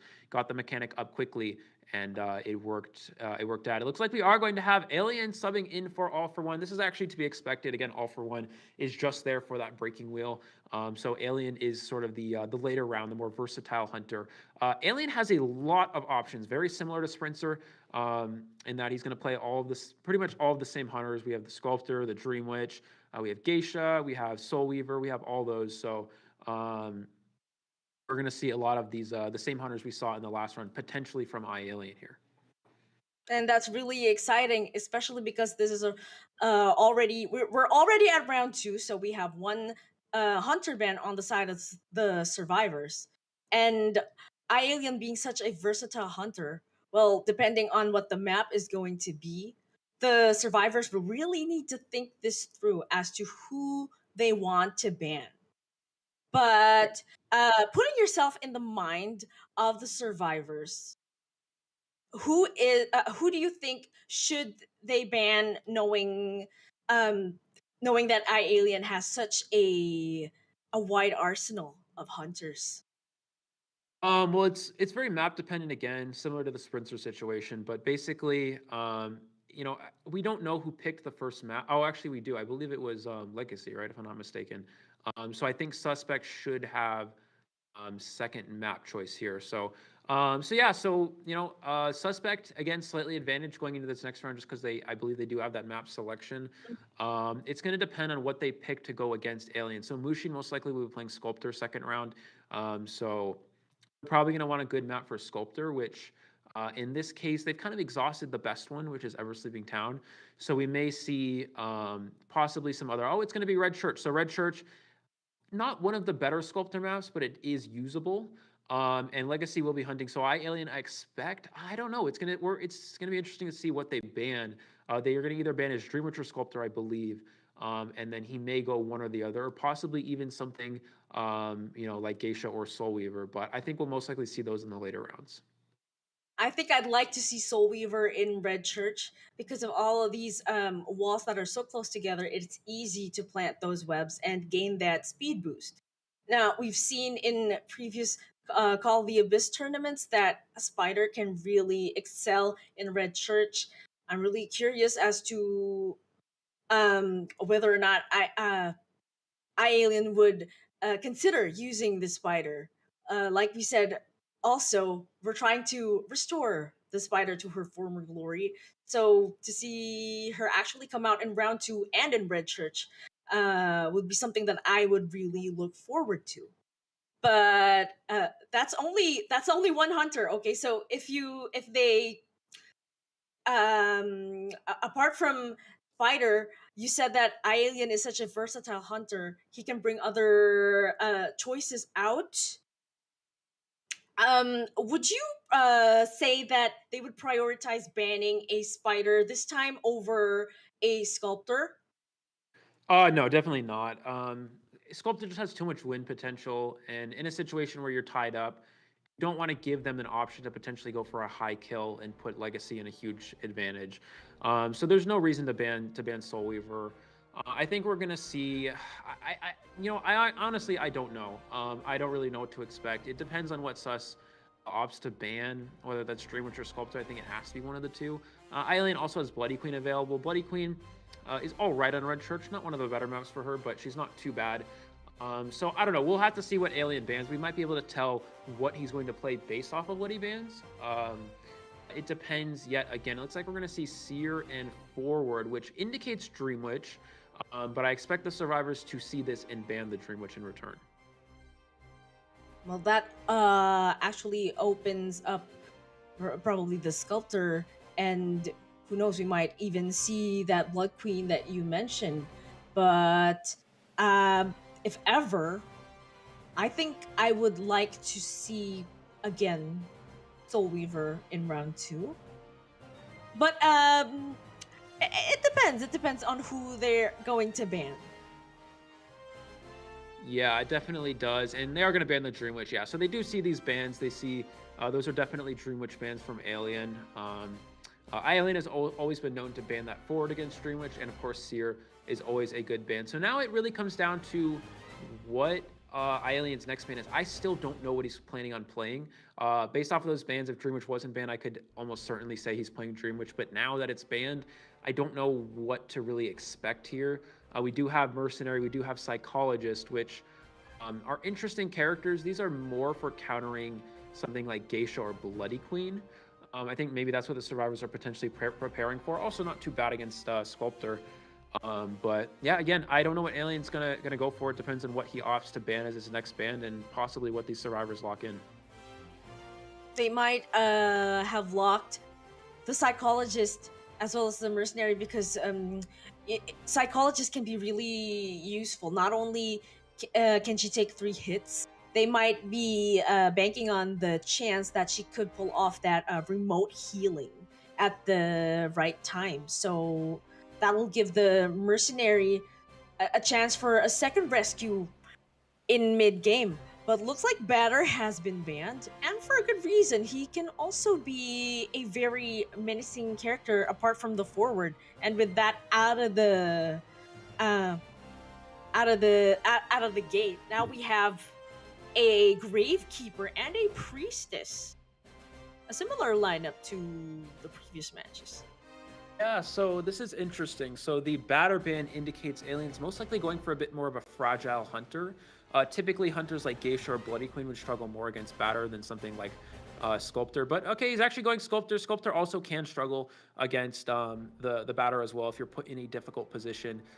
This is actually not bad. So Sculptor is a good character when going against a light supporting team, a team that doesn't really have a lot of support options.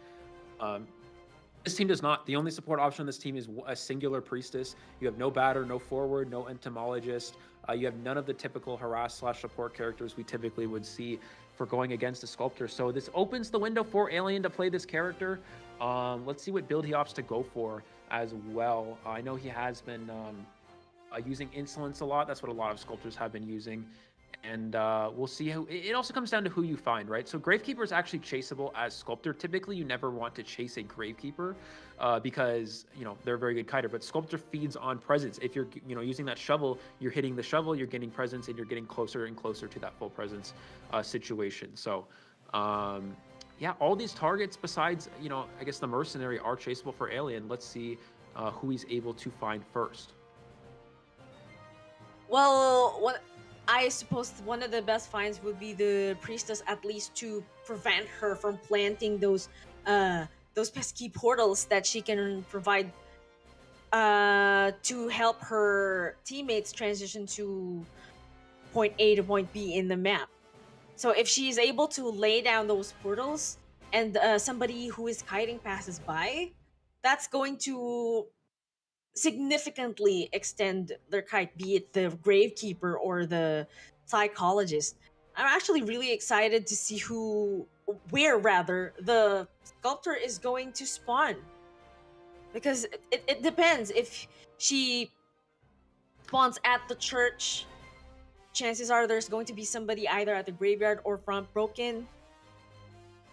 So we're just gonna have to see. But let's talk about the absence of a decoder in such a tight map. Yeah, no mechanic here. I think the survivors were probably assuming it was going to be a geisha, so I think that's why they opted to skip on the mechanic. Again, mechanic is a character that can struggle against geisha because, you know, geisha can kill mechanic very quickly, and also the bot, you know, you can just find the bot and dash after the mechanic fairly quickly as well. So it looks like we're going to see Alien go towards the top broken here, not finding any survivor immediately. But it depends on who he's going to find first. I think that's the Mercenary, so not a good start for him, it looks like. Not a good find. He does want to check out that bottom broken if he wants to find that Gravekeeper, and it looks like he's going to immediately change targets here. Let's see if he's able to catch... Oh, it looks like Priestess rotating a little bit short here, and we're going to have a slight pause here just to make sure everything's going well. No lag or any difficulties. But looking at the situation so far, it's pretty good for Sus. They were able to set themselves in a position where you have your mercenary get found first, which is again ideal. We talked about this. That's the character that the survivors want to get found. And he has caught sight of the priestess, though. We'll see if he opts to go ahead and chase her. Priestess loop around church can be very difficult sometimes, or maybe he'll just try to look for the psychologist instead. It also makes sense that the priestess would be decoding at the center just because she is able to place those portals that will allow her to quickly exit the church and transition towards the graveyard. Now, they have to be really careful with how this progresses because, like we said, all of the ciphers they're decoding are on one side of the map. So, depending on how things play out, it could be a disadvantage when it comes to a point where the hunter will need to keep two ciphers on one side. So they need to be also very careful with how they handle how they manage the ciphers. But like you said, yes, that is a good start for the survivors, with the mercenary being spotted first at top broken because, like you said, mercenary not the best find. You don't want to be chasing a mercenary, or at least all you want to do is exhaust the elbow pads. And here is that portal that I mentioned that has been laid down by the priestess. It looks like Alien doesn't want to be dealing with that for now, and will instead transition towards Beckett, where he finds the psychologist. Yeah, this is actually good for Alien. This is the best target for him to chase here. You don't really want to chase a priestess in church. Obviously you don't want to chase him when he's the rescuers. So He is able to find Psychologist. This is a character that can be good against Sculptor if you're able to avoid those statues. He is going to get that first hit there. And we're going to see the statue push Psychologist away from the pallet, which maybe is not the best for them. Let's see if they're able to get this pallet and throw this down. And it looks like, yeah, they're able to stay alive a little bit longer in this graveyard area. Oh, Alien is carrying Blink, so he does have an option to get a quick down here. And Psychologist going to run straight past here, not going for the pallet at all. Which is a little bit risky. Alien missing a couple hits here, unfortunately, and he is going to be able to get that second hit. Still Blink available, no support available as well. Will they go for the ultra long portal? They do take that statue hit. Can Alien hit this statue through the thing? And no, it looks like he is able to make it through the portal. This is going to feed presence to the hunter. They're going to try to use that heal there, but he does have teleport available and he's going to be able to find them. Already gaining a lot of presence and chips the priestess as well, giving him a little bit of extra presence, and he's able to chair near one of the cipher machines. I believe Top Broken was one they had progress on. So well, it looked to be a good start for Sus. Alien turning it right back into his favor here with some incredible gameplay. Fantastic gameplay from Alien here, already almost achieving full presence with 4 ciphers remaining. So this is really good progress on the part of Alien. So the survivors have their work cut out for them. They really need to make up for this. And here's the Gravekeeper who is trying to go for the rescue of the priestess. He does take a normal hit and a chip damage. So body blocking is out of the question. He just needs to get out of there while this Psychologist here will try to establish some distance. And will she make it to the graveyard? It looks like Psychologist is just trying to use this to get away from the cipher. They know that Top Broken, the Top Breakables is one of those ciphers they want to complete. So he's trying to stay away from it, so they don't, accidentally get shared on it a second time. Alien's going to go ahead and drag. Nope, he's going to keep him in Graveyard. It looks like Graveyard's not great because there's a potential chance for a rebound kite. But let's see if Alien's able to potentially spike the Gravekeeper. Oh, he does have wanted order on the Mercenary, which is actually really strong. That's the rescuer they want to, come in for safe here. And it looks like nobody is decoding, getting off of their cipher machines. One cipher left, but they still have an entire cipher left to go. Mercenary's going to come in. He's going to expend that Tide Turner. Let's see if Alien can get a chip on early. Beautiful jukes from the Mercenary, able to stay alive. There's the elbow pad to the chair. Tries to get a bait on that chair. Is he able to get the rescue? Pushing him away here. One more statue for that double hit. Does he have another statue available? It's going to be close. Goes in for the rescue. And he does hit the Mercenary. Beautiful body block. The Cipher Machine about 20% of the way done. He needs to get this Psychologist down here before the Cipher Machine is primed. There's a statue. There's one hit. He needs one more to go. And this is going to be very close here. Needs to be able to support her just in time for that cipher to be popped. And look, there is the Mercenary trying to body block as best as he can for the Psychologist. And there is only, was not able to body block, but look at this last cipher right here. Only 50, less than 10% remaining. And although the Psychologist will be flying back to the manor, they still, the survivors of Sus can still secure a tie. It looks like they have already popped that light cipher and will now be going for the gate. Alien doesn't seem to care about the Mercenary at this point and will instead try to go for other survivors. Yeah, you don't really want to chase the Mercenary. Does he see the Priestess? I don't know. If he's able to catch sight of the Priestess. Oh, I think he's caught sight of the Priestess. Oh, that's really good for Alien. This is the one character you really want to chase here. He's going to go ahead and portal through here. Going to go back again. Alien's going to have to break it at some point. And it looks like he's just going to keep going here. Does Priestess have one more portal to work with? Another short one, unfortunately. If you're Alien, you got to break these portals. You can't let this Priestess keep going through here. He is able to go for another statue. Does get that chip there, but they're going to be able to push for the dungeon potentially. And there's the dungeon in the vicinity.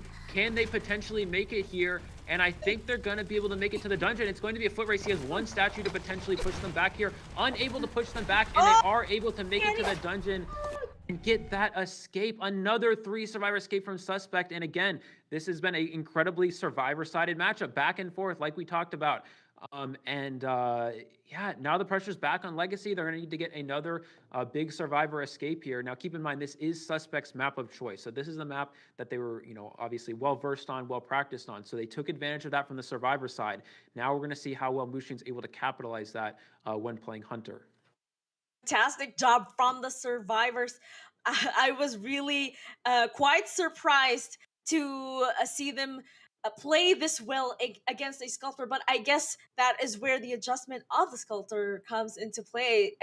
You can really feel how much she has been adjusted. She is still a very strong hunter in my opinion, but it's just that these survivors have already thought of ways to counter not just the statues, but the whole situation in itself. So I think the game changer right there was when at the end the sculptor had to change targets. So that will definitely leave the mercenary free to open the gate. But that kite at the ship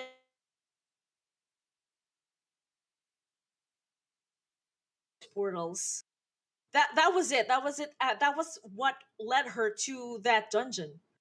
And like you said, I Alien did.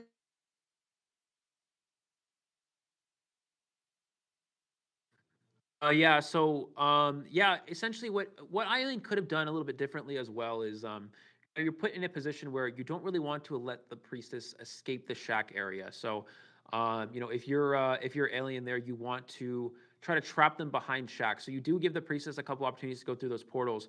So yeah, if you're alien there, I think you have to try to stay in shack and keep them from going to that window. Of course, it's very difficult because priest is one of those characters that can easily go through portals, but it really goes to show as well, Sculptor's endgame is not as strong. I mean, it just goes to show Sculptor, the weakness that she has now. It's just so much harder for hunters to actually win with her. You saw she got a quick down on the psychologist, was able to chair them. And the cipher machine was almost completed at that point, and they were able to chair them in time before the cipher was primed. But even in the end game with no blink, there's not much you can really do because even if you hit those statues, the priest can take up to 4 statues before they go down, and that's exactly what happened. They absorbed those statues, but were able to make it to dungeon before their health was depleted to 0.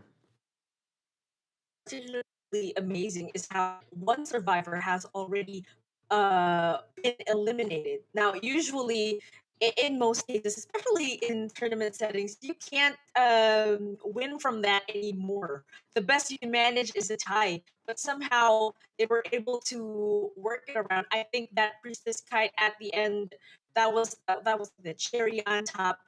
I think that was really quite impressive. And now here are the match stats. We have 105 containment from Tonima. He did play as that was a great psychologist. Yeah, Tonima playing as a psychologist, able to get 105 seconds. He really goes to show again, rebound kiting is very important. The first kite was strong, but the last kite was strong as well. The mercenary able to body block almost long enough for the cipher to be prime, not quite enough unfortunately, but it still didn't matter. They were able to get to that dungeon in the end game. So psychologists doing their job there, good rotation as well. Again, you see the downside of finding the mercenary first. You don't find characters you want. Think about it in a situation, if that mercenary is a psychologist, or if that mercenary is a priestess and you find them outside of church that early on in a bad kiting area, you're able to get a very fast down as alien. You're able to get that down within 60 seconds every time. But in a situation where you get rotated because you find the mercenary first and get stuck in that sort of weak position, that's going to put a lot more pressure on the hunter and make it so it's stronger for the survivors. The spawns are so important. A lot of these matches are so spawn dependent, and in this case, working in Sus's favor, able to have that mercenary be the spawn closest to the sculptor. How they were able to effectively position themselves, like we said, the priestess was at the middle. It was amazing how they were able to quickly do that, or it could have been the spawns as well. But I just really think that the priestess being there was just perfect because yes, the sculptor did have to transition towards a different survivor, which is actually more time bought. All in all, I think that the survivors really did do an amazing job trying to make up for that down of the psychologist, and them coordinating and getting out the gate was just amazing because, like I said, I was not expecting them to get a 3-man escape anymore. That was supposed to have been a tie had not the priestess kited so efficiently in the shack. But seeing that the sculptor has been adjusted like this, I think it should provide, our viewers and the community a bit of encouragement, to not be so afraid of sculptors anymore. Yeah, absolutely. Yeah, we see Sculptor being not quite as strong as what she used to be. So, yeah. So now, looking into this last half of this next round, if your legacy, what strategy do you go for? If you're Mushin, what strategy do you go for? Right. So we're probably going to see Geisha ban. Now, are we going to see the Sculptor? Or are we going to see Bloody Queen for Mushin, or maybe something completely different? I expect we're going to see Sculptor. That's their number 2 sort of hunter. But let's see what legacy survivors are able to do here. Again, they're going to need potentially go for a win here, or at least a draw to keep things close. So it's going to be a lot of pressure on them to try to come back on this yet again. Back on the back foot, but they played well in the last round. Let's see what they can do here. I think we're going to see from Mushin, I think we're going to see a mechanic ban if they are going with that Sculptor. Possibly not, though, if they go with something else. It looks like we're going to see forward, maybe Seer is the other one. Yeah, forward and Seer, it looks like. Let's see what the legacy survivors opt to ban. I think they're just going to ban the Geisha straight up here and potentially prepare for that either Sculptor or maybe Bloody Queen from Mushin here. I'm actually gravitating towards a Blood Queen. I'd really like to see how Mushin intends to use her. And yes, Geisha has been banned. Understandably so, and Mushin can be really dangerous with that Sculptor after all. But I'm excited to see who the survivor line is going to be and who they are designing it for. Who are they predicting? Because here is that mercenary and psychologist already being locked in. Who could they be expecting with this? Yeah, mercenary and psychologist, they indicate towards 2 hunters. This works against Bloody Queen. This also works against Sculptor. Psychologist, again, you saw in the last one, if you force 3 basic hits and you're able to avoid all statues, you put yourself in a nice position. Still no entomologist from LCY, it looks like, which is a bit surprising. But it looks like we are going to have Mechanic as the other ban here. So that probably means we're going to see Sculptor most likely. Usually Bloody Queens don't ban Mechanic because you can simply just kill the Mechanic to hold the mirror after the Mechanic once that location is revealed. But it's still a possibility. Oh, it looks like we are going to see the Entomologist. Okay, so we're going to have Priestess, Entomologist, Psychologist, and Mercenary. This comp is very strong against the Sculptor and can also potentially work against Bloody Queen, but is a little bit riskier as Priestess and Entomologist are a little bit more chaseable for Bloody Queen in comparison to something like Sculptor. We're seeing a very support and rescue centered lineup, and against a Sculptor yet again. We're seeing a bit of a mirror match, save for that entomologist pick, but we're about to see how this is going to play out in the second half of round 2. Yeah, so it looks like, yeah, we're gonna see how it goes. Again, it comes down to spawns. You have 3 characters that are, technically chaseable for a Sculptor player. Some of them are less ideal than others. Obviously, obviously Psychologist is fine. Priestess, if found in church, is usually not ideal. Entomologist is usually not ideal depending on where they're found as well.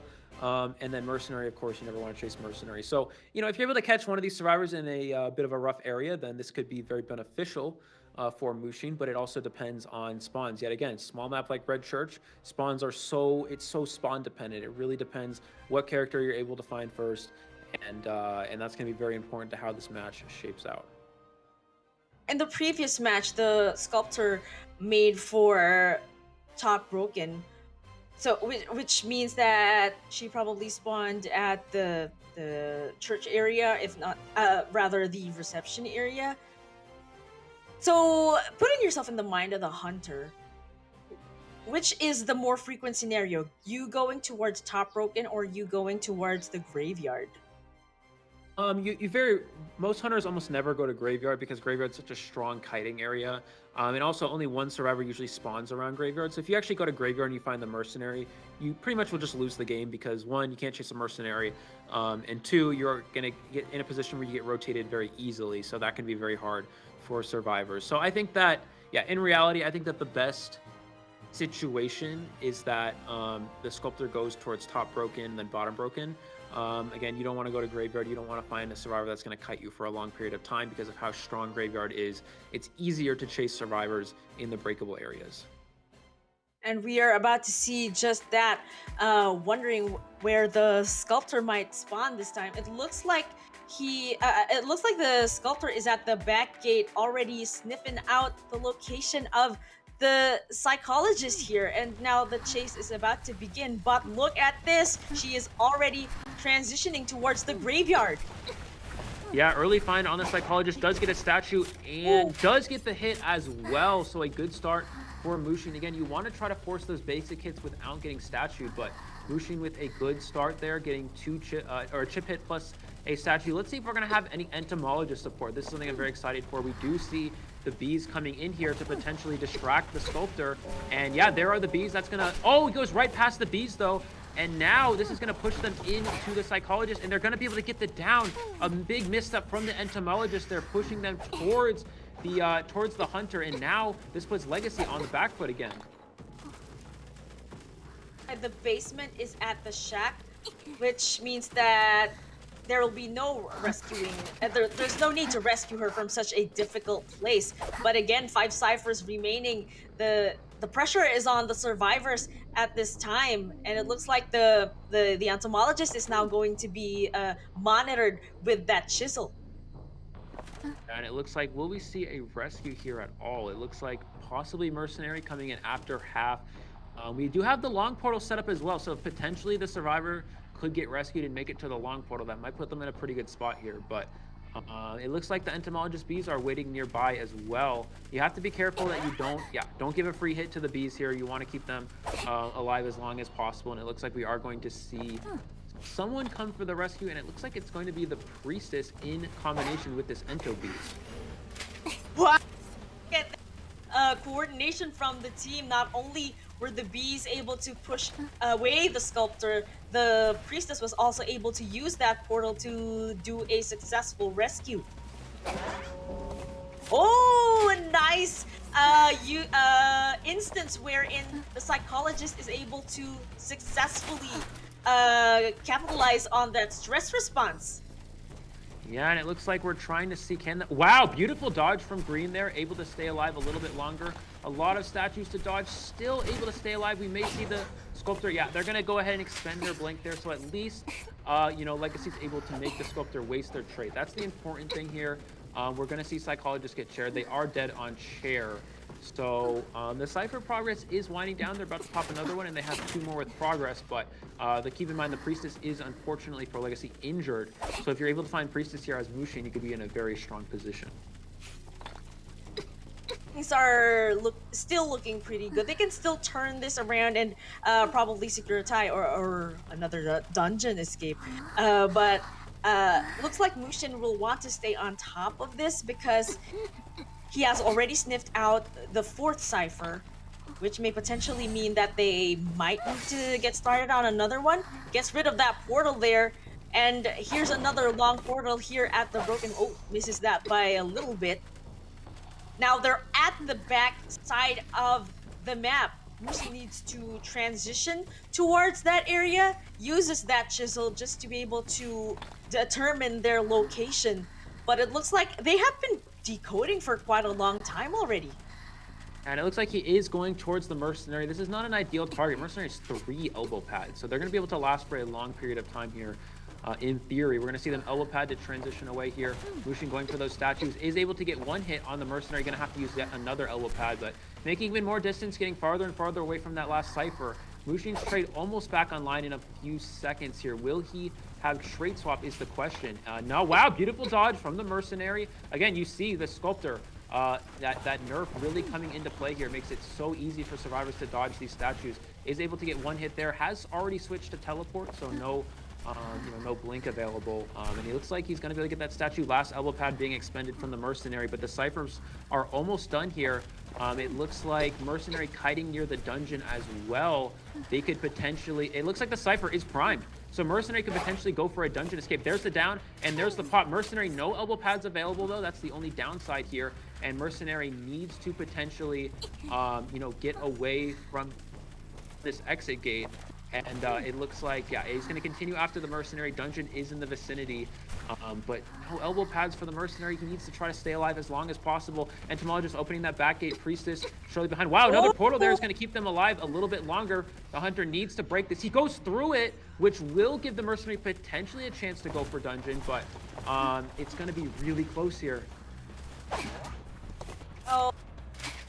Was not near enough, and the Sculptor did catch up with the Mercenary, which is why he won't be getting out the dungeon, not today. And we have a draw for this match. An outstanding job, not just from the Hunter, but from the survivors as well. Yeah, absolutely. You see the Mercenary using that third elbow pad there. Potentially they could have saved it and maybe gone for, saving that elbow pad for the end game. But that means they would have gone down sooner, which makes it so you have to actually perform a rescue, and that puts more pressure on the survivors. So Legacy just taking the safe route there. Something the Mercenary could have done is if they, when they saw the Sculptor go through that portal, if they were able to create more distance, if they were able to realize Sculptor was going through the portal, they could have potentially pushed the dungeon sooner. Unfortunately, they pushed a little bit late, and that made it so the Sculptor was able to, hit them before they could actually reach that dungeon. It was very close, but a little bit short there for Legacy. Mushin able to secure the draw, which is a job well done. And now, now Suspect actually taking round number 2 here over Legacy, 5-3. So it's back on Legacy. Legacy on the back foot yet again. They've kind of been behind this entire round here. Suspect really keeping up the pressure. Legacy matching it for the most part throughout this, playing very well on the Survivor side, but it's gonna be very interesting now. We're going into a third round situation, and Legacy needs to at least gain 2 points from this round to tie things up. The pressure on them must be so immense. It looks like they really are up against a challenge just to be able to advance. And I'm really pleased with Sus, especially because you said that these players were formerly PC players, and for them to pull off this much amount of control for mobile is actually impressive in itself. Yeah, absolutely. So yeah, it's back on iAlien here to see what he can do. No more substitutes available for Legacy. So let's see, what Hunter he opts to go for. We're most likely going to see Dream Witch and Sculptor banned. So then if you're Alien, what do you go for? You have Bloody Queen, you have Geisha. Do you go for a winning strategy? Do you go for a tying strategy and rely on your survivors to go for a win? There's a lot in question here. So you really saw actually Legacy doing pretty good in a situation where the entomologist actually, failed to use the bees to push the Hunter back when they reached that church entrance. And the psychologist going down pretty quickly. Legacy almost able to win is a very good comeback. But again, Mushin securing that draw, which is exactly what they need. So now, so now if you're Alien, what do you go with? I think that it's going to be very important for Legacy to get map pick, because a lot of Aliens Hunters are map dependent. Whether that's Geisha is very good on Moonlit. Whether that's Soul Weaver, Soul Weaver is very good on Chinatown. Or whether that's Bloody Queen's good on most maps, but has some weaknesses. So that's very important. If you're Sus, if you get map selection as Sus here, you need to pick a map that you're just overall comfortable on, that you think you can draw a round on. And, if you're Sus, depending on what Mushin opts to play, again, we've seen Sculptor and Geisha. I don't know what they'll play after that, possibly Bloody Queen, maybe even Naiad. I've seen a lot of these Geisha players transition to Naiad as their extra option. So, those are all possibilities, but again, we'll have to see. I'm not entirely sure what Mushin will bring out in the last round, but possibly Bloody Queen.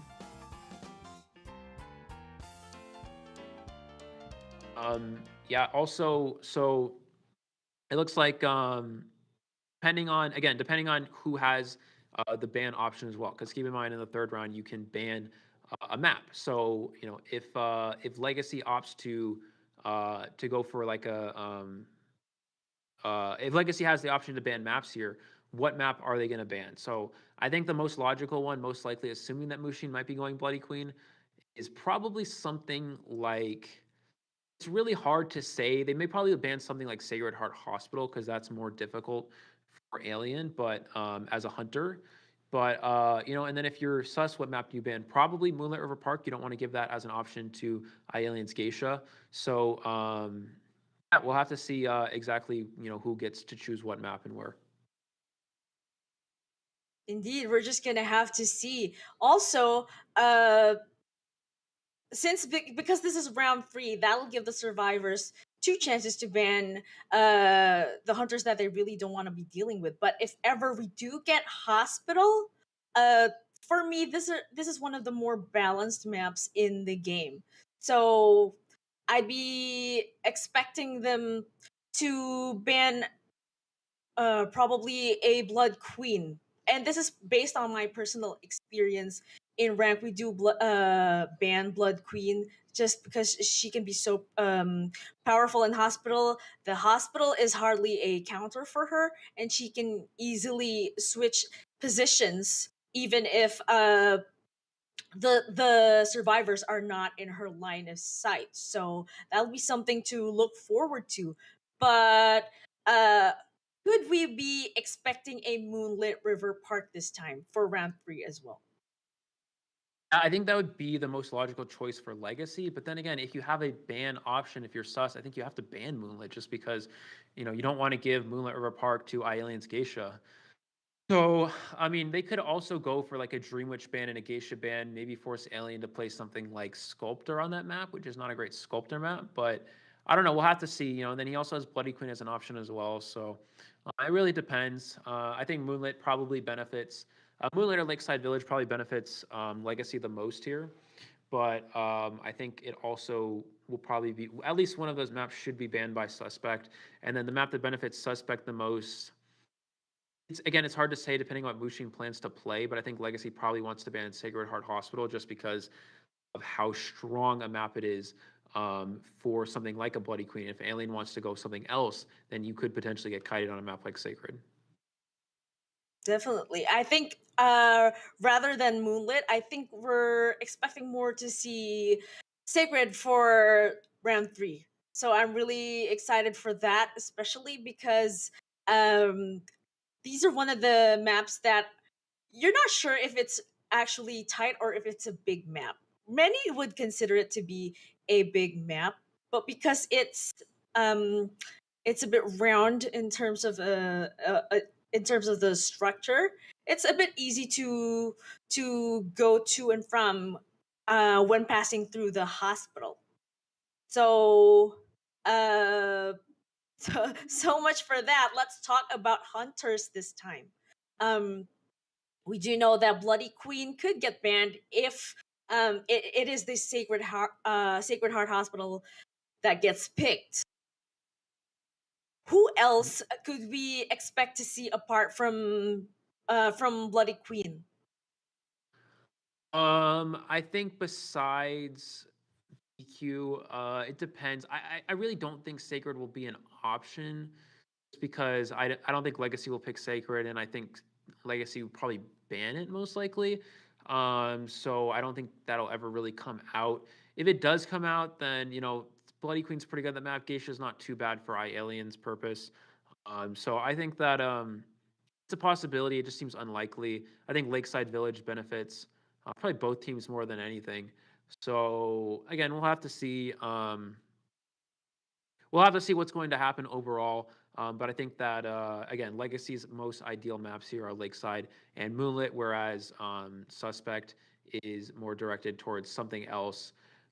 Yeah, it's still really tough to figure out what you have to think in terms of a team's perspective. Does the Legacy team want to go for survivors doing well, or do they want to go for the hunter doing well? If you want to go for the hunter doing well, you're going to have to play Geisha with abnormal or Bloody Queen with abnormal. You're going to have to go for a winning strategy more than a tying strategy. And if you want the survivors to do well, then you can as Alien, put yourself in a draw situation, play more of a draw hunter, depending on what map it is and what the team comp is.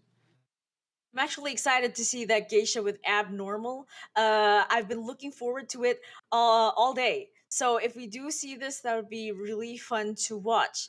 Now, you did say back in IVT that one of the best strategies to at least try to turn things around is to use survivors that have good potential in endgame kites.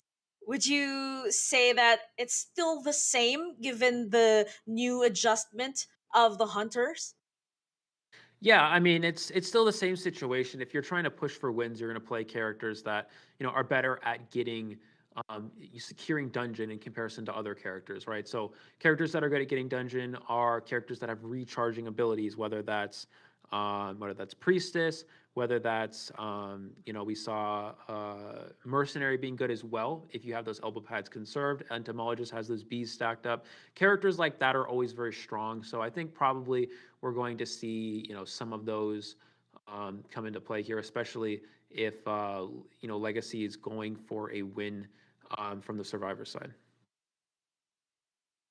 And while we're waiting for the picks and bans, I would just like to say that I'm really excited for Sus, because if they do face against B4U, we almost don't know what to expect because they've done so well in the previous matches. Who knows how they can fare against B4U, and who knows, they might even actually be that challenge that will really get in the way of B4U. Who knows, they might even advance from the round with B4U and potentially represent NAEU in this year's Call of the Abyss.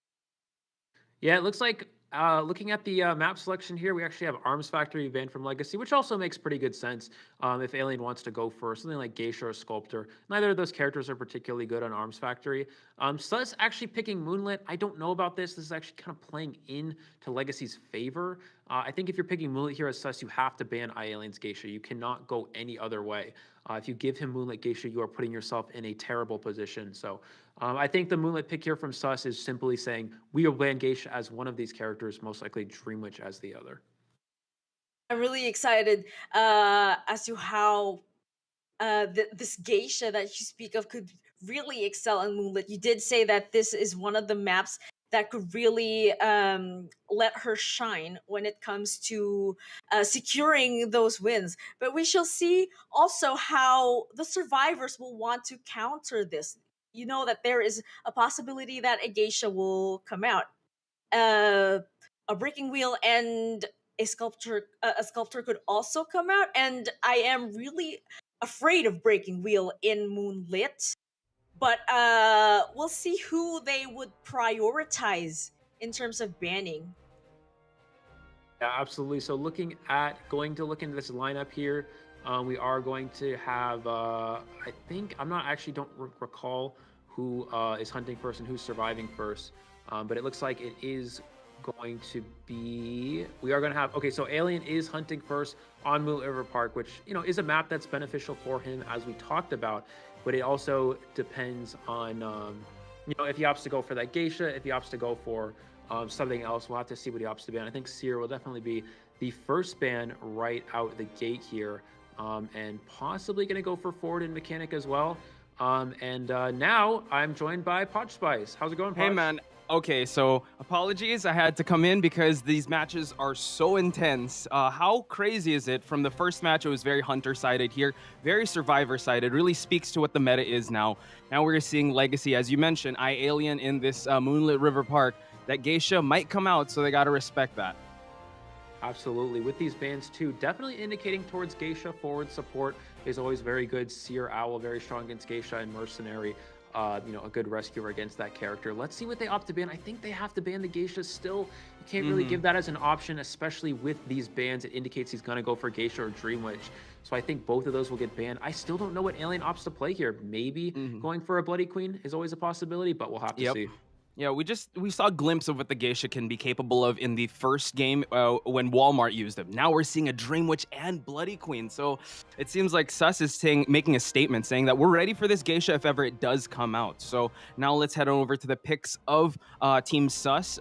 An international lineup ban of the Mercenary, the Forward, and that Seer. You definitely have to grab that Priestess when you have the chance. And like you mentioned, when the Forward is banned, the Batter comes in.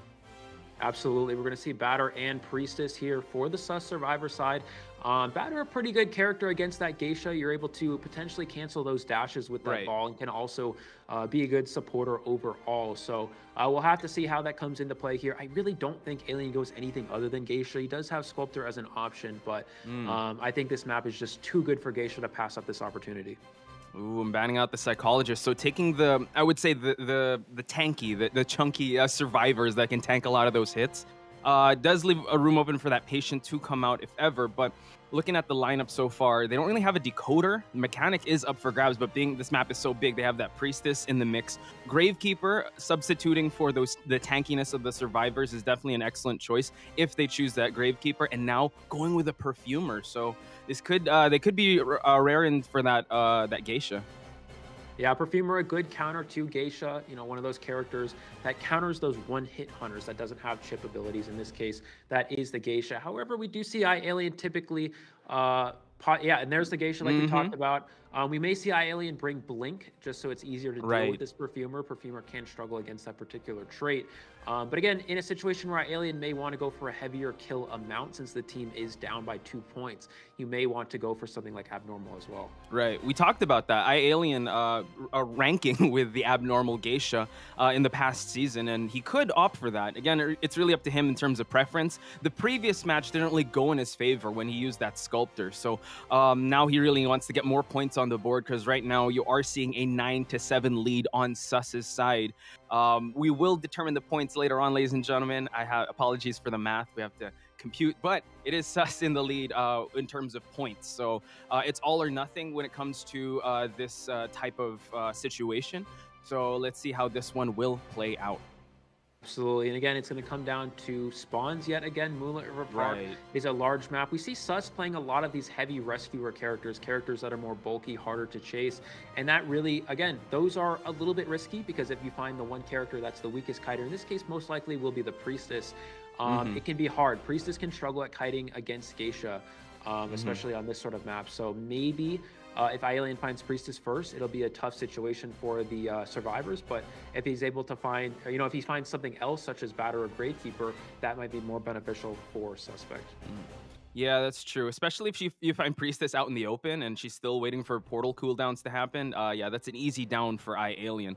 Now let's talk about the traits because we also have to take into account that he could go for teleport as well since this is a huge map. Unless, we have been seeing him have that excellent mobility. So likely Blink or Abnormal in your take, Eli?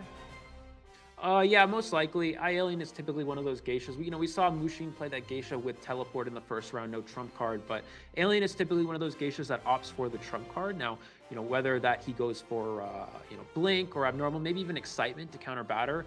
Those are all potential possibilities. He's always been known to be a trump card geisha, though, so I expect him to have some sort of trait that he plans to potentially switch to teleport later in the match. And not to mention also it can counter Priestess's long portals, especially like at the bridge. He's able to go through it. He could use that Excitement just to counter that. Looking at it so far, Momo, a lot of love in the chat for Momo because he has been one of the highlighted survivors of Team Sus with not just his Batter, but his Priestess in the previous round. Absolutely. We have to see who's on which character. Right. It does say Tonyma's on Batter, but I'm not entirely sure if that's going to be the case here. We'll have to see. Just waiting for this match to start here. There's a few situations where Moonlit River Park is one of those maps where there can be spawns that are very favorable for the hunter and very unfavorable and that allow rotation. Because it's a big map, it's a lot easier for survivors to rotate, but there are some spawns where the hunter spawns near multiple survivors, and it looks like from Alien immediately founds the Priestess right out the gate, just like we talked about. Yeah, this is actually the best possible scenario for Alien. Already going for the Priestess's portal and comboing it to a pallet drop. So let's see how long this Priestess will last against Alien's very, I would say, respectable Geisha. And note that, using the butterflies already gets the early hit. And did he bring Blink? No, teleport. Yeah, teleport. He's actually going the teleport strategy. So this is not something that you typically see from Alien. He's going a little bit more aggressive with the teleport here right out the gate. Already a quick hit on this character. A few Cypher machines at 50%, so not too bad of a start for the survivors. And now Priest is able to make it to Godkite. This is a really good area. Alien needs to try to get her down before she gets that other portal back. Can he get this hit out of this pallet? This is going to be a mind game here. What is he able to do? Walk straight through the pallet and misses the hit. Yeah, excellent turn in the corner there. Drops another butterfly just to cut corners here, but this Priestess buying a lot of time, eats the hit. No, not quite able to utilize the portal, and now buying so much time for his team. And going to the 2 pallets here, Alien, the mind games, like you said, Eli, very important for the survivors to mind game this geisha. And we see that butterfly hovering goes right through the tree there. Can he get the hit before he reaches the pallet? And does get the down. One Cypher machine has been completed, though. The Cypher rush off to a pretty good start for the survivors. This looks like most likely a draw situation. Unless they can pop some of these quickly. You have to keep in mind Geisha's map pressure with teleport gives you a lot of mobility. We're going to see the batter come for the first save. Ooh, immediately leaving. This is going to give a free save maybe to the batter if he goes behind 2-story, which he is going. He's going very aggressive, maybe trying to get hit on this Perfumer and then possibly teleporting back to the chair. Watch out, Perfumer still has 3 perfumes. Goes for the instant perfume. Nice. Excellent timing. Now we see that the Priestess is already saved. Teleports right back. And we see that Momo here to support the Priestess. Batter swing. Will he be able to go for it, though? Just trying to escort this Priestess to safety is Momo, while Alien trying to get the best target possible. Gets the stun. No abnormal for him, sir. And now this Priestess is still buying enough time for his teammates to finish that Cypher. 2 Cyphers remaining, Eli. Here we go. We see another portal from the Priestess staying alive, throwing down this pallet, but again, throwing down. Oh, another stun there. Oh, but he dashes right through. He might still be able to get this hit. Batters can actually absorb the hit instead, and the Cyphers are down to 2. As you mentioned, Potch, 1 already almost complete here. Let's see if Momo's continuing to harass, going to use that skill check to prevent the dash, and he does get the pallet stun as well. You see that incredibly fast recovery, though, with the desperate fight. We may see Alien just teleport away here and try to pressure down a different Cypher machine. True. Momo, though, wow, able to go for the vault, unable to, utilize the butterfly, and Momo just buying so much time. That Priestess is heading over to first stop already. Might want to use that roller coaster. And now Alien just trying to salvage the situation here. Now he's focusing on Momo. Job well done on the side of the survivors. I would say that was a great rescue. Perfumer's about to pop that Cypher, while the next Cypher is almost at 40%, and now Momo goes down. We're seeing it shared for the first time here. 1 Cypher remaining, as you said. We probably will see the Priestess try to use that long portal to escape here, which is the case. Aliens teleport back in about 10 seconds. Let's see if he's able to pressure down this last Cypher.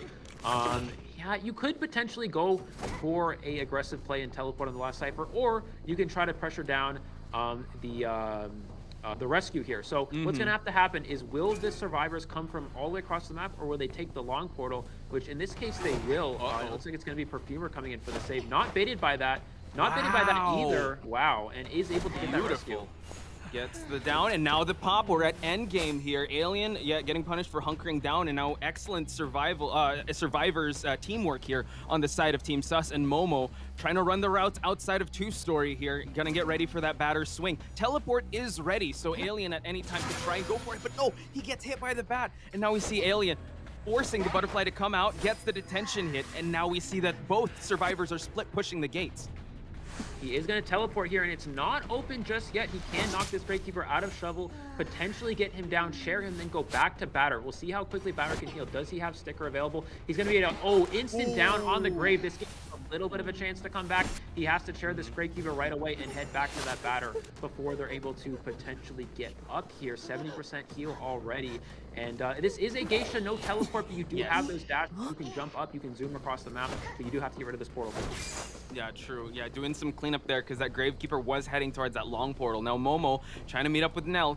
We do see that Tony is already at the exit gate, and like you said, he's going to utilize these dashes to try and mitigate the distance that they have. But we also know that the dungeon is there, but the Gravekeeper just sat down on that rocket chair. An Alien doubling back here and giving the survivor some room to escape. So Alien realizing that he wants to safeguard his survivor, going back just to make sure, but that grants them safe passage to the exit gate. It's going to be a 3-person escape for the side of Team Sus. Ooh. Absolutely. Alien playing as conservative as possible there, not allowing a forced survivor escape. Of course, if you go for that exit and try to pressure down those survivors getting out the first stop, you could maybe get a tie, but then that also runs the risk of one of those survivors rescuing the Gravekeeper and getting out, and then maybe they even get a four escape. And at that point, Legacy would have already lost. So at least getting one kill here makes it so Legacy survivors will need a four survivor escape. Definitely a Yes. big uphill climb here for them here, but it's Mhm. definitely a possibility. Alien at least got one kill, which is kind of the bare minimum to keep the Legacy in this match. Oh yeah. So Legacy again has, as you had mentioned, their backs against the wall, against the ropes here because you said it. They need four-man escape for them to keep this train going, for them to keep their qualifier lives alive in this matchup. But let's try to highlight some of the moments here because that was excellent coordination on the side of the survivors. Even though Alien did get the best possible survivor to go for, but the priestess was able to utilize Godkite really well. Yeah, you see, I only got a little over aggressive there, going for that perfumer. If you're able to camp out that chair, get a hit on the batter, and potentially down that priestess before Tide Turner runs out, he's still in a draw position. The survivors don't have enough cipher progress there. But as soon as you go for the perfumer, you're able to waste one perfume from them, but you don't get the injury on the batter, and then the batter is free to Mhm. keep harassing, keep rescuing, and they're able to get that body block off as well. So Mhm. once you get into that situation, it really puts you too far behind to come back. And again, Alien trying to be aggressive, possibly trying to push for a Mhm. win there, but instead it backfired, and it is a three survivor escape here for Suspect. Yeah, we've seen a lot of those scrambly situations where you need to be able to gain that respect from the other survivors that weren't shared, the ones that went for the rescue. We saw in the previous match, and we saw it here how the match would be totally different if they were able to land that one hit. Again, we're this is a game of inches, ladies and gentlemen, especially in competitive Identity 5. So a moment like that could definitely turn the tides into someone's favor. No pun intended with how I phrased that, but it can go any which way. Absolutely. So now if you're Legacy here, what do you opt to go for, right? So we're 100% going to see Mushin's Geisha get banned. There's no Yes. way Legacy gives them Geisha on this sort of map. So now, what is your next option? So Legacy obviously needs a four survivor escape. So do you go ahead and ban that Sculptor, or do you go for more of a riskier route, ban the Bloody Queen? I think that has to be your option. You have to assume Mhm. Mushin has that as Oh yeah. available for him here. If you don't ban Bloody Queen, it's so hard to four escape that Hunter. So Mhm. yeah, looking at the match data here, we do have the overall Nelk able to kite 123 seconds here. Even Wow. well, in a bad situation, he got the first hit on him very early on, but able to stay alive. That one little play when Alien walked through that pallet at the God kiting area and missed Mhm. that hit. That was the one extra few seconds that the survivors needed to push those cipher machines. Yeah, and I mean the stats speak for itself. Two pallet strikes, just really giving the, that fear of geishas walking through pallets because that's one of the really scary things that geisha players have to worry about, especially if the survivor's so good at mind gaming. And it just shows that Momo and Nelt really did their homework with how to counter I Alien's geisha and how they were able to strategize against it, even with the rescues. So again, Alien getting the minimum, I would say, is still sort of, I would say, a long drawn battle. Again, it's a war of attrition here. Now, the pressure is on Legacy Survivor's side. Still nothing to take away from Alien, bring out the Geisha. It's a treat to watch him utilize this Geisha. Especially with that teleport, going with a more aggressive route. You have to go big or go home when it comes to these type of clutch situations. And Alien just getting the one survivor is still pretty good on the side of Legacy. Absolutely. So now, for Legacy survivors here, I think we're going to see those end game kiting characters we talked about a little bit earlier. Mm-hmm. Whether that's entomologist, whether that's priestess, those characters that have those abilities that can last throughout the entire game and that have end game kiting potential yet again. So maybe we could even see something like Painter. Painter's not a bad character for Ooh. going against a sculptor. And it's Mm-hmm. also pretty good if you're able to save one of those paintings for the end game kite, you could potentially kite to that dungeon. So that's always a possibility here. We'll have to see what Legacy goes for. I still think they're going to ban Geisha and possibly Bloody Queen. I don't think you can give Bloody Queen here when you need a four survivor escape. You have to take Mm-hmm. the risk run the risk of going against that sculptor and see what you can do. Yeah, especially with how the meta has changed. I know Cahel brought it up before that Bloody Queen is now such a reliable hunter that, and a lot of people are veering away towards that sculptor, especially in a big map like this. You and with Legacy's win condition being four man escape. They need 5 points for them to be able to move on to Sunday's qualifiers. So yeah, I agree with you 100% when it comes to the bans. What does that leave open for the Hunter of Sus, Musin though? Mushin? Yeah, so Mhm. yeah, it really depends. So I think so. Geisha obviously we know is going to be gone. Their only really other hunter again besides Sculptor, I think, is Bloody Queen. You know, Mhm. from a lot of their rank matches that we've seen, they only play Sculptor and Geisha. We haven't really seen anything else, so we actually don't really know what to expect necessarily. But I think there was some Bloody Queen gameplay from them here or there. So I think that's probably going to be their third round hunter. And even with a player who doesn't play Bloody Queen very often, it's still a hunter that's so good at securing draws or at least one kill for that matter. It's not a hunter you can kite to dungeon easily. Whereas you saw Sculptor is a character you can kite to dungeon because you can eat 4 statue hits as long as you don't take your detention. Whereas with Blade Queen, you just mirror with detention and there's nothing as you can do as a survivor. So I think Legacy's going to take the Sculptor. I think Mushin's probably going to play it. Now, what do they opt to go for? We can also tell based off of these bans as well. I actually don't expect to see a Mechanic ban because Mechanic is not a character that's very strong at reaching that dungeon because, you know, their kiting potential isn't very good. It's a good draw character, but not so much a good winning character in terms of, you know, this sort of situation.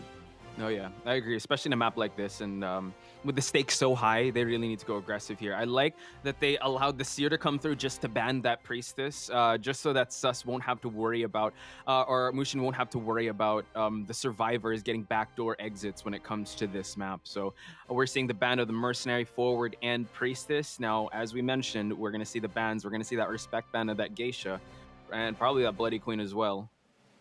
Yeah, it looks like Bloody Queen is that one ban. Yeah, there's the Geisha. So, yeah, not giving any options to Mushin here. And I think we're going to see Sculptor yet again. Now, if you're Mushin, do you go, what sort of Sculptor build do you go for? Do you go for a Blink one, which is better for securing draws, maybe just like an up-down Blink? Or do you go for something that's more, a little bit more aggressive? You don't really need to play aggressive, but on a map like Moonlit River Park, you can get rotated. So having that teleport is sometimes useful. So it really depends. Again, spawns are very important. Mushin taking care of those rescuers, getting the rescuers out of the way. We're going to see Psychologist and Patient right away here. These two characters are Psychologist, maybe not the best endgame kiter. Patient is, though, if you're able to conserve those hooks. So let's see how this will work out for Legacy. And just to add to that conversation, what kind of build of Sculptor, I think you brought it up off screen or off stage with Kahel that, you know what, the hunters usually with Sculptor, they bring insolence. So I wonder if he's going to bring that out. And opting to change the Psychologist, going for the Seer to just have that, you know, just that potential to tank that hit. But let's see, because if you have a Sculptor, I mean, this is the previous season, Sculptors are okay with that Seer just so that they can just use that statue hit just to get rid of that owl and just go for a regular hit. Absolutely. And it looks like Mechanic is going to be banned as the fourth one. You know, you just have an extra option to ban one more character. And, you know, Mechanic probably makes the most sense here. It's not a character you really, again, need to worry about too much, even with Sculptor here, because, you know, Mechanic's very easy to down, especially in the end game. But, you know, it's always nice to not have to deal with that Cypher Rush. So the Seer is a little bit risky. Now, Seer is typically a character that can help in the end game. If Seer has an owl, they can, you know, absorb a detention hit, or any other character on the map can absorb a detention hit with that owl. So giving them the Seer is a bit risky here. Let's see what they go for the last ones. We're actually going to see First Officer and Psychologist. First Officer actually makes a little bit of sense as well, just because it's a character that has those pocket watches and can kite towards that dungeon in the end game. Let's see how Mushin will deal with that, because I know a lot of high tier hunters, they know when that pocket watch is going to be utilized. They know where to throw their hit just so they can down that First Officer. So now, as you mentioned, yes, that Seer, they really need to preserve that owl for as long as possible, just so that they can use it at pivotal moments in the game. So it seems like we have a lock with these characters. The Psychologist is coming out, so we got two potential rescuers that can tank some hits, and now we're going with a Naiad. Wow. Yeah, Naiad's a little bit surprising here. This is a character that has good chase potential, but can also get kited in the end game as well, just because she doesn't really have any abilities like Bloody Queen, where you can simply use a mirror image, or a dash like Geisha. You can absorb 2 water hits in the end game before you go down as well, so that's also a potential possibility. Naiad into this comp is risky. It's hard to, you don't want to chase the First Officer because it's a rescuer. Patient can easily transition out of that water zone. with the with your hook, Seer can farm owls very easily while they're in their swimming form, and Psychologist can take up to 3 hits, which is not ideal for a Naiad. So Mushin going very risky with this pick here, but we'll see if it's going to work out for him or not. Yeah, and usually we see Naiad in this stage of the competition, right? Round 3, when all the meta hunters are banned. But looking at the lineup, I think you painted a really risky picture, as you said, chasing all these survivors have a potential backfiring potential to Mushin. So let's hope that he's able to find any of these survivors. I think he just wants, again, he knows that he just needs to find one survivor to win the game for them to be able to move on. But as you mentioned, any of these survivors in a good part of that map could definitely waste the hunter's time and take time for the other team to decode. Absolutely. So waiting again to see where the spawns end up here. You see even iAlien getting a good spawn in the last match, kind of working against him a little bit. We'll see if Mushin's able to do the same here. Again, if you find that first officer first, that's not ideal. If you find Patient, still not ideal. Now you do have the Seer.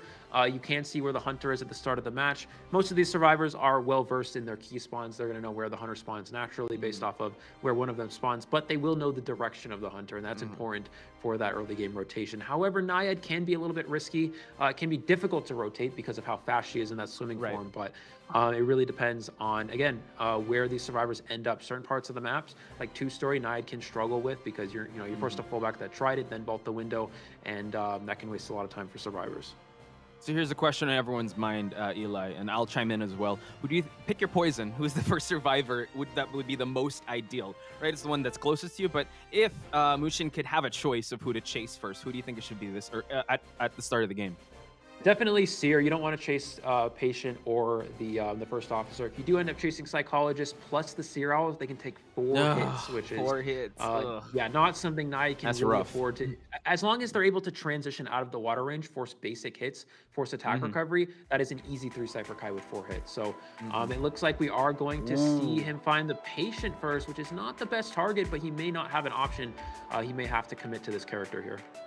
True, yeah. Wanting to go for that Seer, I do agree 100%, but now we see the Patient utilizing the grappling hooks. Look at that distance he covered already. And this is no presence Naiad, so it's going to be quite tough for the chase to go on. He's going to throw the harpoon just to try to close out the distance, but Zephyr already knows that the routes he's going to take.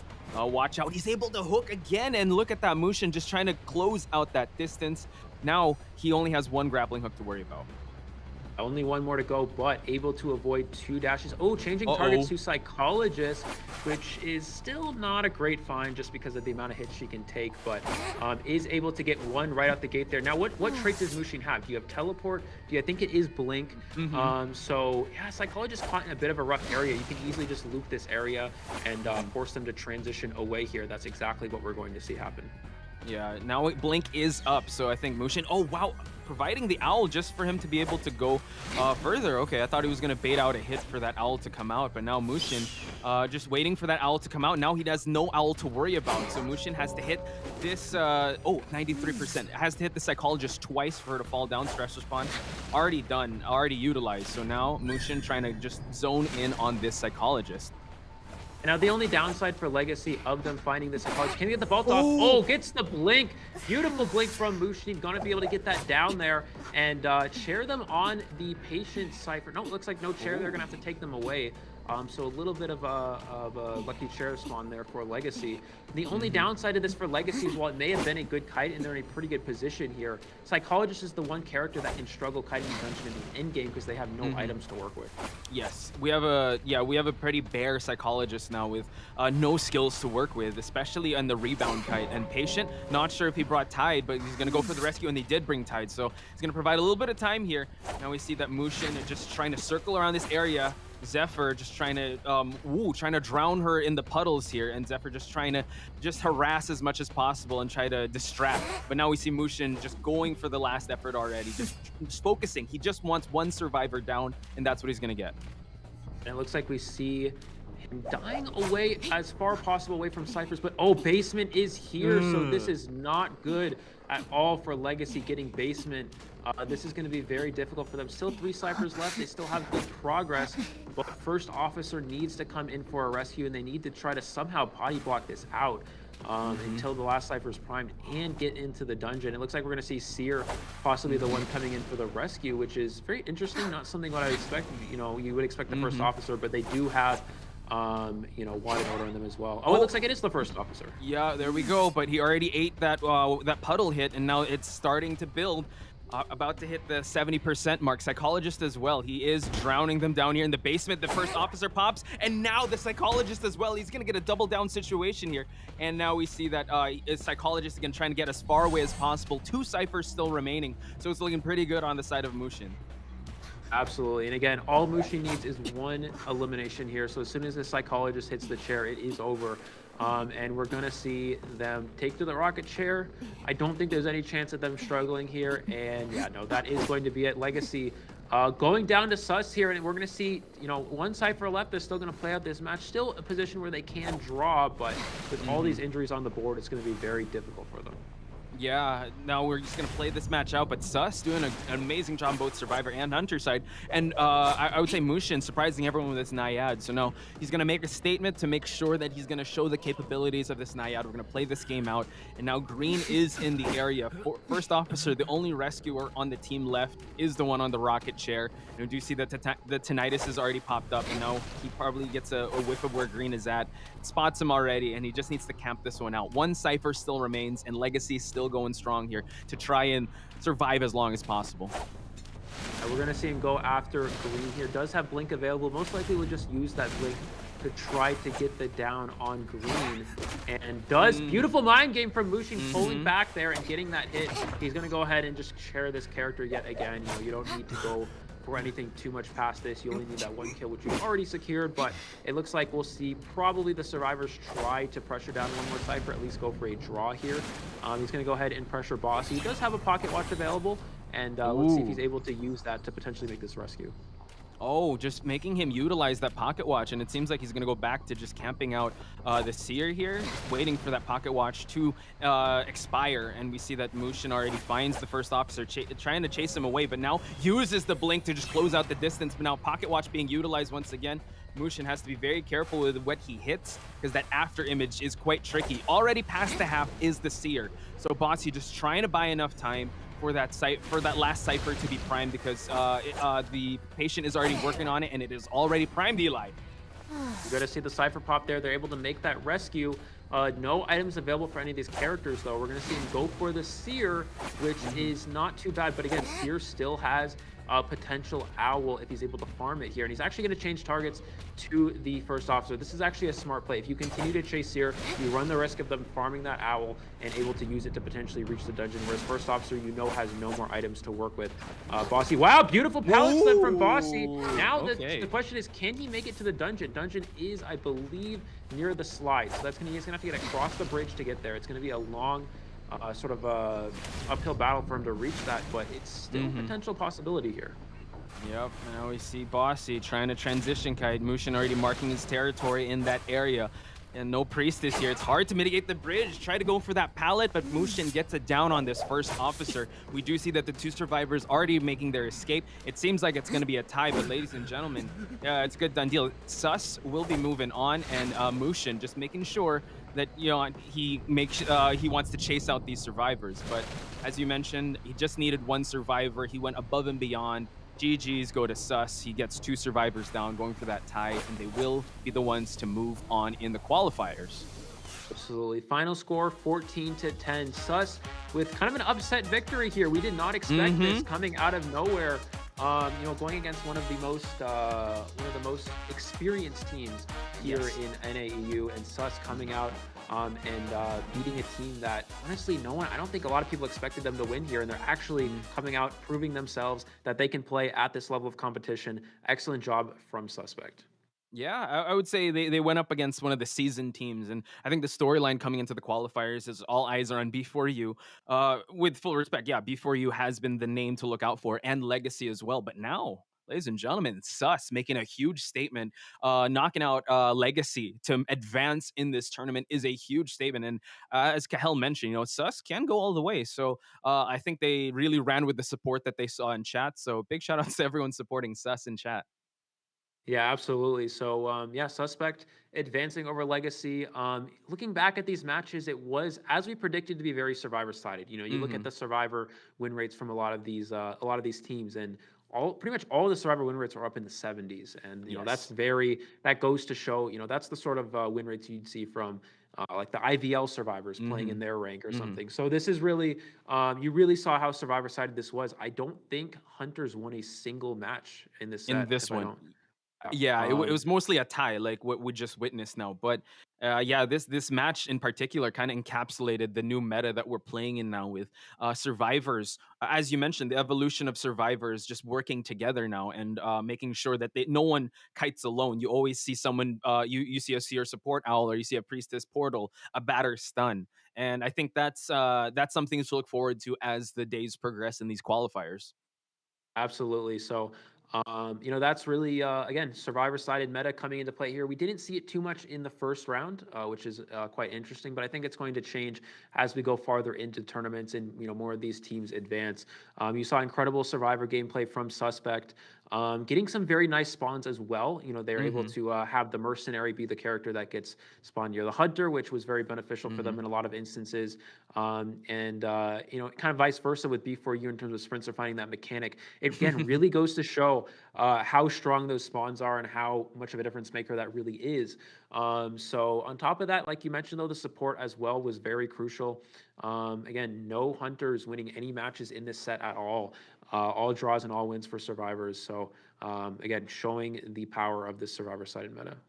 Yeah, especially I think you're gonna check him out in the highlights. A lot of priestess highlighted moments, a lot of batter highlighted moments, courtesy of Momo from Suspect. Really was a difference maker with how he was able to kite and as well as support his teammates. Usually, you have to be a well-rounded survivor nowadays and not just play one specific role because we saw how Sus was put in a bad position with that priestess being spawned first and the geisha going there to god kiting. They had to roll with the punches, and I think they were able to do that and able to support themselves that much because of how well rounded their game is. Yeah, absolutely. So now looking forward in this bracket here, we're going to have B4U and Suspect are going to be the two going Ooh. at it. Two teams. This is going to be interesting to see how this plays out because, we look at B4U in the last round. B4U has always been a team that is very strong with the hunting. Sprinter has always been a very good hunter and has, Hmm. outperformed a lot of people's expectations in terms of, going against these good survivors and stuff. But yeah, now you have a team like Suspect who plays really well with the survivor side. Suspect winning all 3 rounds from the survivors. So this is going to be interesting. We're going to have a hunter team against a survivor team. So we had kind of a survivor and survivor team here, Hmm. in this matchup, and Suspect coming out on top. Now I'm interested to see again how this is going to play out between a team that has a very strong hunter and a team that has a very strong set of survivors. Hmm. Um, And it's gonna be a very intense matchup. I also want to highlight the other side of the coin. The survivors of B4 are very seasoned. They were able to show that they got the sales, and also I think maybe Mushin's just warming up. I think we have yet to see the peak of Mushin, and I'm excited to see that match that will be happening on Sunday. We do have some matches tomorrow. We'll be showing you the bracket, but for now, let's check out the match data as Eli highlighted. Look at the containment time of each survivor here, above 60 seconds. And also everyone just working their butts off when it comes to decoding. But you have to give it up to Mushin, how he was able to implement his game plan and employ his strategy to not get too distracted with all these survivors trying to support each other. Just focused first on green, and then he focused afterwards. No, had to change targets from that seer to the first officer. So excellent job on both sides. But congratulations go to Team Sus. Yeah, it's actually interesting, especially how this match sort of played out in that you found the patient first. As Mushin, you found the patient, not a character you really want to find, but able to spot out the psychologist. If you don't spot out the psychologist there, you have to chase that patient with hooks with Owl for a long period of time, and that's most likely going to be a 3-cipher kite, especially because the patient can actually go back to that 4-stop area and just hook across like we saw before. So that could definitely have came into fruition, but instead finding the psychologist still had to get a bunch of hits on them. And we actually see the seer owl, the seer adjustment actually coming into play here in NAEU. Only 8 seconds on that owl. It allowed for the Naiad to wait it out instead of having to wait 15 seconds. They only had to wait 8, I believe is what it is. So now it's a lot shorter and it's a lot harder. And a lot of people, were talking about how the Seer nerf is not, it doesn't really make a difference, but you see here it really did have a huge impact on that kite from the psychologist. Looking at the final points here, we had very close matchups. That Survivor sided for round one, another Survivor sided round two, and a very close matchup here in round three as well. But Suspect coming on top, 14-10 overall. And I like that you brought that up because that could have been the difference maker, the pivotal moment when that Sears owl that could have kited a little bit longer, but every second counts in this game, and it really paid off for Sus's, Mushin's patience. Now let's see the MVP, none other than Momo with his batter. He did bring out that Priestess, but decoding progress at 120, but containment time as well. So he's not only a rescuer, but he's also a kiter. Pallet strikes, I think he was able to strike at least once in the previous match against the Geisha. And yeah, I'm looking forward to see more highlights courtesy of Sus's Momo. Yeah, absolutely. You see, we talked about this before the match as well. Momo being a player that has a heavy containment time as a batter who's considered to be kind of a rescue character. Typically not as common just because, rescuers aren't getting chased a lot of the time, but it goes to show how aggressive his batter gameplay is, right? So we were talking about characters who can harass with high containment times are usually the ones that play extremely aggressive and focus more on harassing rather than decoding. In this case, that's exactly what happened. 120 is actually a little bit high considering how aggressive we actually saw him play, especially in that Geisha match, right? But that made all the difference. If you don't have that batter support in that Geisha match, I think that's an easy draw for iAlien. Yeah, and we saw some surprise bat hits also when he was rescuing, I believe, the Priestess that was first shared. So kudos go to Momo, and also he was able to kite the pollen right in Ever Sleeping Town really long, forcing him to get out of that wheel form. So I know the chat was going wild with how Momo was able to contain that hunter. But as we said, here is the summary of today's result. It is B4U and Sus that is moving on. We went all 3 rounds, by the way, Eli. So that's something to highlight because, like you predicted, these teams are going to fight tooth and nail for them to be able to make it to claim the qualifying spot in Call of the Abyss. Absolutely. Close matchups through all of these. These teams are just, this goes to show, the power of NAEU teams, the top 8 competing here. We're going to have some incredible matchups tomorrow. I think a lot of those will also go 3 rounds, but this is really, it really just goes to show how close, how evenly matched these teams are. And looking at tomorrow's match schedule, we do have LJS versus CH4 leading things off, followed by BZY and PTA, which should also be a very close matchup. Those 2 teams very evenly matched. Yeah, I remember we were talking about these 2 teams. I'm super excited to be watching and calling the action.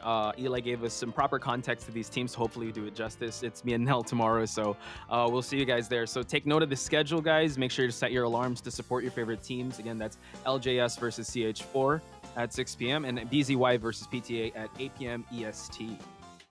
Yeah, absolutely. So these 4 teams will be the ones that are going to see who goes on to eventually go to the finals. Again, B4U and Suspect, we talk about how, B4U is such a strong team, but Suspect played so strong today. And I think that this is one team that has a very good chance at also potentially taking down B4U, which has always been the powerhouse in the past. So that's definitely a possibility. And then again, looking at tomorrow's matchups, as we said, CH4 and LJS should be a good matchup. BZY and PTA, I think, are very evenly matched. That should be very close and very intense.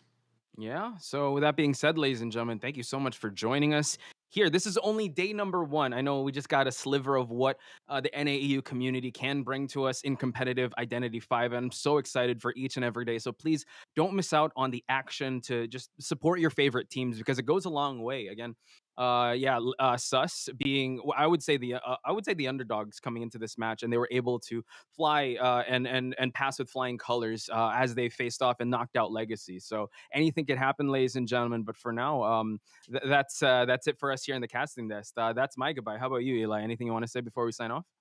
Absolutely. Thank you guys so much for joining us today. This was incredible matchups. Again, I was very honored to be able to commentate here with Kahel and you as well, Poch.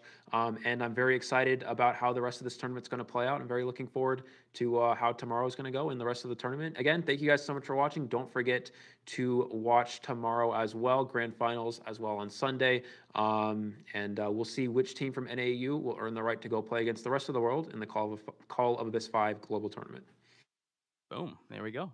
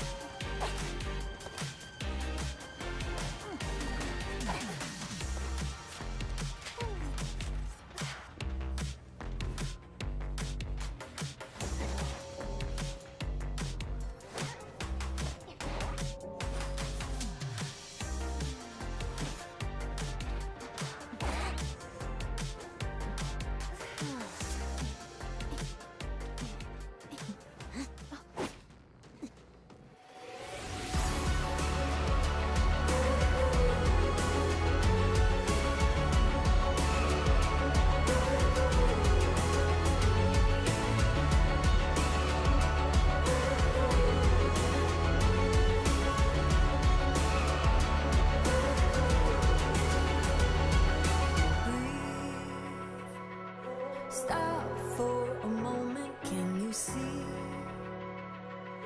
Nothing is broken, you are here. You found the strength to come back from the end of the road. This is your time, you stand